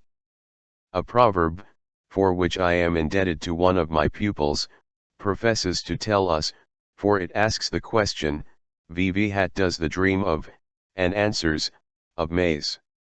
1. The whole theory that the dream is the fulfillment of a wish is contained in these 2 sentences. 2. A Hungarian proverb cited by Ferenczi states more explicitly that the pig dreams of acorns, the goose of maize. A Jewish proverb asks, of what does the hen dream, millet, Samlung Jud. Sprku. Uridencerton, edit. By Bernstein, 2nd ed., p. 116. I am far from wishing to assert that no previous writer has ever thought of tracing a dream to a wish. Cf. the first passages of the next chapter. Those interested in the subject will find that even in antiquity the physician Hierophilos, who lived under the first Ptolemy, distinguished between three kinds of dreams: dreams sent by the gods, natural dreams, those which come about whenever the soul creates for itself an image of that which is beneficial to it, and will come to pass, and mixed dreams, those which originate spontaneously from the juxtaposition of images, when we see that which we desire. From the examples collected by Skerner, J. Stark cites a dream which was described by the author himself as a wish fulfillment, p. 239. Skerner says, the fantasy immediately fulfills the dreamer's wish, simply because this existed vividly in the mind. This dream belongs to the emotional dreams. Akin to it are dreams due to masculine and feminine erotic longing, and to irritable moods. As will readily be seen, Skerner does not ascribe to the wish any further significance for the dream than to any other psychic condition of the waking state. Least of all does he insist on the connection between the wish and the essential nature of the dream. We now perceive that we should have reached our theory of the hidden meaning of dreams by the shortest route had we merely consulted the vernacular. Proverbial wisdom, it is true, often speaks contemptuously enough of dreams. It apparently seeks to justify the scientists when it says that dreams are bubbles, but in colloquial language the dream is predominantly the gracious fulfiller of wishes. I should never have imagined that in my wildest dreams, we exclaim in delight if we find that the reality surpasses our expectations. Leave distortion in dreams. I now declare that wish fulfillment is the meaning of every dream, so that there cannot be any dreams other than wish dreams. I know beforehand that I shall meet with the most emphatic contradiction. My critics will object, the fact that there are dreams which are to be understood as fulfillments of wishes is not new, but has long since been recognized by such writers as Radestock, Foucault, Pourcanier, Griesinger, and others. One that there can be no other dreams than those of wish fulfillments is yet one more unjustified generalization, which, fortunately, can be easily refuted. Dreams which present the most painful content, and not the least trace of wish fulfillment, occur frequently enough. The pessimistic philosopher, Eduard von Hartmann, is perhaps most completely opposed to the theory of wish fulfillment. In his Philosophy of the Unconscious, Part 11, Stereotyped German edition, p. 344, he says, as regards the dream, with it all the troubles of waking life pass over into the sleeping state, all save the one thing which may in some degree reconcile the cultured person with life. Scientific and but even less pessimistic observers have emphasized the artistic enjoyment. Fact that in our dreams pain and disgust are more frequent than pleasure. Scholz, p. 33, Foucault, p. 80, et.al. Two ladies, Sarah Weed and Florence Hallam, have even worked out, on the basis of their dreams, a numerical value for the preponderance of distress and discomfort in dreams. They find that 58% of dreams are disagreeable, and only 28.6% positively pleasant. Besides those dreams that convey into our sleep the many painful emotions of life, there are also anxiety dreams, in which this most terrible of all the painful emotions torments us until we wake. Now it is precisely by these anxiety dreams that children are so often haunted, cf. de Backer on Pavor Nocturnus, and yet it was in children that you found the wish fulfillment dream in its most obvious form. Already Plotinus, the Neoplatonist, said, when desire bestirs itself, then comes fantasy, and presents to us, as it were, the object of desire. Duprel, p. 276. The anxiety dream does really seem to preclude a generalization of the thesis deduced from the examples given in the last chapter, that dreams are wish fulfillments, and even to condemn it as an absurdity. Nevertheless, it is not difficult to parry these apparently invincible objections. It is merely necessary to observe that our doctrine is not based upon the estimates of the obvious dream content, but relates to the thought content, which, in the course of interpretation, is found to lie behind the dream. Let us compare and contrast the manifest and the latent dream content. It is true that there are dreams the manifest content of which is of the most painful nature. But has anyone ever tried to these dreams to discover their latent thought content? If not, the two objections to our doctrine are no longer valid, for there is always the possibility that even our painful and terrifying dreams may, upon interpretation, prove to be wish fulfillments. 1. It is quite incredible with what obstinacy readers and critics have excluded this consideration and disregarded the fundamental differentiation between the manifest and the latent dream content. Nothing in the literature of the subject approaches so closely to my own conception of dreams as a passage in J. Sully's essay, Dreams as a Revelation, and it is not because one do not think it valuable that I allude to it here for the first time. It would seem then, after all, that dreams are not the utter nonsense they have been said to be by such authorities as Chaucer, Shakespeare, and Milton. The chaotic aggregations of our night fancy have a significance and communicate new knowledge. Like some letter in cipher, the dream inscription when scrutinized closely loses its first look of balderdash and takes on the aspect of a serious, intelligible message. Or, to vary the figure slightly, we may say that, like some palimpsest, the dream discloses beneath its worthless surface characters traces of an old and precious communication, p. 364. In scientific research it is often advantageous, if the solution of one problem presents difficulties, to add to it a second problem, just as it is easier to crack two nuts together instead of separately. Thus, we are confronted not only with the problem, how can painful and terrifying dreams be the fulfillments of wishes? But we may add to this a second problem which arises from the foregoing discussion of the general problem of the dream: do not the dreams that show an indifferent content, and yet turn out to be wish fulfillments, reveal their meaning without disguise? Take the exhaustively treated dream of Irma's injection.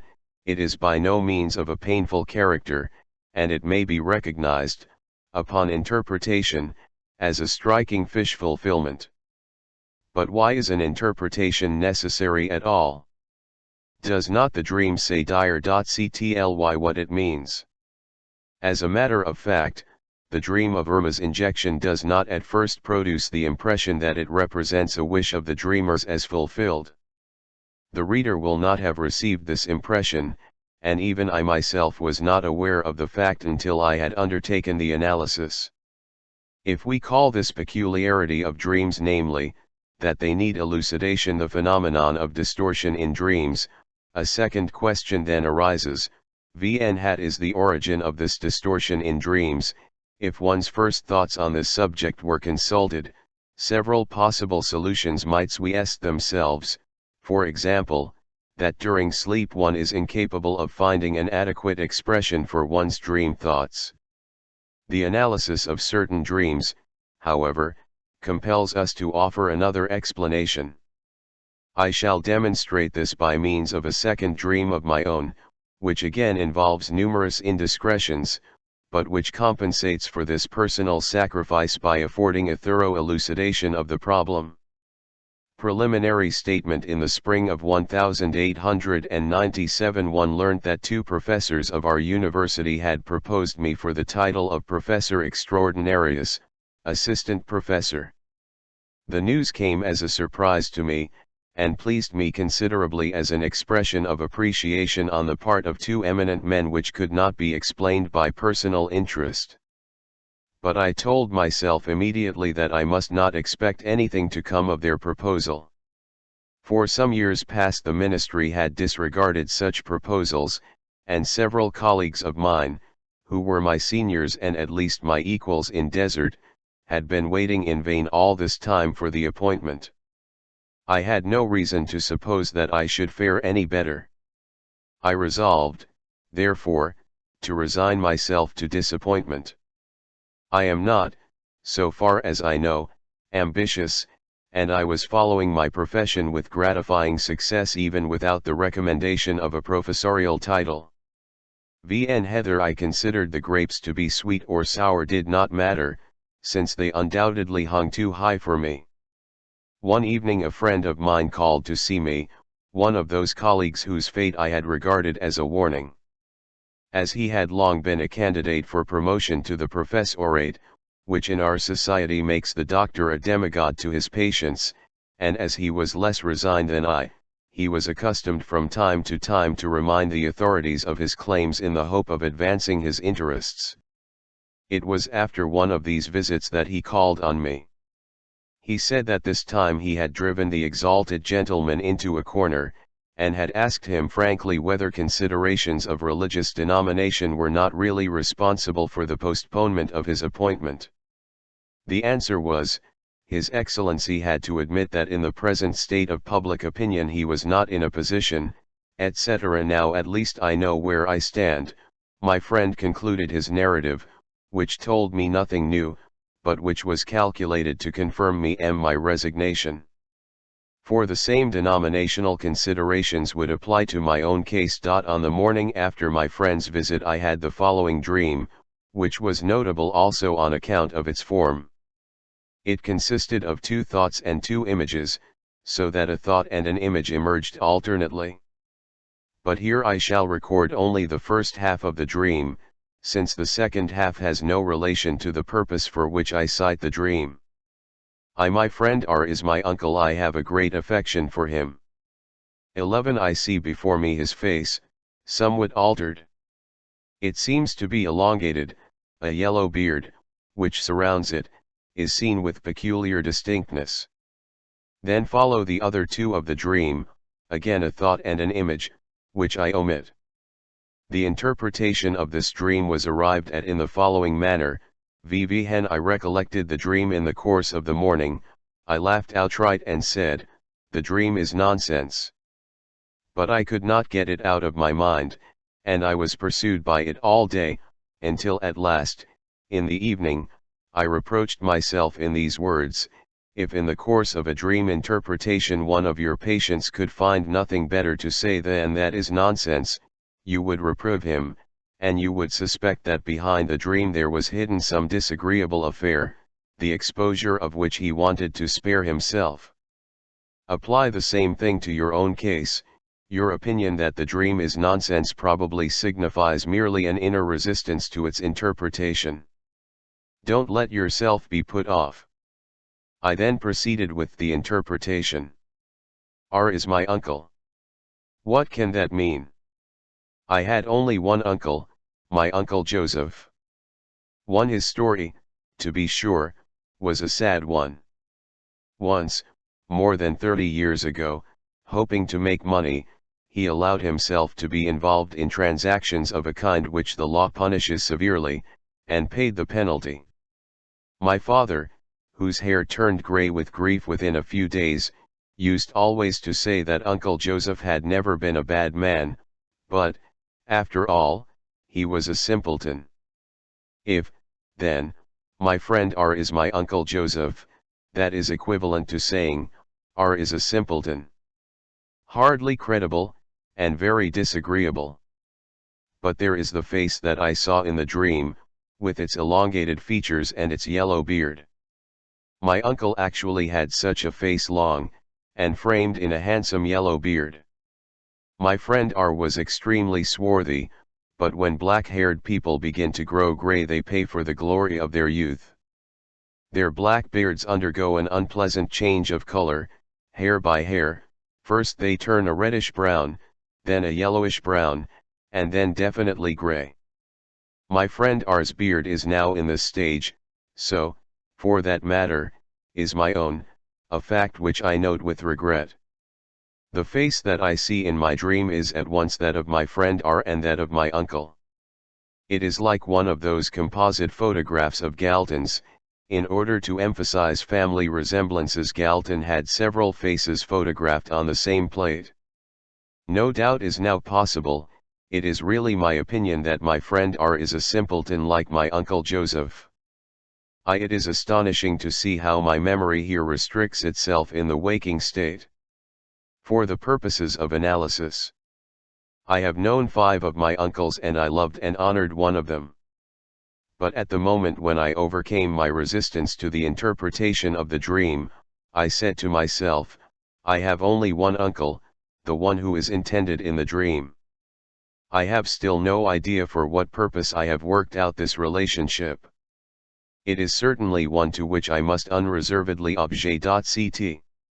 Yet it is not very profound, for my uncle was a criminal, and my friend R is not, except in so far as he was once fined for knocking down an apprentice with his bicycle. Can I be thinking of this offense? That would make the comparison ridiculous. Here I recollect another conversation, which I had some days ago with another colleague, N, as a matter of fact, on the same subject. I met N in the street. He, too, has been nominated for a professorship, and having heard that I had been similarly honored, he congratulated me. I refused his congratulations, saying, "You are the last man to jest about the matter, for you know from your own experience what the nomination is worth." Thereupon he said, though probably not in earnest, "You can't be sure of that. There is a special objection in my case. Don't you know that a woman once brought a criminal accusation against me? I need hardly assure you that the matter was put right. It was a mean attempt at blackmail, and it was all I could do to save the plaintiff from punishment. But it may be that the affair is remembered against me at the ministry. You, on the other hand, are above reproach. Here, then, I have the criminal, and at the same time the interpretation and tendency of my dream. My uncle Joseph represents both of my colleagues who have not been appointed to the professorship, the one as a simpleton, the other as a criminal. Now, too, I know for what purpose I need this representation. If denominational considerations are a determining factor in the postponement of my two friends' appointment, then my own appointment is likewise in jeopardy. But if I can refer the rejection of my two friends to other causes, which do not apply to my own case, my hopes are unaffected. This is the procedure followed by my dream. It makes the one friend R a simpleton and the other, N, a criminal. But since I am neither one nor the other, there is nothing common between us. I have a right to enjoy my appointment to the title of professor, and have avoided the distressing application to my own case of the information which the official gave to my friend R. I must pursue the interpretation of this dream still farther, for I have a feeling that it is not yet satisfactorily elucidated. I still feel disquieted by the ease with which I have degraded two respected colleagues in order to clear my own way to the professorship. My dissatisfaction with this procedure has, of course, been mitigated since I have learned to estimate the testimony of dreams at its true value. I should contradict anyone who suggested that I really considered R a simpleton, or that I did not believe N's account of the blackmailing incident. And of course I do not believe that Irma has been made seriously ill by an injection of a preparation of propyl administered by Otto. Here, as before, what the dream expresses is only my wish that things might be so. The statement in which my wish is realized sounds less absurd in the second dream than in the first. It is here made with a skillful use of actual points of support in establishing something like a plausible slander, one of which one could say that there is something in it. For at that time my friend R had to contend with the adverse vote of a university professor of his own department, and my friend N had himself, all unsuspectingly, provided me with material for the calumny. Nevertheless, I repeat, it still seems to me that the dream requires further elucidation. I remember now that the dream contained yet another portion which has hitherto been ignored by the interpretation. After it occurred to me that my friend R was my uncle, I felt in the dream a great affection for him. To whom is this feeling directed? For my uncle Joseph, of course, I have never had any feelings of affection. R has for many years been a dearly loved friend, but if I were to go to him and express my affection for him in terms approaching the degree of affection which I felt in the dream, he would undoubtedly be surprised. My affection, if it was for him, seems false and exaggerated, as does my judgment of his intellectual qualities, which I expressed by merging his personality in that of my uncle, but exaggerated in the opposite direction. Now, however, a new state of affairs dawns upon me. The affection in the dream does not belong to the latent content, to the thoughts behind the dream, it stands in opposition to this content, it is calculated to conceal the knowledge conveyed by the interpretation. Probably this is precisely its function. I remember with what reluctance I undertook the interpretation, how long I tried to postpone it, and how I declared the dream to be sheer nonsense. I know from my psychoanalytic practice how such a condemnation is to be interpreted. It has no informative value, but merely expresses an affect. If my little daughter does not like an apple which is offered her, she asserts that the apple is bitter, without even tasting it. If my patients behave thus, I know that we are dealing with an idea which they are trying to repress. The same thing applies to my dream. I do not want to interpret it because there is something in the interpretation to which I object. After the interpretation of the dream is completed, I discover what it was to which I objected. It was the assertion that R is a simpleton. I can refer the affection which I feel for R not to the latent dream thoughts, but rather to this unwillingness of mine. If my dream, as compared with its latent content, is disguised at this point, and actually misrepresents things by producing their opposites, then the manifest affection in the dream serves the purpose of the misrepresentation. In other words, the distortion is here shown to be intentional, it is a means of disguise. My dream thoughts of R are derogatory, and so that I may not become aware of this, the very opposite of defamation, a tender affection for him enters into the dream. This discovery may prove to be generally valid. As the examples in Chapter XI have demonstrated, there are, of course, dreams which are undisguised wish fulfillments. Wherever a wish fulfillment is unrecognizable and disguised, there must be present a tendency to defend oneself against this wish, and in consequence of this defense the wish is unable to express itself save in a distorted form. I will try to find a parallel in social life to this occurrence in the inner psychic life. Vn here in social life can a similar misrepresentation be found? Only where two persons are concerned, one of whom possesses a certain power while the other has to act with a certain consideration on account of this power. The second person will then distort his psychic actions, or, as we say, he will mask himself. The politeness which I practice every day is largely a disguise of this kind. If I interpret my dreams for the benefit of my readers, I am forced to make misrepresentations of this kind. The poet even complains of the necessity of such misrepresentation. Das Best, was du wissen kannst, darfst du den Buben doch nicht sagen, the best that thou canst know thou mayst not tell to boys. The political writer who has unpleasant truths to tell to those in power finds himself in a like position. If he tells everything without reserve, the government will suppress them retrospectively in the case of a verbal expression of opinion preventively if they are to be published in the press. The writer stands in fear of the censorship, he therefore moderates and disguises the expression of his opinions. He finds himself compelled, in accordance with the sensibilities of the censor, either to refrain altogether from certain forms of attack or to express himself in allusions instead of by direct assertions, or he must conceal his objectionable statement in an apparently innocent disguise.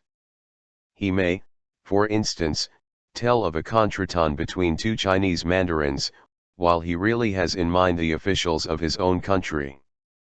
The stricter the domination of the censorship, the more thorough becomes the disguise, and, often enough, the more ingenious the means employed to put the reader on the track of the actual meaning.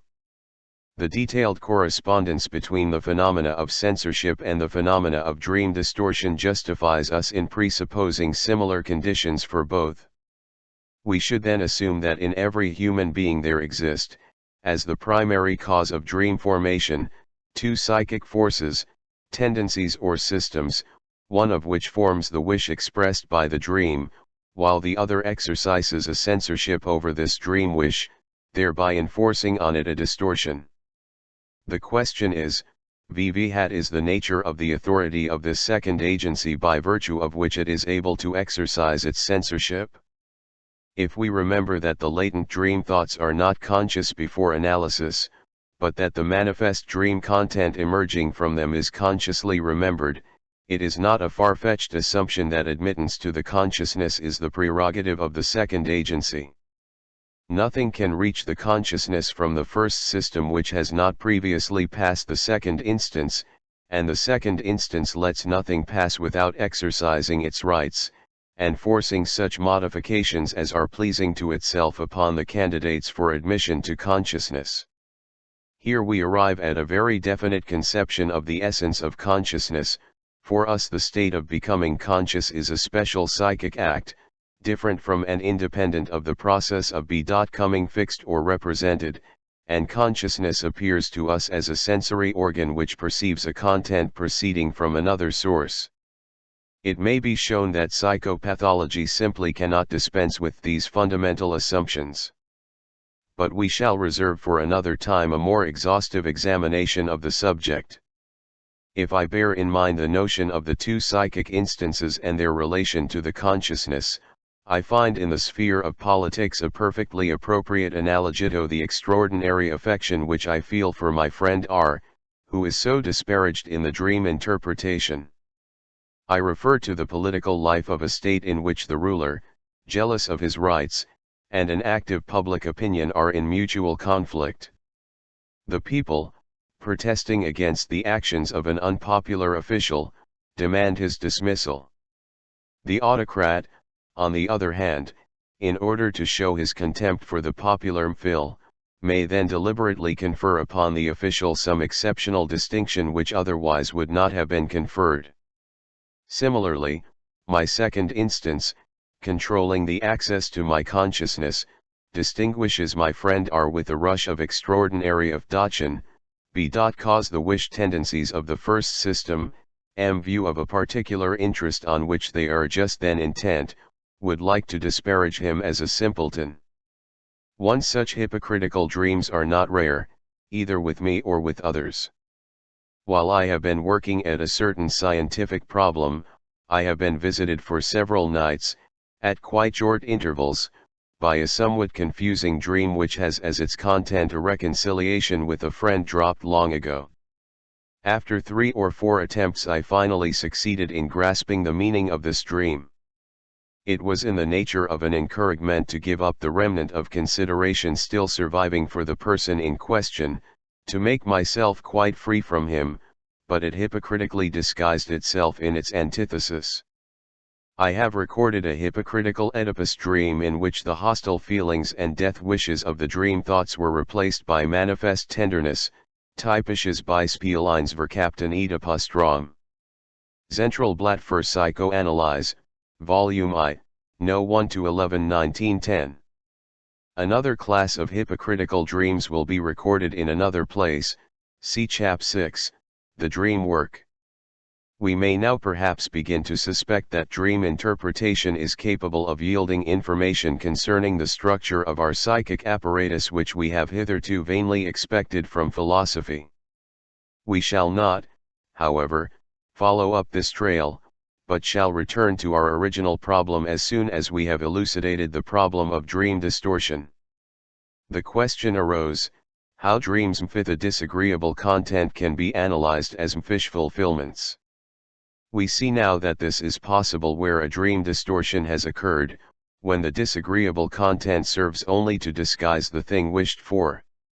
With regard to our assumptions respecting the two psychic instances, we can now also say that disagreeable dreams contain, as a matter of fact, something which is disagreeable to the second instance, but which at the same time fulfills a wish of the first instance.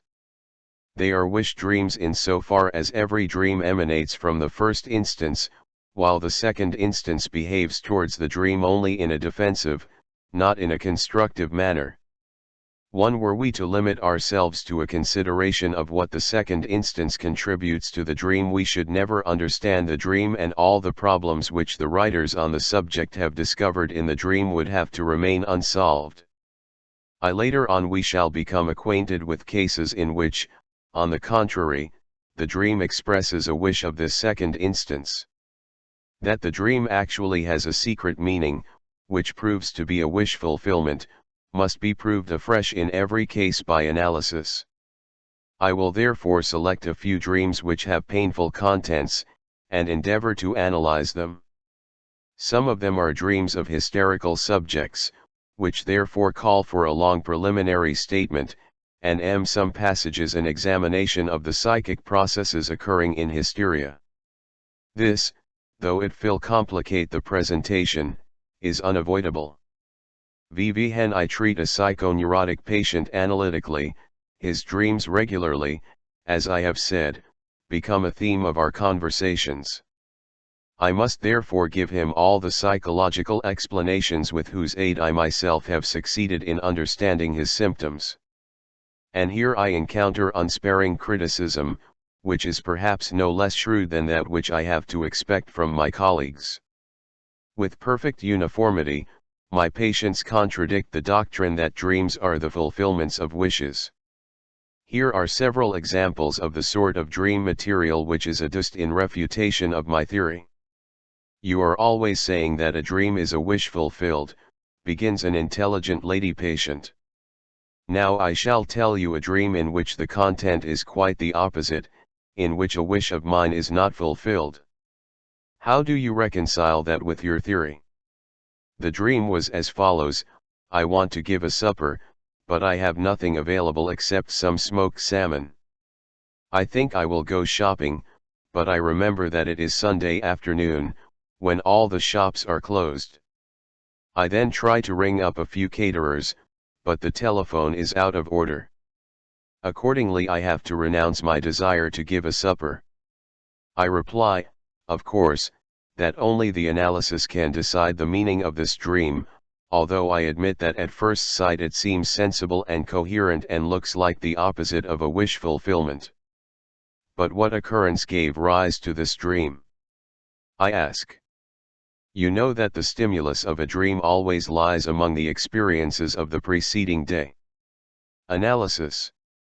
The patient's husband, an honest and capable meat salesman, had told her the day before that he was growing too fat, and that he meant to undergo treatment for obesity.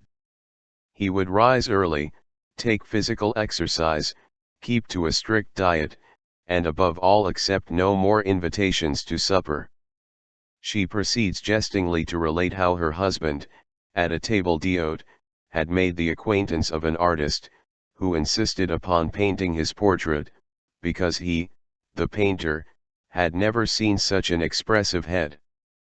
But her husband had answered in his downright fashion, that while he was much obliged, he would rather not be painted, and he was quite convinced that a bit of a pretty girl's posterior would please the artist better than his whole face. She is very much in love with her husband, and teases him a good deal. She has asked him not to give her any caviar. %, can that mean? To sit for the painter.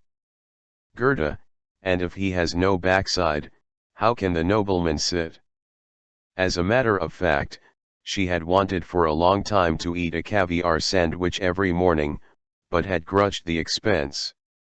Of course she could get the caviar from her husband at once if she asked for it. But she has, on the contrary, begged him not to give her any caviar, so that she might tease him about it a little longer. To me this explanation seems thin. Unconfessed motives are wont to conceal themselves behind just such unsatisfying explanations. We are reminded of the subjects hypnotized by Bernheim, who carried out a post-hypnotic order, and who, on being questioned as to their motives, instead of answering, "I do not know why I did that," had to invent a reason that was obviously inadequate. There is probably something similar to this in the case of my patient's caviar. I see that in waking life she is compelled to invent an unfulfilled wish. Her dream also shows her the non-fulfillment of her wish. But why does she need an unfulfilled wish? The ideas elicited so far are insufficient for the interpretation of the dream. I press for more. After a short pause, which corresponds to the overcoming of a resistance, she reports that the day before she had paid a visit to a friend of whom she is really jealous because her husband is always praising this lady so highly. Fortunately, this friend is very thin and lanky, and her husband likes full figures. Now, of what did this thin friend speak? Of course, of her wish to become rather plumper. She also asked my patient, Vivian, are you going to invite us again? You always have such good food. Now the meaning of the dream is clear. I am able to tell the patient, it is just as though you had thought at the moment of her asking you that, of course, I'm to invite you so that you can eat at my house and get fat and become still more pleasing to my husband. I would rather give no more suppers. The dream then tells you that you cannot give a supper, thereby fulfilling your wish not to contribute anything to the rounding out of your friend's figure. Your husband's resolution to accept no more invitations to supper in order that he may grow thin teaches you that one grows fat on food eaten at other people's tables. Nothing is lacking now but some sort of coincidence which will confirm the solution. The smoked salmon in the dream has not yet been traced. How did you come to think of salmon in your dream? Smoked salmon is my friend's favorite dish, she replied. It happens that I know the lady, and am able to affirm that she grudges herself salmon just as my patient grudges herself caviar. This dream admits of yet another and more exact interpretation, one which is actually necessitated only by a subsidiary circumstance. The two interpretations do not contradict one another, but rather dovetail into one another, and furnish an excellent example of the usual ambiguity of dreams, as of all other psychopathological formations. We have heard that at the time of her dream of a denied wish the patient was impelled to deny herself a real wish, the wish to get caviar sandwiches. Her friend, too, had expressed a wish, namely, to get fatter, and it would not surprise us if our patient had dreamt that this wish of her friend's, the wish to increase in weight, was not to be fulfilled. Instead of this, however, she dreamt that one of her own wishes was not fulfilled. The dream becomes capable of a new interpretation if in the dream she does not mean herself, but her friend, if she has put herself in the place of her friend, or, as we may say, has identified herself with her friend. I think she has actually done this, and as a sign of this identification she has created for herself in real life an unfulfilled wish. But what is the meaning of this hysterical identification? To elucidate this, a more exhaustive exposition is necessary. Identification is a highly important motive in the mechanism of hysterical symptoms. By this means patients are enabled to express in their symptoms not merely their own experiences, but the experiences of quite a number of other persons. They can suffer, as it were, for a whole mass of people, and fill all the parts of a drama with their own personalities. It will here be objected that this is the well-known hysterical imitation, the ability of hysterical subjects to imitate all the symptoms which impress them when they occur in others, as though pity were aroused to the point of reproduction. This, however, only indicates the path which the psychic process follows in hysterical imitation. But the path itself and the psychic act which follows this path are two different matters. The act itself is slightly more complicated than we are prone to believe the imitation oft hysterical to be. It corresponds to an unconscious end process, as an example will show. The physician who has, in the same ward with other patients, a female patient suffering from a particular kind of twitching, is not surprised if one morning he learns that this peculiar hysterical affection has found imitators. He merely tells himself, the others have seen her, and have imitated her. This is psychic infection. Yes, but psychic infection occurs somewhat in the following manner. As a rule, patients know more about one another than the physician knows about any one of them, and they are concerned about one another when the doctor's visit is over. One of them has an attack today, at once it is known to the rest that a letter from home, a recrudescence of lovesickness, or the like, is the cause. Their sympathy is aroused, and although it does not emerge into consciousness, they form the following conclusion: if it is possible to suffer such an attack from such a cause, I too may suffer this sort of an attack, for I have the same occasion for it. If this were a conclusion capable of becoming conscious, it would perhaps express itself in dread of suffering a like attack, but it is formed in another psychic region, and consequently ends in the realization of the dreaded symptoms. Thus identification is not mere imitation, but an assimilation based upon the same etiological claim. It expresses a just like, and refers to some common condition which has remained in the unconscious.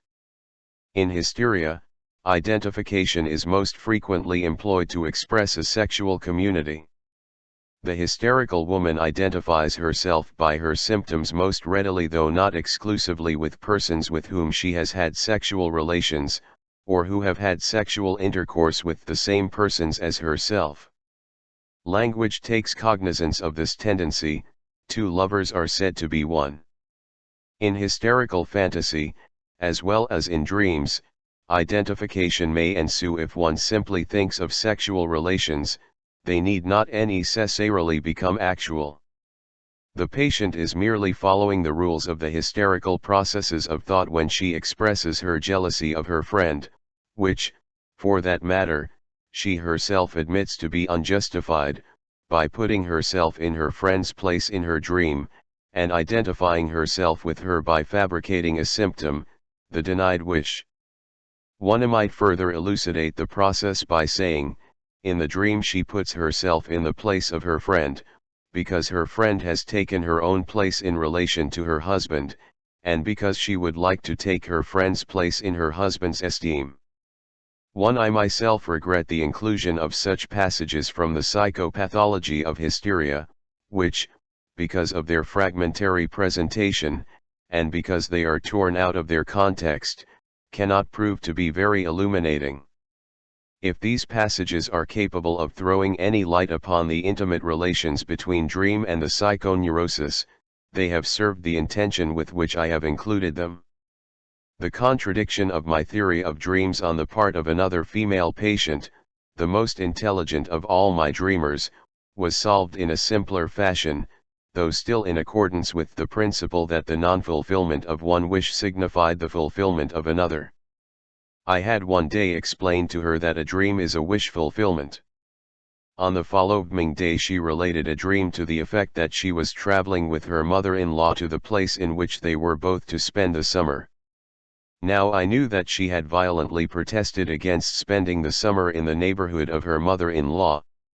I also knew that she had fortunately been able to avoid doing so, since she had recently succeeded in renting a house in a place quite remote from that to which her mother-in-law was going. And now the dream reversed this desired solution. Was not this a flat contradiction of my theory of wish fulfillment? One had only to draw the inferences from this dream in order to arrive at its interpretation. According to this dream, I was wrong, but it was her wish that I should be wrong, and this wish the dream showed her as fulfilled. But the wish that I should be wrong, which was fulfilled in the theme of the country house, referred in reality to another and more serious matter. At that time I had inferred, from the material furnished by her analysis, that something of significance in respect to her illness must have occurred at a certain time in her life. She had denied this, because it was not present in her memory. We soon came to see that I was right. Thus her wish that I should prove to be wrong, which was transformed into the dream that she was going into the country with her mother-in-law, corresponded with the justifiable wish that those things which were then only suspected had never occurred. Without an analysis, and merely by means of an assumption, I took the liberty of interpreting a little incident in the life of a friend, who had been my companion through 8 classes at school. He once heard a lecture of mine, delivered to a small audience, on the novel idea that dreams are wish fulfillments. He went home, dreamt that he had lost all his lawsuits he was a lawyer, and then complained to me about it. I took refuge in the evasion. One can't win all one's cases, but I thought to myself, if, for 8 years, I sat as primus on the first bench, while he moved up and down somewhere in the middle of the class, may he not naturally have had the wish, ever since his boyhood, that I too might for once make a fool of myself? Yet another dream of a more gloomy character was offered me by a female patient in contradiction of my theory of the wish dream. This patient, a young girl, began as follows: "You remember that my sister has now only one boy, Charles.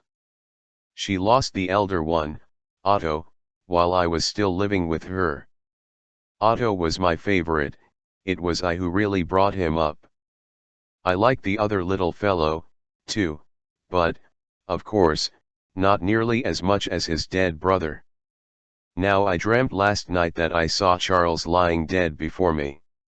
He was lying in his little coffin, his hands folded, there were candles all about, and, in short, it was just as it was at the time of little Otto's death, which gave me such a shock. Now tell me, what does this mean? You know me, am I really so bad as to wish that my sister should lose the only child she has left?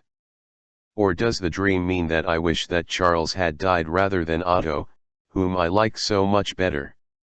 I assured her that this latter interpretation was impossible.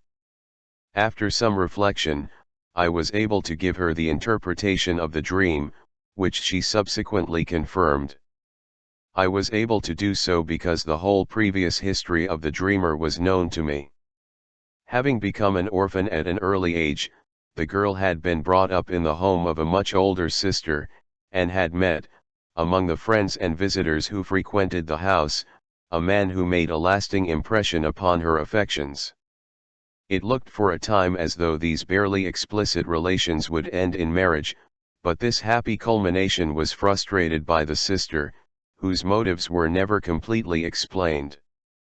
After the rupture, the man whom my patient loved avoided the house. She herself attained her independence some time after the death of little Otto, to whom, meanwhile, her affections had turned. But she did not succeed in freeing herself from the dependence due to her affection for her sister's friend. Her pride bade her avoid him, but she found it impossible to transfer her love to the other suitors who successively presented themselves. V.N. Hennever, the man she loved, who was a member of the literary profession, announced a lecture anywhere, she was certain to be found among the audience, and she seized every other opportunity of seeing him unobserved. I remembered that on the previous day she had told me that the professor was going to a certain concert, and that she too was going, in order to enjoy the sight of him. This was on the day before the dream, and the concert was to be given on the day on which she told me the dream. I could now easily see the correct interpretation, and I asked her whether she could think of any particular event which had occurred after Otto's death. She replied immediately, "Of course, the professor returned then, after a long absence, and I saw him once more beside little Otto's coffin. It was just as I had expected." I interpreted the dream as follows: if now the other boy were to die, the same thing would happen again. You would spend the day with your sister, the professor would certainly come to offer his condolences, and you would see him once more under the same circumstances as before. The dream signifies nothing more than this wish of yours to see him again, a wish against which you are fighting inwardly. I know that you have the ticket for Toadaf's concert in your bag. Your dream is a dream of impatience, it has anticipated by several hours the meeting which is to take place today. In order to disguise her wish, she had obviously selected a situation in which wishes of the sort are commonly suppressed, a situation so sorrowful that love is not even thought of. And yet it is entirely possible that even in the actual situation beside the coffin of the elder, more dearly loved boy, she had not been able to suppress her tender affection for the visitor whom she had missed for so long. A different explanation was found in the case of a similar dream of another patient, who in earlier life had been distinguished for her quick wit and her cheerful disposition, and who still displayed these qualities, at all events in the free associations which occurred to her during treatment. In the course of a longer dream, it seemed to this lady that she saw her 15-year-old daughter lying dead before her in a box. She was strongly inclined to use this dream image as an objection to the theory of wish fulfillment, although she herself suspected that the detail of the box must lead to a different conception of the dream. 1. For in the course of the analysis it occurred to her that on the previous evening the conversation of the people in whose company she found herself had turned on the English word box, and upon the numerous translations of it into German such as Schachtel, box, loge, box at the theatre, Kasten, chest, Arfige, box on the ear, etc. From other components of the same dream it was now possible to add the fact that the lady had guessed at the relationship between the English word box and the German bucks, and had then been haunted by the recollection that bucks is used in vulgar parlance to denote the female genitals. It was therefore possible, treating her knowledge of topographical anatomy with a certain indulgence, to assume that the child in the box signified a child in the mother's womb. At this stage of the explanation she no longer denied that the picture in the dream actually corresponded with a fish of hers. Like so many other young women, she was by no means happy on finding that she was pregnant, and she had confessed to me more than once the wish that her child might die before its birth. In a fit of anger, following a violent scene with her husband, she had even struck her abdomen with her fists, in order to injure the child within. The dead child was therefore, really the fulfillment of a wish, but a fish which had been put aside for 15 years, and it is not surprising that the fulfillment of the wish was no longer recognized after so long an interval. For there had been many changes in the meantime. As in the dream of the deferred supper and the smoked salmon. The group of dreams, having as content the death of beloved Ludivs, to which belong the last two mentioned, will be considered again under the head of typical dreams. I shall then be able to show by new examples that in spite of their undesirable content all these dreams must be interpreted as fish fulfillments. For the following dream, which again was told me in order to deter me from a hasty generalization of my theory, I am indebted, not to a patient, but to an intelligent jurist of my acquaintance. I dream, my informant tells me, that I am walking in front of my house with a lady on my arm. Here a closed carriage is waiting, a man steps up to me, shows me his authorization as a police officer, and requests me to follow him. I ask only for time in which to arrange my affairs. The jurist then asks me, can you possibly suppose that it is my wish to be arrested? Of course not, I have to admit. Do you happen to know upon what charge you were arrested? Yes, I believe for infanticide. Infanticide? But you know that only a mother can commit this crime upon her newborn child. That is true. And under what circumstances did you dream this? What happened on the evening before? I would rather not tell you, it is a delicate matter. But I need it, otherwise we must forego the interpretation of the dream. Well, then, I will tell you. I spent the night, not at home, but in the house of a lady who means a great deal to me. When we awoke in the morning, something again passed between us. Then I went to sleep again, and dreamt what I have told you. The woman is married. Yes. And you do not wish her to conceive? No, that might betray us. Then you do not practice normal coitus? I take the precaution to withdraw before ejaculation. Am I to assume that you took this precaution several times during the night, and that in the morning you were not quite sure whether you had succeeded? That might be so. Then your dream is the fulfillment of a wish. By the dream you are assured that you have not begotten a child, or, what amounts to the same thing, that you have killed the child. I can easily demonstrate the connecting links.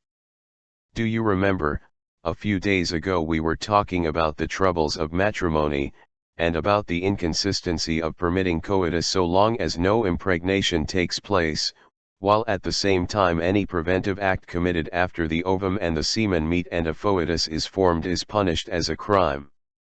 In this connection we recalled the medieval controversy about the moment of time at which the soul actually enters into the foetus, since the concept of murder becomes admissible only from that point onwards.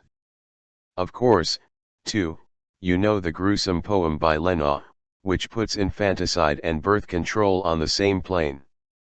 Strangely enough, I happened, as though by chance, to think of Lenaud this morning. Another show of your dream. And now I shall show you yet another incidental wish fulfillment in your dream. You walk up to your house with the lady on your arm. So you take her home, instead of spending the night at her house, as you did in reality. The fact that the wish fulfillment, which is the essence of the dream, disguises itself in such an unpleasant form, has perhaps more than one explanation. From my essay on the etiology of anxiety neurosis, you will see that I note coitus interruptus as one of the factors responsible for the development of neurotic fear. It would be consistent with this if, after repeated coitus of this kind, you were left in an uncomfortable frame of mind, which now becomes an element of the composition of your dream. You even make use of this uncomfortable state of mind to conceal the wish fulfillment. At the same time, the mention of infanticide has not yet been explained. Why does this crime, which is peculiar to females, occur to you? One will confess to you that I was involved in such an affair years ago. I was responsible for the fact that a girl tried to protect herself from the consequences of a liaison with me by procuring an abortion. I had nothing to do with the carrying out of her plan, but for a long time I was naturally worried in case the affair might be discovered. I understand. This recollection furnished a second reason with supposition that you had performed coitus interruptus clumsily must have been painful to you. It often happens that a dream is told incompletely, and that a recollection of the omitted portions appears only in the course of the analysis. These portions, when subsequently fitted in, invariably furnish the key to the interpretation. Cf. Chapter 7, On Forgetting of Dreams. A young physician, who heard this dream related in my lecture room, must have felt that it fitted him, for he hastened to imitate it by a dream of his own, applying its mode of thinking to another theme. On the previous day he had furnished a statement of his income, a quite straightforward statement, because he had little to state. He dreamt that an acquaintance of his came from a meeting of the tax commission and informed him that all the other statements had passed unquestioned, but that his own had aroused general suspicion, with the result that he would be punished with a heavy fine. This dream is a poorly disguised fulfillment of the wish to be known as a physician with a large income. It also calls to mind the story of the young girl who was advised against accepting her suitor because he was a man of quick temper, who would assuredly beat her after their marriage. Her answer was, "I wish he would strike me." Her wish to be married was so intense that she had taken into consideration the discomforts predicted for this marriage, she had even raised them to the plane of a fish. If I group together the very frequent dreams of this sort, which seem flatly to contradict my theory, in that they embody the denial of a wish or some occurrence obviously undesired, under the head of counter-wish dreams, I find that they may all be referred to two principles, one of which has not yet been mentioned, though it plays a large part in waking as well as dream life. One of the motives inspiring these dreams is the wish that I should appear in the wrong. These dreams occur regularly in the course of treatment whenever the patient is in a state of resistance. Indeed, I can with a great degree of certainty count on evoking such a dream once I have explained to the patient my theory that the dream is a wish fulfillment. 1. Indeed, I have reason to expect that many of my readers will have such dreams, merely to fulfill the wish that I may prove to be wrong. The last dream which I shall recount from among those occurring in the course of treatment once more demonstrates this very thing. A young girl who had struggled hard to continue my treatment, against the will of her relatives and the authorities whom they had consulted, dreamt the following dream: at home she is forbidden to come to me any more. She then reminds me of the promise I made her to treat her for nothing if necessary, and I tell her, I can show no consideration in money matters. Similar counter-wish dreams have been repeatedly reported to me within the last few years, by those who attend my lectures, as their reaction to their first encounter with the wish theory of dreams. It is not at all easy in this case to demonstrate the fulfillment of a wish, but in all cases of this kind there is a second problem, the solution of which helps also to solve the first. Where does she get the words which she puts into my mouth? Of course, I have never told her anything of the kind, but one of her brothers, the one who has the greatest influence over her, has been kind enough to make this remark about me. It is then the purpose of the dream to show that her brother is right, and she does not try to justify this brother merely in the dream, it is her purpose in life and the motive of her illness. A dream which at first sight presents peculiar difficulties for the theory of wish fulfillment was dreamed by a physician, August Stark, and interpreted by him. I have and see on the last phalange of my left forefinger a primary syphilitic affection. One may perhaps be inclined to refrain from analyzing this dream, since it seems clear and coherent, except for its unwished-for content. However, if one takes the trouble to make an analysis, one learns that primary affection reduces itself to prima affectio, first love, and that the repulsive sore, in the words of Stark, proves to be the representative of wish fulfillments charged with intense emotion. I Zentralblatt für Psychoanalyse, Yarg. 11, 1911-12. The other motive for counter-wish dreams is so clear that there is a danger of overlooking it, as happened in my own case for a long time. In the sexual constitution of many persons there is a masochistic component, which has arisen through the conversion of the aggressive, sadistic component into its opposite. Such people are called ideal masochists if they seek pleasure not in the bodily pain which may be inflicted upon them, but in humiliation and psychic chastisement. It is obvious that such persons may have counter-wish dreams and disagreeable dreams, yet these are for them nothing more than wish fulfillments, which satisfy their masochistic inclinations.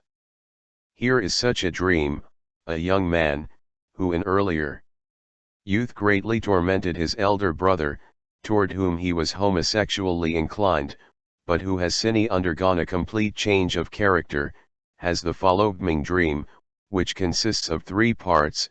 1. He is teased by his brother. 2. Two adults are caressing each other with homosexual intentions. 3.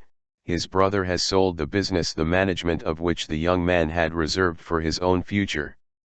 From this last dream he awakens with the most unpleasant feelings, and yet it is a masochistic wish dream, which might be translated, "It would serve me right if my brother were to make that sale against my interests. It would be my punishment for all the torments he has suffered at my hands." I hope that the examples given above will suffice until some further objection to make it seem credible that even dreams with a painful content are to be analyzed as wish fulfillments. Nor should it be considered a mere matter of chance that, in the course of interpretation, one always happens upon subjects about which one does not like to speak or think.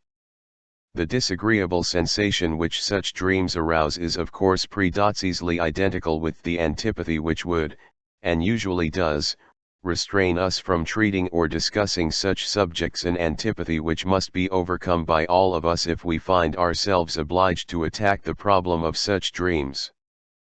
But this disagreeable feeling which recurs in our dreams does not preclude the existence of a wish. Everyone has wishes which he would not like to confess to others, which he does not care to admit even to himself. On the other hand, we feel justified in connecting the unpleasant character of all these dreams with the fact of dream distortion, and in concluding that these dreams are distorted, and that their wish fulfillment is disguised beyond recognition, precisely because there is a strong revulsion against a will to repress the subject matter of the dream, or the wish created by it. Dream distortion, then, proves in reality to be an act of censorship. We shall have included everything which the analysis of disagreeable dreams has brought to light if we reword our formula thus: the dream is the disguised fulfillment of a suppressed, repressed wish. 2. I will here observe that we have not yet disposed of this theme, we shall discuss it again later. A great contemporary poet, who, I am told, will hear nothing of psychoanalysis and dream interpretation, has nevertheless derived from his own experience an almost identical formula for the nature of the dream: unauthorized emergence of suppressed yearnings under false features and names. See Spitaler, Meinfruhesten or Lebnis, in Suducheminetschaft, October, 1913. Will here anticipate by citing the amplification and modification of this fundamental formula propounded by Otto Rank, on the basis of and with the aid of repressed infantile sexual material. Dreams regularly represent as fulfilled current, and as a rule also erotic, wishes in a disguised and symbolic form, ein Traum, der sich selbst tötet. Nowhere have I said that I have accepted this formula of Rank's. The shorter version contained in the text seems to me sufficient. But the fact that I merely mentioned Rank's modification was enough to expose psychoanalysis to the oft-repeated reproach that it asserts that all dreams have a sexual content. If one understands the sentence as it is intended to be understood, it only proves how little conscientiousness our critics are wont to display, and how ready our opponents are to overlook statements if they do not accord with their aggressive inclinations. Only a few pages back I mentioned the manifold wish fulfillments of children's dreams: to make an excursion on land and or water, to make up for an omitted meal, etc. Elsewhere I have mentioned dreams excited by thirst and the desire to evacuate, and mere comfort or convenience dreams. Even Rank does not make an absolute assertion. He says as a rule also erotic wishes, and this can be completely confirmed in the case of most dreams of adults.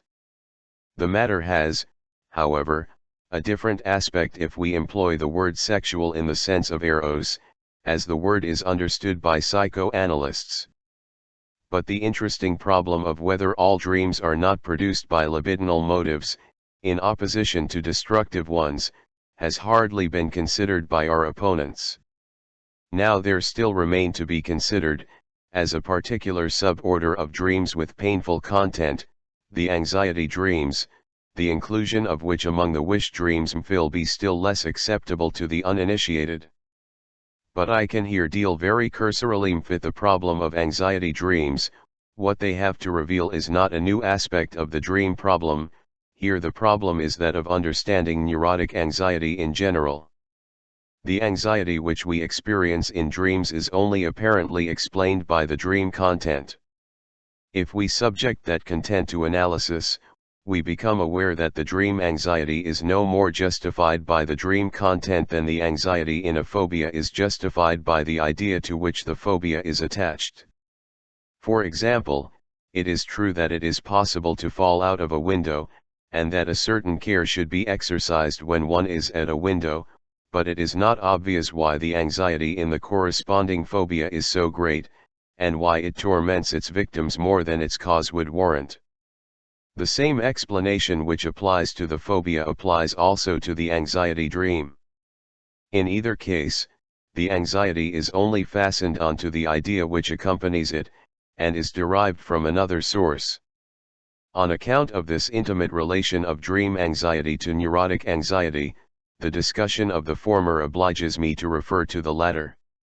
In a little essay on anxiety neurosis, one written in 1895, I maintain that neurotic anxiety has its origin in the sexual life, and corresponds to a libido which has been deflected from its object and has found no employment.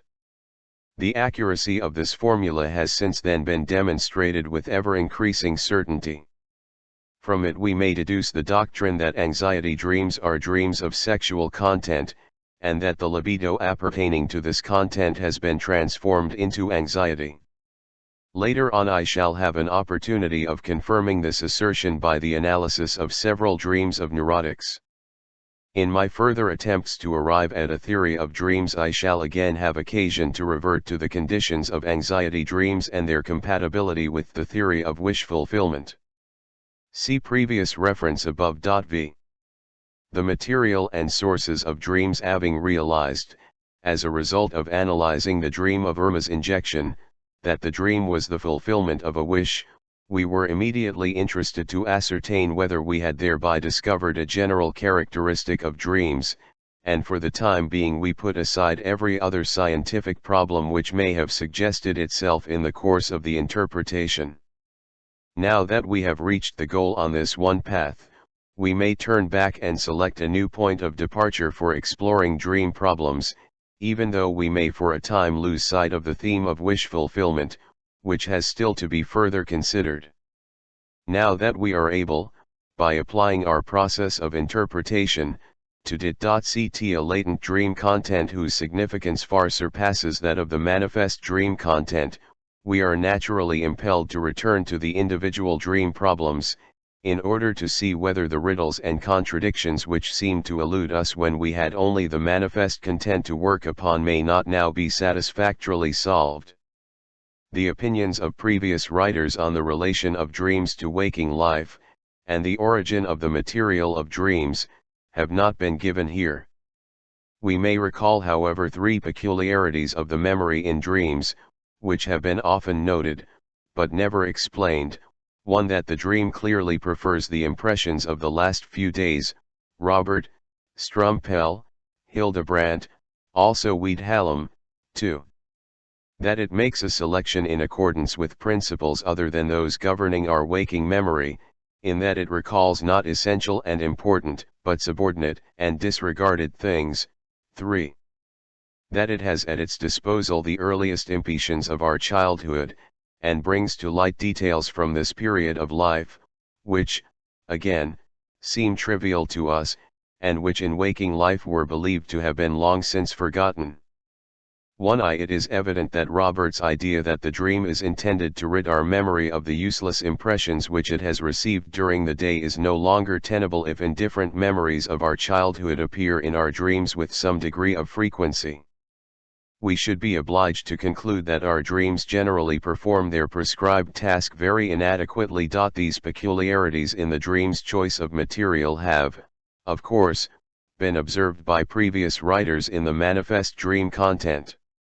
A recent and indifferent impressions in the dream. If I now consult my own experience with regard to the origin of the elements appearing in the dream content, I must in the first place express the opinion that in every dream we may find some reference to the experiences of the preceding day.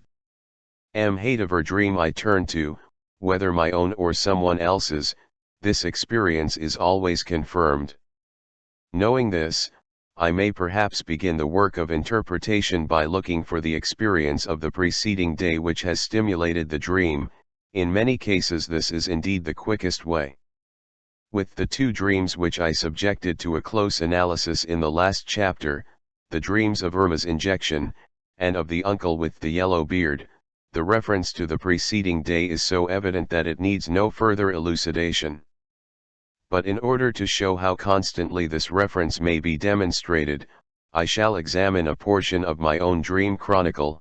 I shall relate only so much of the dreams as is necessary for the detection of the dream source in question. 1. I pay a call at a house to which I gain admittance only with difficulty, etc., and meanwhile I am keeping a woman waiting for me. Source: a conversation during the evening with a female relative to the effect that she would have to wait for a remittance for which she had asked, until, etc. 2.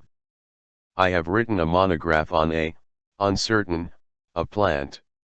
Source: In the morning I had seen in a bookseller's window a monograph on the genus Cyclamen. 3. I see two women in the street, mother and daughter, the latter being a patient. Source: a female patient who is under treatment had told me in the evening what difficulties her mother puts in the way of her continuing the treatment. 4. At S&R's bookshop I subscribe to a periodical which costs 20 florins annually. Source: during the day my MFF has reminded me that I still owe her 20 florins of her weekly allowance. 5. I receive a communication from the Social Democratic Committee, in which I am addressed as a member. Source: I have received simultaneous communications from the Liberal Committee on Elections and from the President of the Humanitarian Society, of which latter I am actually a member. 6. A man on a steep rock rising from the sea, in the manor of Bocklin. Source: Dreyfus on Devil's Island, also news from my relatives in England, etc. The question might be raised, whether a dream invariably refers to the events of the preceding day only, or whether the reference may be extended to include impressions from a longer period of time in the immediate past. This question is probably not of the first importance, but I am inclined to decide in favor of the exclusive priority of the day before the dream day. V.V. Henniver. I thought I had found a case where an impression 2 or 3 days old was the source of the dream.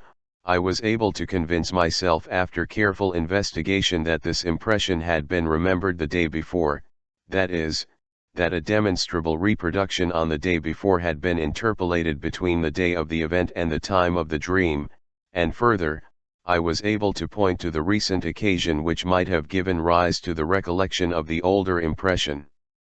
On the other hand, I was unable to convince myself that a regular interval of biological significance, H. Swoboda gives the first interval of this kind as 18 hours, elapses between the dream-exciting daytime impression and its recurrence in the dream. I believe, therefore, that for every dream a dream stimulus may be found among these experiences on which one has not yet slept. Havelock Ellis, who has likewise given attention to this problem, states that he has not been able to find any such periodicity of reproduction in his dreams, although he has looked for it. He relates a dream in which he found himself in Spain. He wanted to travel to a place called Daros, Varos, or Zaros. On awaking he was unable to recall any such place names, and thought no more of the matter. A few months later he actually found the name Zaros. It was that of a railway station between San Sebastian and Bilbao, through which he had passed in the train 8 months, 250 days, before the date of the dream. Thus the impressions of the immediate past, with the exception of the day before the night of the dream, stand in the same relation to the dream content as those of periods indefinitely remote. The dream may select its material from any period of life, provided only that a chain of thought leads back from the experiences of the day of the dream, the recent impressions, of that earlier period. But why this preference for recent impressions? We shall arrive at some conjectures on this point if we subject one of the dreams already mentioned to a more precise analysis. I select the dream of the botanical monograph. I have written a monograph on a certain plant. The book lies before me. I am just turning over a folded colored plate. A dried specimen of the plant, as though from a herbarium, is bound up with every copy. Analysis. In the morning I saw in a bookseller's window a volume entitled The Genus Cyclamen, apparently a monograph on this plant. The cyclamen is my wife's favorite flower. I reproach myself for remembering so seldom to bring her flowers, as she would like me to do. In connection with the theme of giving her flowers, I am reminded of a story which I recently told some friends of mine in proof of my assertion that we often forget in obedience to a purpose of the unconscious, and that forgetfulness always enables us to form a deduction about the secret disposition of the forgetful person. A young woman who has been accustomed to receive a bouquet of flowers from her husband on her birthday misses this token of affection on one of her birthdays, and bursts into tears. The husband comes and cannot understand why she is crying until she tells him, "Today is my birthday."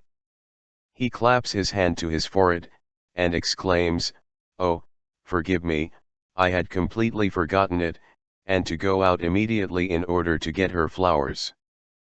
But she refuses to be consoled, for she sees in her husband's forgetfulness a proof that she no longer plays the same part in his thoughts as she formerly did.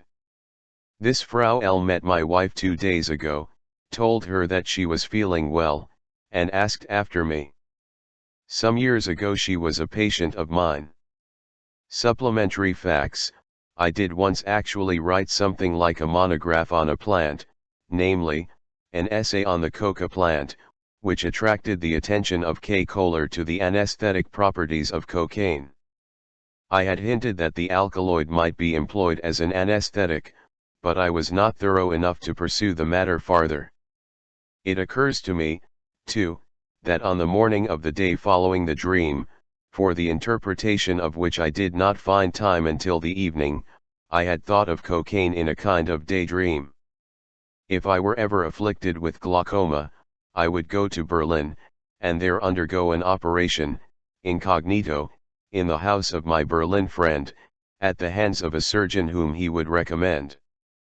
The surgeon, who would not know the name of his patient, would boast, as usual, how easy these operations had become since the introduction of cocaine, and I should not betray the fact that I myself had a share in this discovery. With this fantasy were connected thoughts of how awkward it really is for a physician to claim the professional services of a colleague. I should be able to pay the Berlin eye specialist, who did not know me, like anyone else. Only after recalling this daydream do I realize that there is concealed behind it the memory of a definite event. Shortly after Kohler's discovery, my father contracted glaucoma. He was operated on by my friend Dr. Kinestein, the eye specialist. Dr. Kohler was in charge of the cocaine anesthetization, and he made the remark that on this occasion all the 3 persons who had been responsible for the introduction of cocaine had been brought together. My thoughts now pass on to the time when I was last reminded of the history of cocaine. This was a few days earlier, when I received a Festschrift, a publication in which grateful pupils had commemorated the jubilee of their teacher and laboratory director. Among the titles to fame of persons connected with the laboratory I found a note to the effect that the discovery of the anesthetic of cocaine had been due to K. Kohler. Now I suddenly become aware that the dream is connected with an experience of the previous evening. I had just accompanied Dr. Konigstein to his home, and had entered into a discussion of a subject which excites me greatly whenever it is mentioned. I was talking with him in the entrance hall. Professor Gartner and his young wife came up. I could not refrain from congratulating them both upon their blooming appearance. Now Professor Gartner is one of the authors of the Festschrift of which I have just spoken, and he may well have reminded me of it. And Frau L., of whose birthday disappointment I spoke a little way back, had been mentioned, though of course in another Kanadian, in my conversation with Dr. Konigstein. I shall now try to elucidate the other determinants of the dream content. A dried specimen of the plant accompanies the monograph, as though it were a herbarium. An herbarium reminds me of the gymnasium. The director of our gymnasium once called the pupils of the upper classes together, in order that they might examine and clean the gymnasium herbarium. Small insects had been found, bookworms. The director seemed to have little confidence in my ability to assist, for he entrusted me with only a few of the pages. I know to this day that there were crucifers on them. My interest in botany was never very great. At my preliminary examination in botany I was required to identify a crucifer, and failed to recognize it. Had not my theoretical knowledge come to my aid, I should have fared badly indeed. Crucifers suggest composites. The artichoke is really a composite, and in actual fact one which I might call my favorite flower. My wife, more thoughtful than I, often brings this favorite flower of mine home from the market. I see the monograph which I have written lying before me. Here again there is an association. My friend wrote to me yesterday from Berlin, "I am thinking a great deal about your dream book." I see it lying before me, completed, and I turn the pages. How I envied him this power of vision. If only I could see it lying before me, already completed. The folded colored plate. When I was a medical student I suffered a sort of craze for studying monographs exclusively. In spite of my limited means, I subscribed to a number of the medical periodicals, whose colored plates afforded me much delight. I was rather proud of this inclination to thoroughness. When I subsequently began to publish books myself, I had to draw the plates for my own treatises, and I remember one of them turned out so badly that a well-meaning colleague ridiculed me for it. With this is associated, I do not exactly know how, a very early memory of my childhood. My father, by the way of a jest, once gave my elder sister and myself a book containing colored plates. The book was a narrative of a journey through Persia, in order that we might destroy it. From an educational point of view this was hardly to be commended. I was at the time 5 years old, and my sister less than 3, and the picture of us two children blissfully tearing the book to pieces, I should add, like an artichoke, leaf by leaf, is almost the only one from this period of my life which has remained vivid in my memory. When I afterwards became a student, I developed a conspicuous fondness for collecting and possessing books, an analogy to the inclination for studying from monographs, a hobby alluded to in my dream thoughts, in connection with cyclamen and artichoke. I became a bookworm, cf. herbarium. Ever since I have been engaged in introspection I have always traced this earliest passion of my life to this impression of my childhood, or rather, I have recognized in this childish scene a screen or once ailing memory for my subsequent bibliophilia. 1. And of course I learned at an early age that our passions often become our misfortunes. When I was 17, I ran up a very considerable account at the bookseller's, with no means with which to settle it, and my father would hardly accept it as an excuse that my passion was at least a respectable one. But the mention of this of my youth brings me back to my conversation with my friend Dr. Königstein on the evening preceding the dream, for one of the themes of this conversation was the same old reproach that I am much too absorbed in my hobbies. Cf. the psychopathology of everyday life. For reasons which are not relevant here I shall not continue the interpretation of this dream, but will merely indicate the path which leads to it. In the course of the interpretation I was reminded of my conversation with Dr. Königstein, and, indeed, of more than one portion of it. When I consider the subjects touched upon in this conversation, the meaning of the dream immediately becomes clear to me.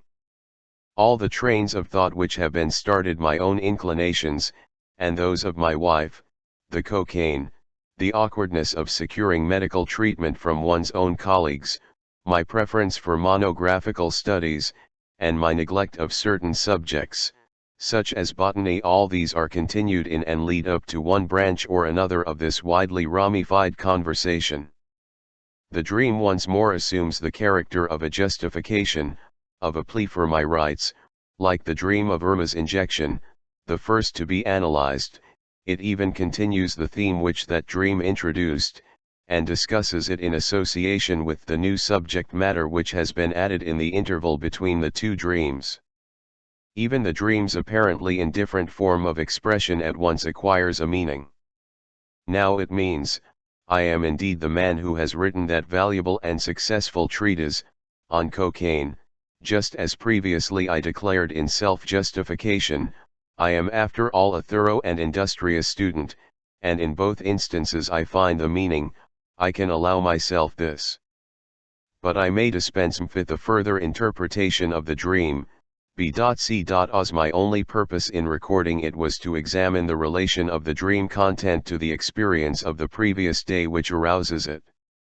As long as I know only the manifest content of this dream, only one relation to any impression of the day is obvious, but after I have completed the interpretation, a second source of the dream becomes apparent in another experience of the same day. The first of these impressions to which the dream refers is an indifferent one, a subordinate circumstance. I see a book in a shop window whose title holds me for a moment, but whose contents would hardly interest me. The second experience was of great psychic value. I talked earnestly with my friend, the eye specialist, for about an hour. I made allusions in this conversation which must have ruffled the feelings of both of us, and which in me awakened memories in connection with which I was aware of a great variety of inner stimuli. Further, this conversation was broken off unfinished, because some acquaintances joined us. VV had, now, is the relation of these two impressions of the day to one another, and to the dream which followed during the night. In the manifest dream content I find merely an allusion to the indifferent impression, and I am thus able to reaffirm that the dream prefers to take up into its content experiences of a non-essential character. In the dream interpretation, on the contrary, everything converges upon the important and justifiably disturbing event. If I judge the sense of the dream in the only correct way, according to the latent content which is brought to light in the analysis, I find that I have unwittingly lighted upon a new and important discovery. I see that the puzzling theory that the dream deals only with the worthless odds and ends of the day's experiences has no justification. I am also compelled to contradict the assertion that the psychic life of the waking state is not continued in the dream, and that hence, the dream wastes our psychic energy on trivial material. The very opposite is true. What has claimed our attention during the day dominates our dream thoughts also, and we take pains to dream only in connection with such matters as have given us food for thought during the day.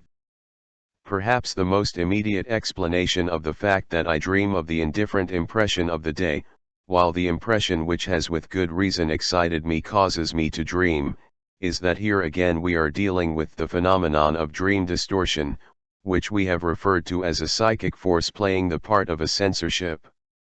The recollection of the monograph on the genus Cyclamen is utilized as though it were an allusion to the conversation with my friend, just as the mention of my patient's friend in the dream of the deferred supper is represented by the allusion smoked salmon.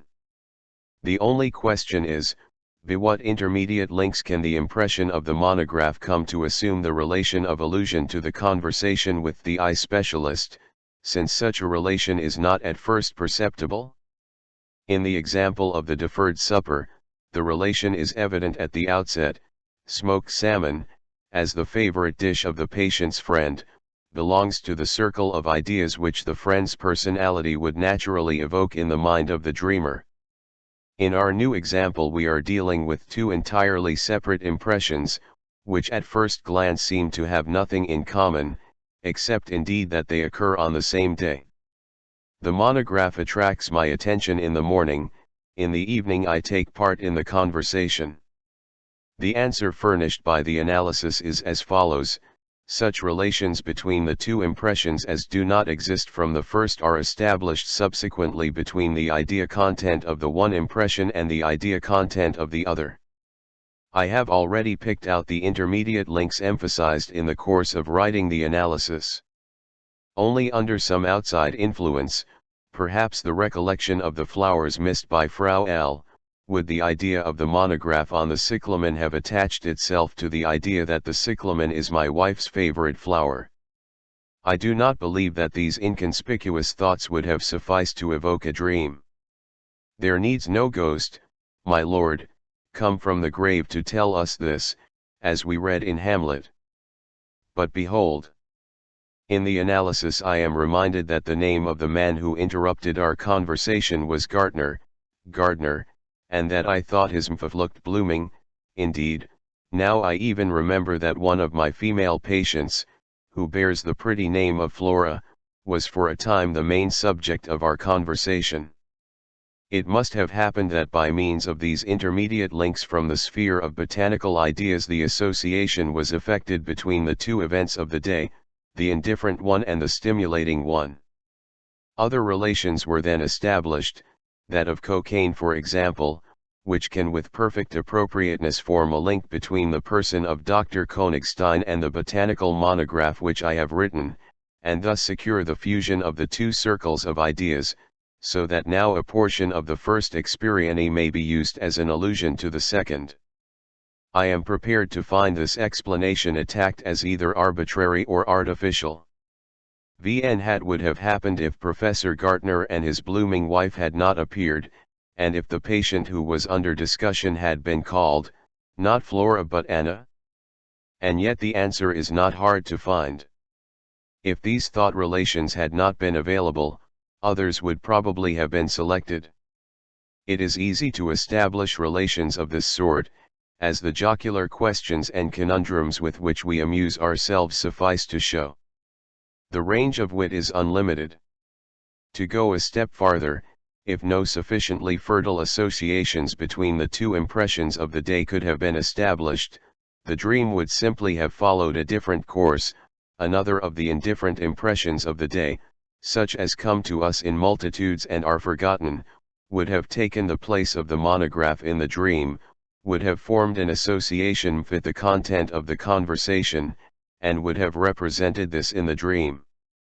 Since it was the impression of the monograph and no other that was fated to perform this function, this impression was probably that most suitable for the purpose. One need not, like Lessing's Hans Chenschlau, be astonished that only the rich people of the world possess the most money. Still the psychological process by which, according to our exposition, the indifferent experience substitutes itself for the psychologically important one seems to us odd and open to question. In a later chapter we shall undertake the task of making the peculiarities of this seemingly incorrect operation more intelligible. Here we are concerned only with the result of this process, which we were compelled to accept by constantly recurring experiences in the analysis of dreams. In this process it is as though, in the course of the intermediate steps, a displacement occurs, let us say, of the psychic accent until ideas of feeble potential, by taking over the charge from ideas which have a stronger initial potential, reach a degree of intensity which enables them to force their way into consciousness. Such displacements do not in the least surprise us when it is a question of the transference of affective magnitudes or of motor activities. That the lonely spinster transfers her affection to animals, that the bachelor becomes a passionate collector, that the soldier defends a scrap of colored cloth his flag with his life-blood, that in a love affair a clasp of the hands a moment longer than usual evokes a sensation of bliss, or that in Othello a lost handkerchief causes an outburst of rage, all these are examples of psychic displacements which to us seem incontestable. But if, by the same means, and in accordance with the same fundamental principles, a decision is made as to what is to reach our consciousness and what is to be withheld from it, that is to say, what we are to think, this gives us the impression of morbidity, and if it occurs in waking life we call it an error of thought. We may here anticipate the result of a discussion which will be undertaken later, namely, that the psychic process which we have recognized in dream displacement proves to be not a morbidly deranged process, but one merely differing from the normal, one of a more primary nature. Thus we interpret the fact that the dream content takes up remnants of trivial experiences as a manifestation of dream distortion, by displacement, and we thereupon remember that we have recognized this dream distortion as the work of a censorship operating between the two psychic instances. We may therefore expect that dream analysis will constantly show us the real and psychically significant source of the dream in the events of the day, the memory of which has transferred its accentuation to some indifferent memory. This conception is in complete opposition to Robert's theory, which consequently has no further value for us. The fact which Robert was trying to explain simply does not exist, its assumption is based on a misunderstanding, on a failure to substitute the real meaning of the dream for its apparent meaning.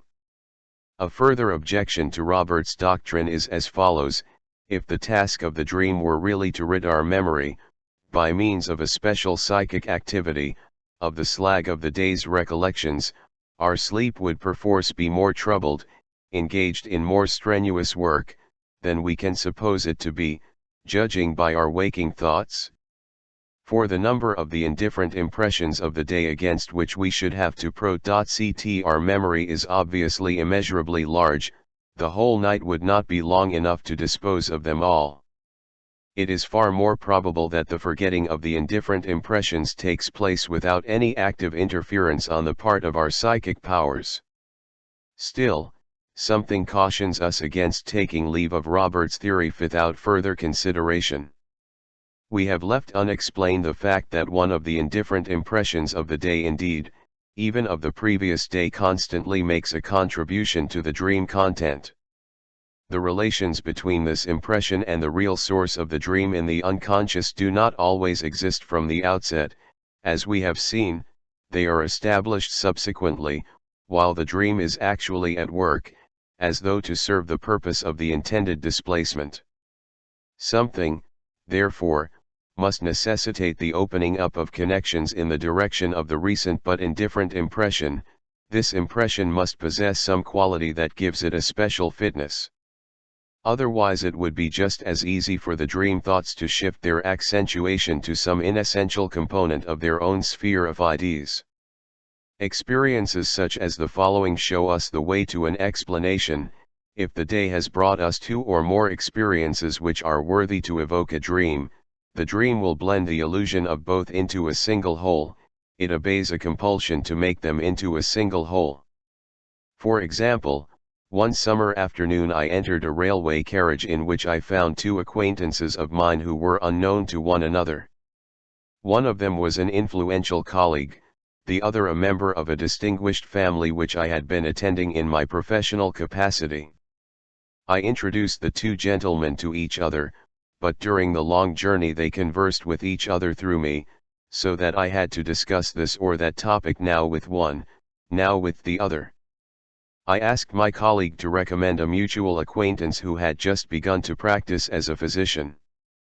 He replied that he was convinced of the young man's ability, but that his undistinguished would make it difficult for him to obtain patients in the upper ranks of society. To this I rejoined, that is precisely why he needs recommendation. A little later, turning to my other fellow traveler, I inquired after the health of his aunt, the mother of one of my patients who was at this time prostrate by a serious illness. On the night following this journey I dreamt that the young friend whom I had asked one of my companions to recommend was in a fashionable drawing room, and with all the bearing of a man of the world was making before a distinguished company, in which I recognized all the rich and aristocratic persons of my acquaintance, a funeral oration over the old lady, who in my dream had already died, who was the aunt of my second fellow traveler. I confess frankly that I had not been on good terms with this lady. Thus my dream had once more found the connection between the two impressions of the day, and by means of the two had constructed a unified situation. In view of many similar experiences, I am persuaded to advance that a dream works under a kind of compulsion which forces it to combine into a unified whole all the sources of dream stimulation which are offered to it. 1. In a subsequent chapter, on the function of dreams, we shall consider this impulse of combination as part of the process of condensation, another primary psychic process. The tendency of the dream at work to blend everything present of interest into a single transaction has already been noticed by several authors, for instance, by Delage and Dolbeuf. I shall now consider the question whether the dream exciting source to which our analysis leads us must always be a recent, and significant, event, or whether a subjective experience, that is to say, the recollection of a psychologically significant event, a train of thought, may assume the role of a dream stimulus.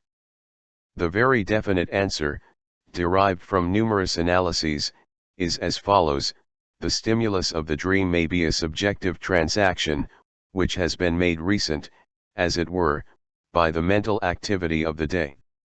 And this is perhaps the best time to summarize in schematic form the different conditions under which the dream sources are operative. The source of a dream may be, a recent and psychologically significant event which is directly represented in the dream.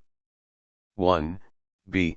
Several recent and significant events, which are combined by the dream in a single whole.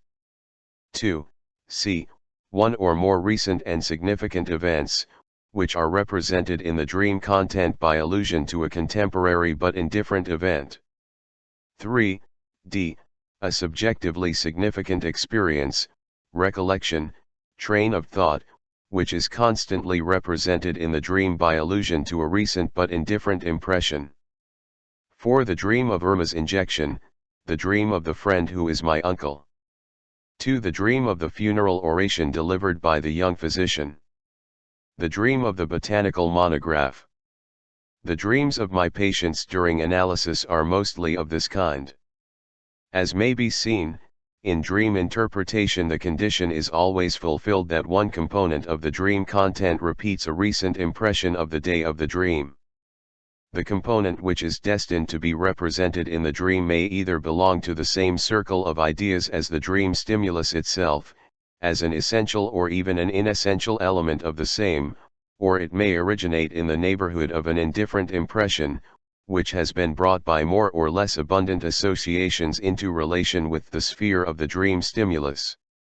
The apparent multiplicity of these conditions results merely from the alternative, that a displacement has or has not occurred, and it may here be noted that this alternative enables us to explain the contrasts of the dream quite as readily as themed Eichel theory of the dream explains the series of states from the partial to the complete waking of the brain cells.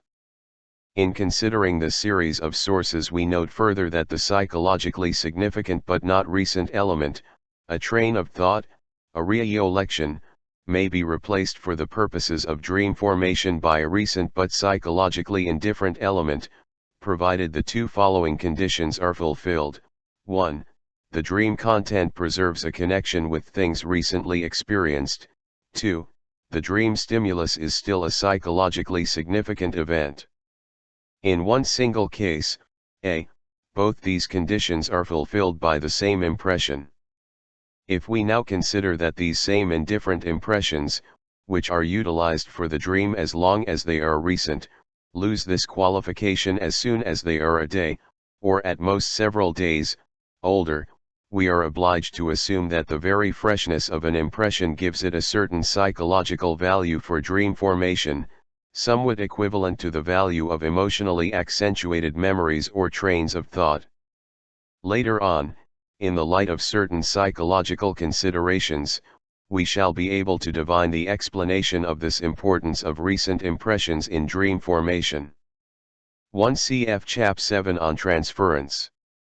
Incidentally, our attention is here called to the fact that at night, and unnoticed by our consciousness, important changes may occur in the material comprised by our ideas and memories. The injunction that before making a final decision in any matter one should sleep on it for a night is obviously fully justified. But at this point we find that we have passed from the psychology of dreaming to the psychology of sleep, a step which there will often be occasion to take. At this point there arises an objection which threatens to invalidate the conclusions at which we have just arrived.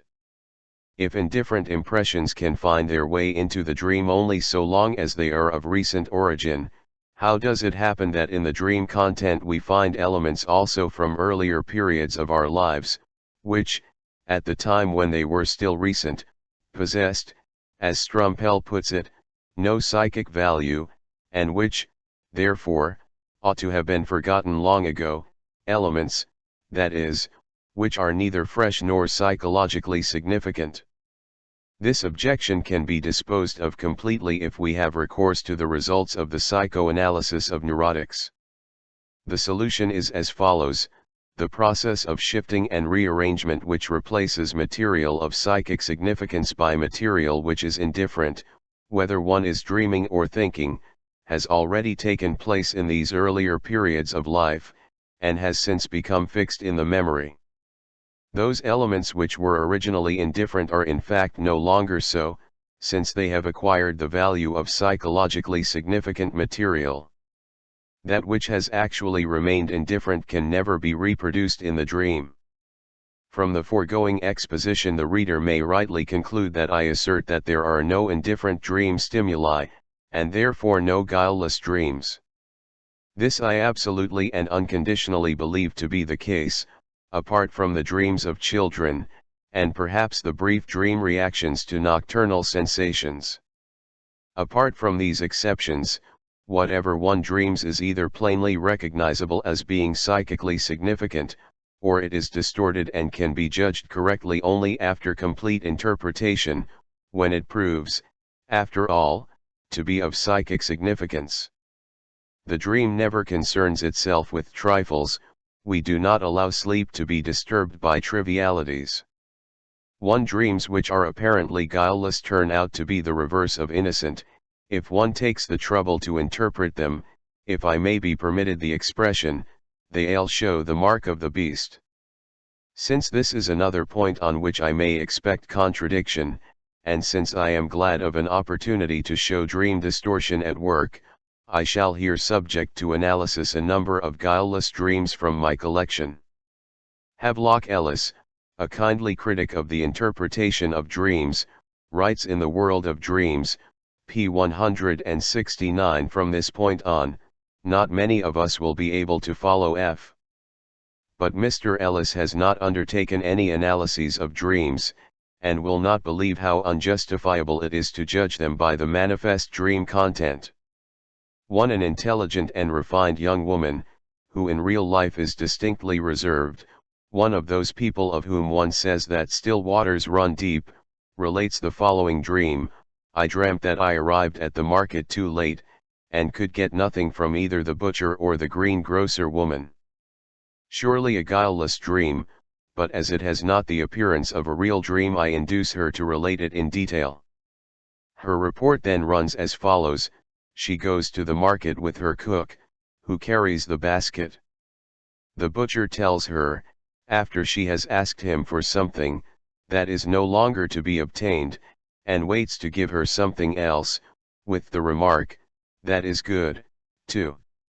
She refuses, and goes to the greengrocer woman. The latter tries to sell her a peculiar vegetable, which is bound up in bundles, and is black in color. She says, "I don't know that, I won't take it." The connection of the dream with the preceding day is simple enough. She had really gone to the market too late, and had been unable to buy anything. The meat shop was already closed, comes into one's mind as a description of the experience. But wait, is not that a very vulgar phrase, which, or rather, the opposite of which denotes a certain neglect with regard to man's clothing? The dreamer has not used these words, she has perhaps avoided them, but let us look for the interpretation of the details contained in the dream. When in a dream something has the character of a spoken utterance, that is, when it is said or heard, not merely thought, and the distinction can usually be made with certainty, then it originates in the utterances of waking life, which have, of course, been treated as raw material, dismembered, and slightly altered, and above all removed from their context. In the work of interpretation we may take such utterances as our starting point. Here, then, does the butcher's statement, "that is no longer to be obtained," come from? From myself. I had explained to her some days previously that the oldest experiences of childhood are no longer to be obtained as such, but will be replaced in the analysis by transferences and dreams. Thus, I am the butcher, and she refuses to accept these transferences to the present of old ways of thinking and feeling. Here does her dream utterance, "I don't know that, I won't take it," come from? For the purposes of the analysis this has to be dissected. I don't know that she herself had said to her cook, with whom she had a dispute on the previous day, but she had then added, "Behave yourself decently." Here a displacement is palpable, Of the two sentences which she spoke to her cook, she included the insignificant one in her dream, but the suppressed sentence, "Behave yourself decently," alone fits in with the rest of the dream content. One might use the words to a man who was making indecent overtures, and had neglected to close his meat shop. That we have really hit upon the trail of the interpretation is proved by its agreement with the allusions made by the incident with the greengrocer woman. A vegetable which is sold tied up in bundles, a longish vegetable, as she subsequently adds, and is also black. What can this be but a dream combination of asparagus and black radish? I need not interpret asparagus to the initiated, and the other vegetable, too. Think of the exclamation, "Blackie, save yourself," seems to me to point to the sexual theme at which we guessed in the beginning, when we wanted to replace the story of the dream by "the meat shop is closed." We are not here concerned with the full meaning of the dream, so much is certain, that it is full of meaning and by no means guileless. 2 cf. What is said of speech in dreams in the chapter on the dream work. Only one of the writers on the subject, Dolbaev, seems to have recognized the origin of the speeches heard in dreams. He compares them with clichés. For the curious, I may remark that behind the dream there is hidden a fantasy of indecent, sexually provoking conduct on my part, and of repulsion on the part of the lady. If this interpretation should seem preposterous, I would remind the reader of the numerous cases in which physicians have been made the object of such charges by hysterical women, with whom the same fantasy has not appeared in a distorted form as a dream, but has become undisguisedly conscious and delusional. With this dream the patient began her psychoanalytical treatment. It was only later that I learned that with this dream she repeated the initial trauma in which her neurosis originated, and since then I have noticed the same behavior in other persons who in their childhood were victims of sexual attacks, and now, as it were, wish in their dreams for them to be repeated. 11. Another guileless dream of the same patient, which in some respects is a pendant to the above. Her husband asks her, "Ought we to have the piano tuned?" She replies, "It's not worthwhile, the hammers would have to be rebuffed as well." Again we have the reproduction of an actual event of the preceding day. Her husband had asked her such a question, and she had answered it in such words. But what is the meaning of her dreaming it? She says of the piano that it is a disgusting old box which has a bad tone, it belonged to her husband before they were married, etc., but the key to the true solution lies in the phrase, "It isn't worthwhile." This has its origin in a call paid yesterday to a woman friend. She was asked to take off her coat, but declined, saying, "Thanks, it isn't worthwhile, I must go in a moment." At this point I recall that yesterday, during the analysis, she suddenly took hold of her coat, of which a button had come undone. It was as though she meant to say, "Please don't look in, it isn't worthwhile." Thus box becomes chest, and the interpretation of the dream leads to the years when she was growing out of her childhood, when she began to be dissatisfied with her figure. It leads us back, indeed, to earlier periods, if we take into consideration the disgusting and the bad tone, and remember how often in illusions and in dreams the two small hemispheres of the female body take the place as a substitute and an antithesis of the large ones. A substitution by the opposite, as will be clear after analysis. 111. I will interrupt the analysis of this dreamer in order to insert a short, innocent dream which was dreamed by a young man. He dreamt that he was putting on his winter overcoat again. This was terrible. The occasion for this dream is apparently the sudden advent of cold weather. On more careful examination we note that the two brief fragments of the dream do not fit together very well, for what could be terrible about wearing a thick or heavy coat in cold weather? Unfortunately for the innocency of this dream, the first association, under analysis, yields the recollection that yesterday a lady had confidentially confessed to him that her last child owed its existence to the splitting of a condom. He now reconstructs his thoughts in accordance with this suggestion: a thin condom is dangerous, a thick one is bad. The condom is a pullover, Überseher equals literally pullover, for it is pulled over something, and Überseher is the German term for a light overcoat. An experience like that related by the lady would indeed be terrible for an unmarried man. We will now return to our other innocent dreamer. She puts a candle into a candlestick, but the candle is broken, so that it does not stand up. The girls at school say she is clumsy, but she replies that it is not her fault. Here, too, there is an actual for the dream. The day before she had actually put a candle into a candlestick, but this one was not broken. An obvious symbolism has here been employed. The candle is an objet.ct which excites the female genitals. Its being broken, so that it does not stand upright, signifies impotence on the man's part. It is not her fault. But does this young woman, carefully brought up, and a stranger to all obscenity, know of such an application of the candle? By chance she is able to tell how she came by this information. Vn Heil paddling a canoe on the Rhine, a boat passed her which contained some students, who were singing rapturously, or rather yelling, Vivi hen the Queen of Sweden, behind closed shutters, with the candles of Apollo. She does not hear or else understand the last word. Her husband was asked to give her the required explanation.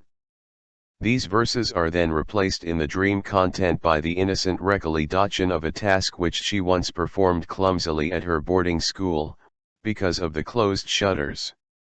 The connection between the theme of masturbation and that of impotence is clear enough.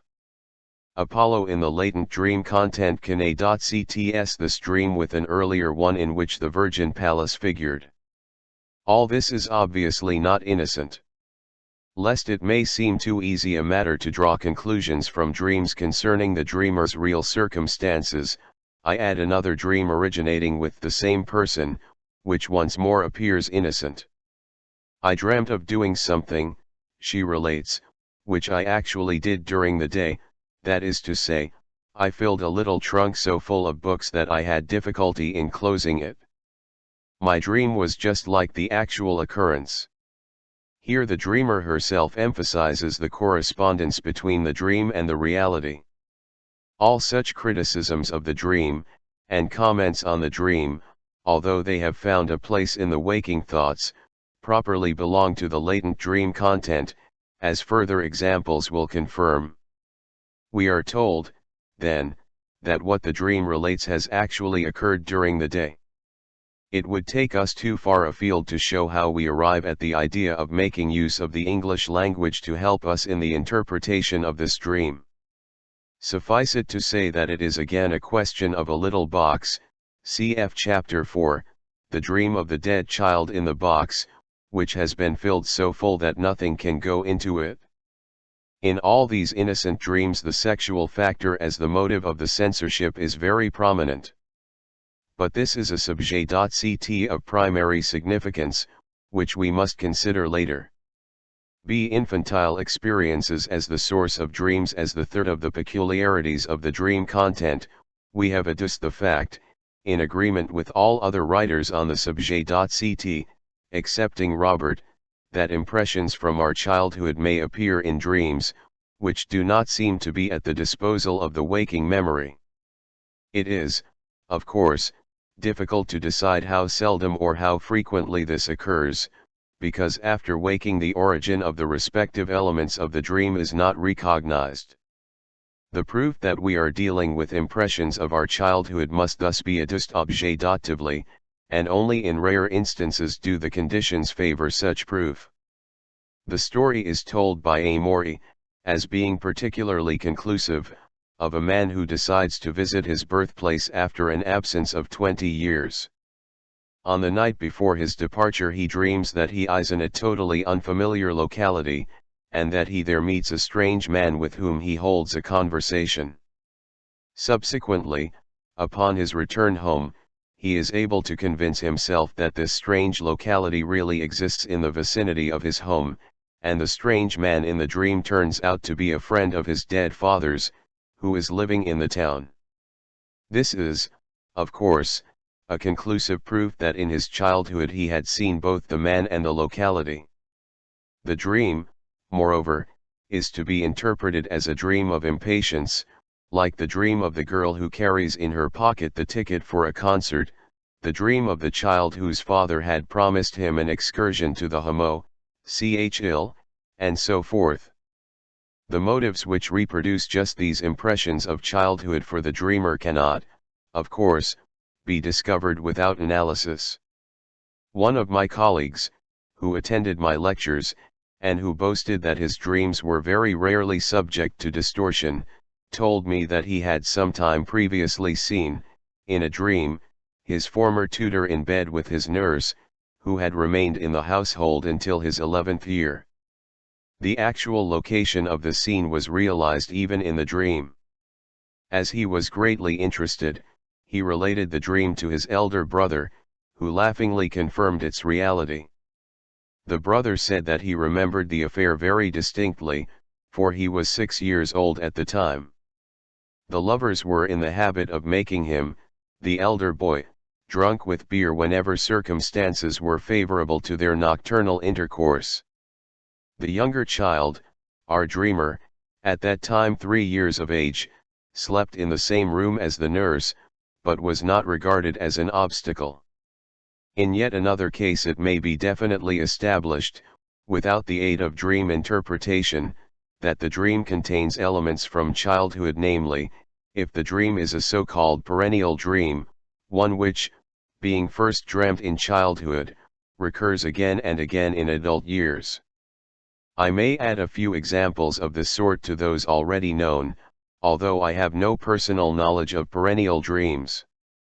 A physician, in his 30s, tells me that a yellow lion, concerning which he is able to give the precisest information, has often appeared in his dream life, from his earliest childhood up to the present day. This lion, known to him from his dreams, was one day discovered in Natura, as a long-forgotten China animal. The young man then learned from his mother that the lion had been his favorite toy in early childhood, a fact which he himself could no longer remember.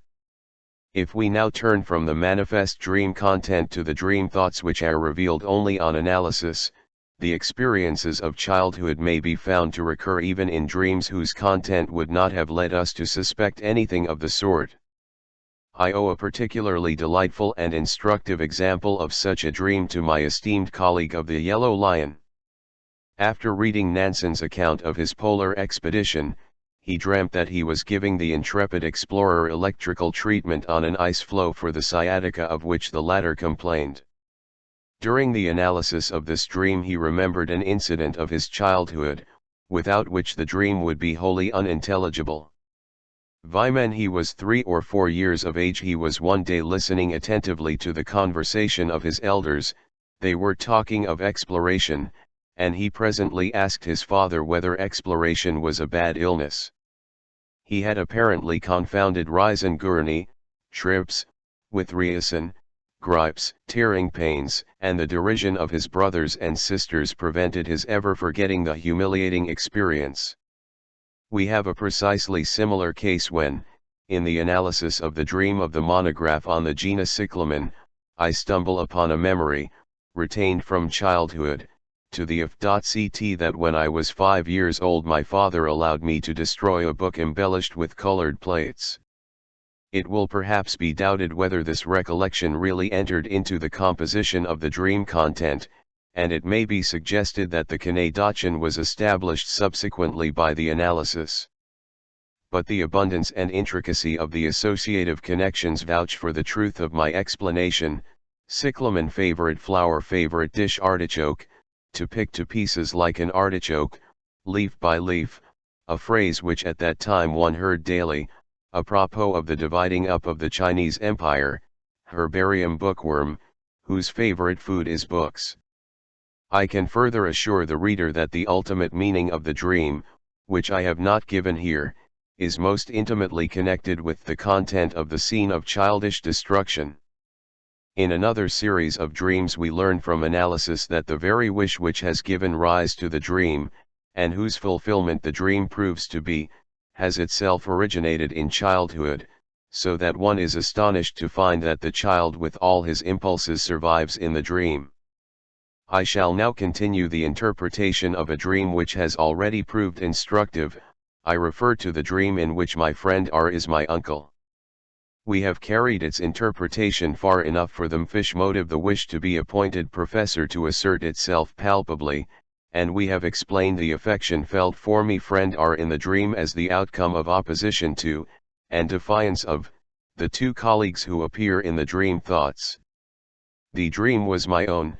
I may, therefore, continue the analysis by stating that I did not feel quite satisfied with the solution arrived at. I knew that my opinion of these colleagues, who were so badly treated in my dream thoughts, would have been expressed in very different language in my waking life. The intensity of the wish that I might not share their fate as regards the appointment seemed to me too slight fully to account for the discrepancy between my dream opinion and my waking opinion. If the desire to be addressed by another title were really so intense, it would be proof of a morbid ambition, which I do not think I cherish, and which I believe I was far from entertaining. I do not know how others who think they know me would judge me. Perhaps I really was ambitious, but if I was, my ambition has long since been transferred to objects other than the rank and title of Professor Extraordinarius. Hence, then, the ambition which the dream has ascribed to me. Here I am reminded of a story which I heard often in my childhood, that at my birth an old peasant woman had prophesied to my happy mother, whose firstborn I was, that she had brought a great man into the world. Such prophecies must be made very frequently. There are so many happy and expectant mothers, and so many old peasant women, and other old women who, since their mundane powers have deserted them, turn their eyes toward the future, and the prophetess is not likely to suffer for her prophecies. Is it possible that my thirst for greatness has originated from this source? But here I recollect an impression from the later years of my childhood, which might serve even better as an explanation. One evening, at a restaurant on the Prater, where my parents were accustomed to take me when I was 11 or 12 years of age, we noticed a man who was going from table to table and, for a small sum, improvising verses upon any subject that was given him. I was sent to bring the poet to our table, and he showed his gratitude. Before asking for a subject he threw off a few rhymes about myself, and told us that if he could trust his inspiration I should probably one day become a minister. I can still distinctly remember the impression produced by this second prophecy. It was in the days of the bourgeois ministry / my father had recently brought home the of the bourgeois university graduates, Herbst, Giscra, Unger, Berger, and others, and we illuminated the house in their honor. There were even Jews among them, so that every diligent Jewish schoolboy carried a ministerial portfolio in his satchel. The impression of that time must be responsible for the fact that until shortly before I went to the university I wanted to study jurisprudence, and changed my mind only at the last moment. A medical man has no chance of becoming a minister. And now for my dream. It is only now that I begin to see that it translates me from the somber present to the hopeful days of the bourgeois ministry, and completely fulfills what was then my youthful ambition. In treating my two estimable and learned colleagues, merely because they are Jews, so badly, one as though he were a simpleton and the other as though he were a criminal, I am acting as though I were the minister. I have put myself in his place. Had a revenge I take upon his excellency. He refuses to appoint me Professor Extraordinarius, and so in my dream I put myself in his place. In another case I note the fact that although the wish that excites the dream is a contemporary fish, it is nevertheless greatly reinforced by memories of childhood. I refer to a series of dreams which are based on the longing to go to Rome. For a long time too I shall probably have to satisfy this longing by means of dreams, since, at the season of the year when I should be able to travel, Rome is to be avoided for reasons of health. Thus I once dreamt that I saw the Tiber and the bridge of Sant'Angelo from the window of a railway carriage. Presently the train started, and I realized that I had never entered the city at all. The view that appeared in the dream was modeled after a well-known engraving which I had casually noticed the day before in the drawing room of one of my patients. In another dream someone took me up a hill and showed me Rome half shrouded in mist, and so distant that I was astonished at the distinctness of the view. The content of this dream is too rich to be fully reported here. The motive, to see the promised land afar, is here easily recognizable. The city which I thus saw in the mist is Lube.ck, the original of the hill is the Glycian Berg. In a third dream I am at last in Rome. To my disappointment the scenery is anything but urban. It consists of a little stream of black water, on one side of which are black rocks, while on the other are meadows with large white flowers. I notice a certain Herr Zucker, with whom I am superficially acquainted, and resolve to ask him to show me the way into the city. It is obvious that I am trying in vain to see in my dream a city which I have never seen in my waking life. If I resolve the landscape into its elements, the white flowers point to Ravenna, which is known to me, and which once, for a time, replaced Rome as the capital of Italy. In the marshes around Ravenna we had found the most beautiful water lilies in the midst of black pools of water. The dream makes them grow in the meadows, like the narcissi of our own Aussie, because we found it so troublesome to cull them from the water. The black rock so close to the water vividly recalls the valley of the Teple at Carlsbad. Carlsbad now enables me to account for the peculiar circumstance that I ask Herr Zucker to show me the way.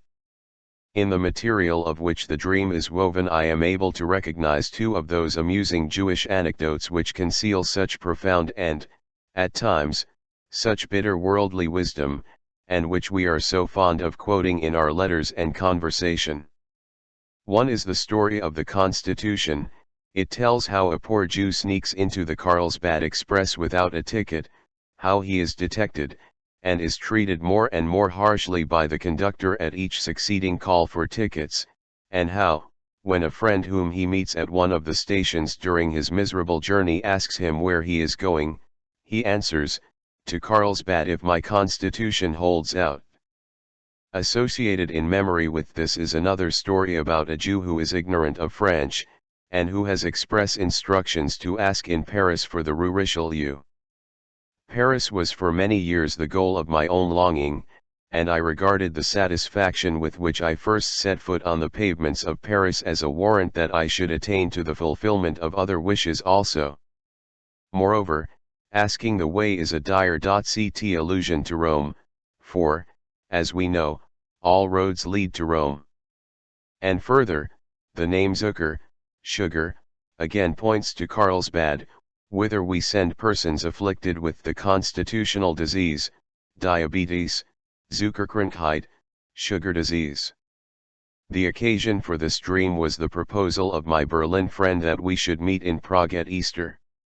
A further association with sugar and diabetes might be found in the matters which I had to discuss with him. I long ago learned that the fulfillment of such wishes only called for a little courage, and I then became a zealous pilgrim to Rome. A fourth dream, occurring shortly after the last mentioned, brings me back to Rome. I see a street corner before me, and am astonished that so many German placards should be posted there. On the previous day, when writing to my friend, I had told him, with truly prophetic vision, that Prague would probably not be a comfortable place for German travelers. The dream, therefore, expressed simultaneously the wish to meet him in Rome instead of in the Bohemian capital, and the desire, which probably originated during my student days, that the German language might be accorded more tolerance in Prague. As a matter of fact, I must have understood the Czech language in the first years of my childhood, for I was born in a small village in Moravia, amidst a Slay population. A Czech nursery rhyme, which I heard in my 17th year, became, without effort on my part, so imprinted upon my memory that I can repeat it to this day, although I have no idea of its meaning. Thus in these dreams also there is no lack of manifold relations to the impressions of my early childhood. During my last Italian journey, which took me past Lake Trasaminas, I at length discovered, after I had seen the Tiber, and had reluctantly turned back some 50 miles from Rome, what a reinforcement my longing for the eternal city had received from the impressions of my childhood. I had just conceived a plan of traveling to Naples via Rome the following year when the sentence, which I must have read in one of our German classics, occurred to me. 1. It is a question which of the two paced to and fro in his room the more impatiently after he had conceived the plan of going to Rome, assistant headmaster Winckelmann or the great General Hannibal. I myself had walked in Hannibal's footsteps. Like him I was destined never to see Rome, and he too had gone to Campania when all were expecting him in Rome. Hannibal, with whom I had achieved this point of similarity, had been my favorite hero during my years at the gymnasium. Like so many boys of my age, I bestowed my sympathies in the Punic War not on the Romans, but on the Carthaginians. Moreover, when I finally came to realize the consequences of belonging to an alien race, and was forced by the anti-Semitic feeling among my classmates to take a definite stand, the figure of the Semitic commander assumed still greater proportions in my imagination. Hannibal and Rome symbolized, in my youthful eyes, the struggle between the tenacity of the Jews and the organization of the Catholic Church. The significance for our emotional life which the anti-Semitic movement has since assumed helped to fix the thoughts and impressions of those earlier days. Thus the desire to go to Rome has in my dream life become the mask and symbol for a number of warmly cherished wishes, for whose realization one had to work with the tenacity and single-mindedness of the Punic general, though their fulfillment at times seemed as remote as Hannibal's lifelong wish to enter Rome. The writer in whose works I found this passage was probably Jean-Paul Richter. And now, for the first time, I happened upon the youthful experience which even today still expresses its power in all these emotions and dreams. I might have been 10 or 12 years old when my father began to take me with him on his walks, and in his conversation to reveal his views on the things of this world.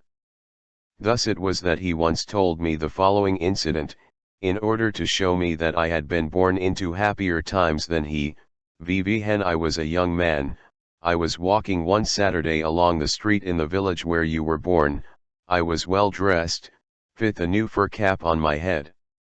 Up comes a Christian, who knocks my cap into the mud, and shouts, "Jew, get off the pavement." "And what did you do?" "I went into the street and picked up the cap," he calmly replied. That did not seem heroic on the part of the big, strong man who was leading me, a little fellow, by the hand. I contrasted this situation, which did not please me, with another, more in harmony with my sentiments, the scene in which Hannibal's father, Hamilcar Barcas, made his son swear before the household altar to take vengeance on the Romans. Ever since then Hannibal has had a place in my fantasies. In the first edition of this book I gave here the name Hasdrubal, an amazing error, which I explained in my Psychopathology of Everyday Life. I think I can trace my enthusiasm for the Carthaginian general still further back into my childhood, so that it is probably only an instance of an already established emotional relation being transferred to a new vehicle. One of the first books which fell into my childish hands after I learned to read was Tier Consulate and Empire. I remember that I pasted on the flat backs of my wooden soldiers little labels bearing the names of the imperial marshals, and that at that time Messina, as a Jew, Manus, was already my avowed favorite. This preference is doubtless also to be explained by the fact of my having been born, 100 years later, on the same date. Napoleon himself is associated with Hannibal through the crossing of the Alps. And perhaps the development of this martial ideal may be traced yet farther back, to the first 3 years of my childhood, to wishes which my alternately friendly and hostile relations with a boy a year older than myself must have evoked in the weaker of the two playmates. The Jewish descent of the marshal is somewhat doubtful. The deeper we go into the analysis of dreams, the more often are we put on the track of childish which play the part of dream sources in the latent dream content.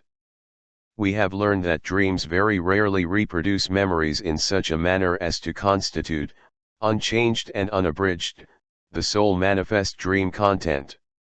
Nevertheless, a few authentic examples which show such reproduction have been recorded, and I can add a few new ones, which once more refer to scenes of childhood. In the case of one of my patients, a dream once gave a barely distorted reproduction of a sexual incident, which was immediately recognized as an accurate recollection. The memory of it had never been completely lost in the waking life, but it had been greatly obscured, and it was revivified by the previous work of analysis. The dreamer had at the age of 12 visited a bedridden schoolmate, who had exposed himself, probably only by a chance movement in bed. At the sight of the boy's genitals he was seized by a kind of compulsion, exposed himself, and took hold of the member of the other boy who, however, looked at him in surprise and indignation, whereupon he became embarrassed and let it go. A dream repeated the scene 23 years later, with all the details of the accompanying emotions, changing it, however, in this resp.ct, that the dreamer played the passive instead of the active role, while the person of the schoolmate was replaced by a contemporary. As a rule, of course, a scene from childhood is represented in the manifest dream content only by an illusion, and must be disentangled from the dream by interpretation. The citation of examples of this kind cannot be very convincing, because any guarantee that they are really experiences of childhood is lacking. If they belong to an earlier period of life, they are no longer recognized by our memory. The conclusion that such childish experiences recur at all in dreams is justified in psychoanalytic work by a great number of factors, which in their combined results appear to be sufficiently reliable. But when, for the purposes of dream interpretation, such references to childish experiences are torn out of their context, they may not perhaps seem very impressive, especially where I do not even give all the material upon which the interpretation is based. However, I shall not let this deter me from giving a few examples. With one of my female patients, all dreams have the character of hurry. She is hurrying so as to be in time, so as not to miss her train, and so on. In one dream she has to visit a girlfriend. Her mother had told her to ride and not walk. She runs, however, and keeps on calling. The material that emerged in the analysis allowed one to recognize a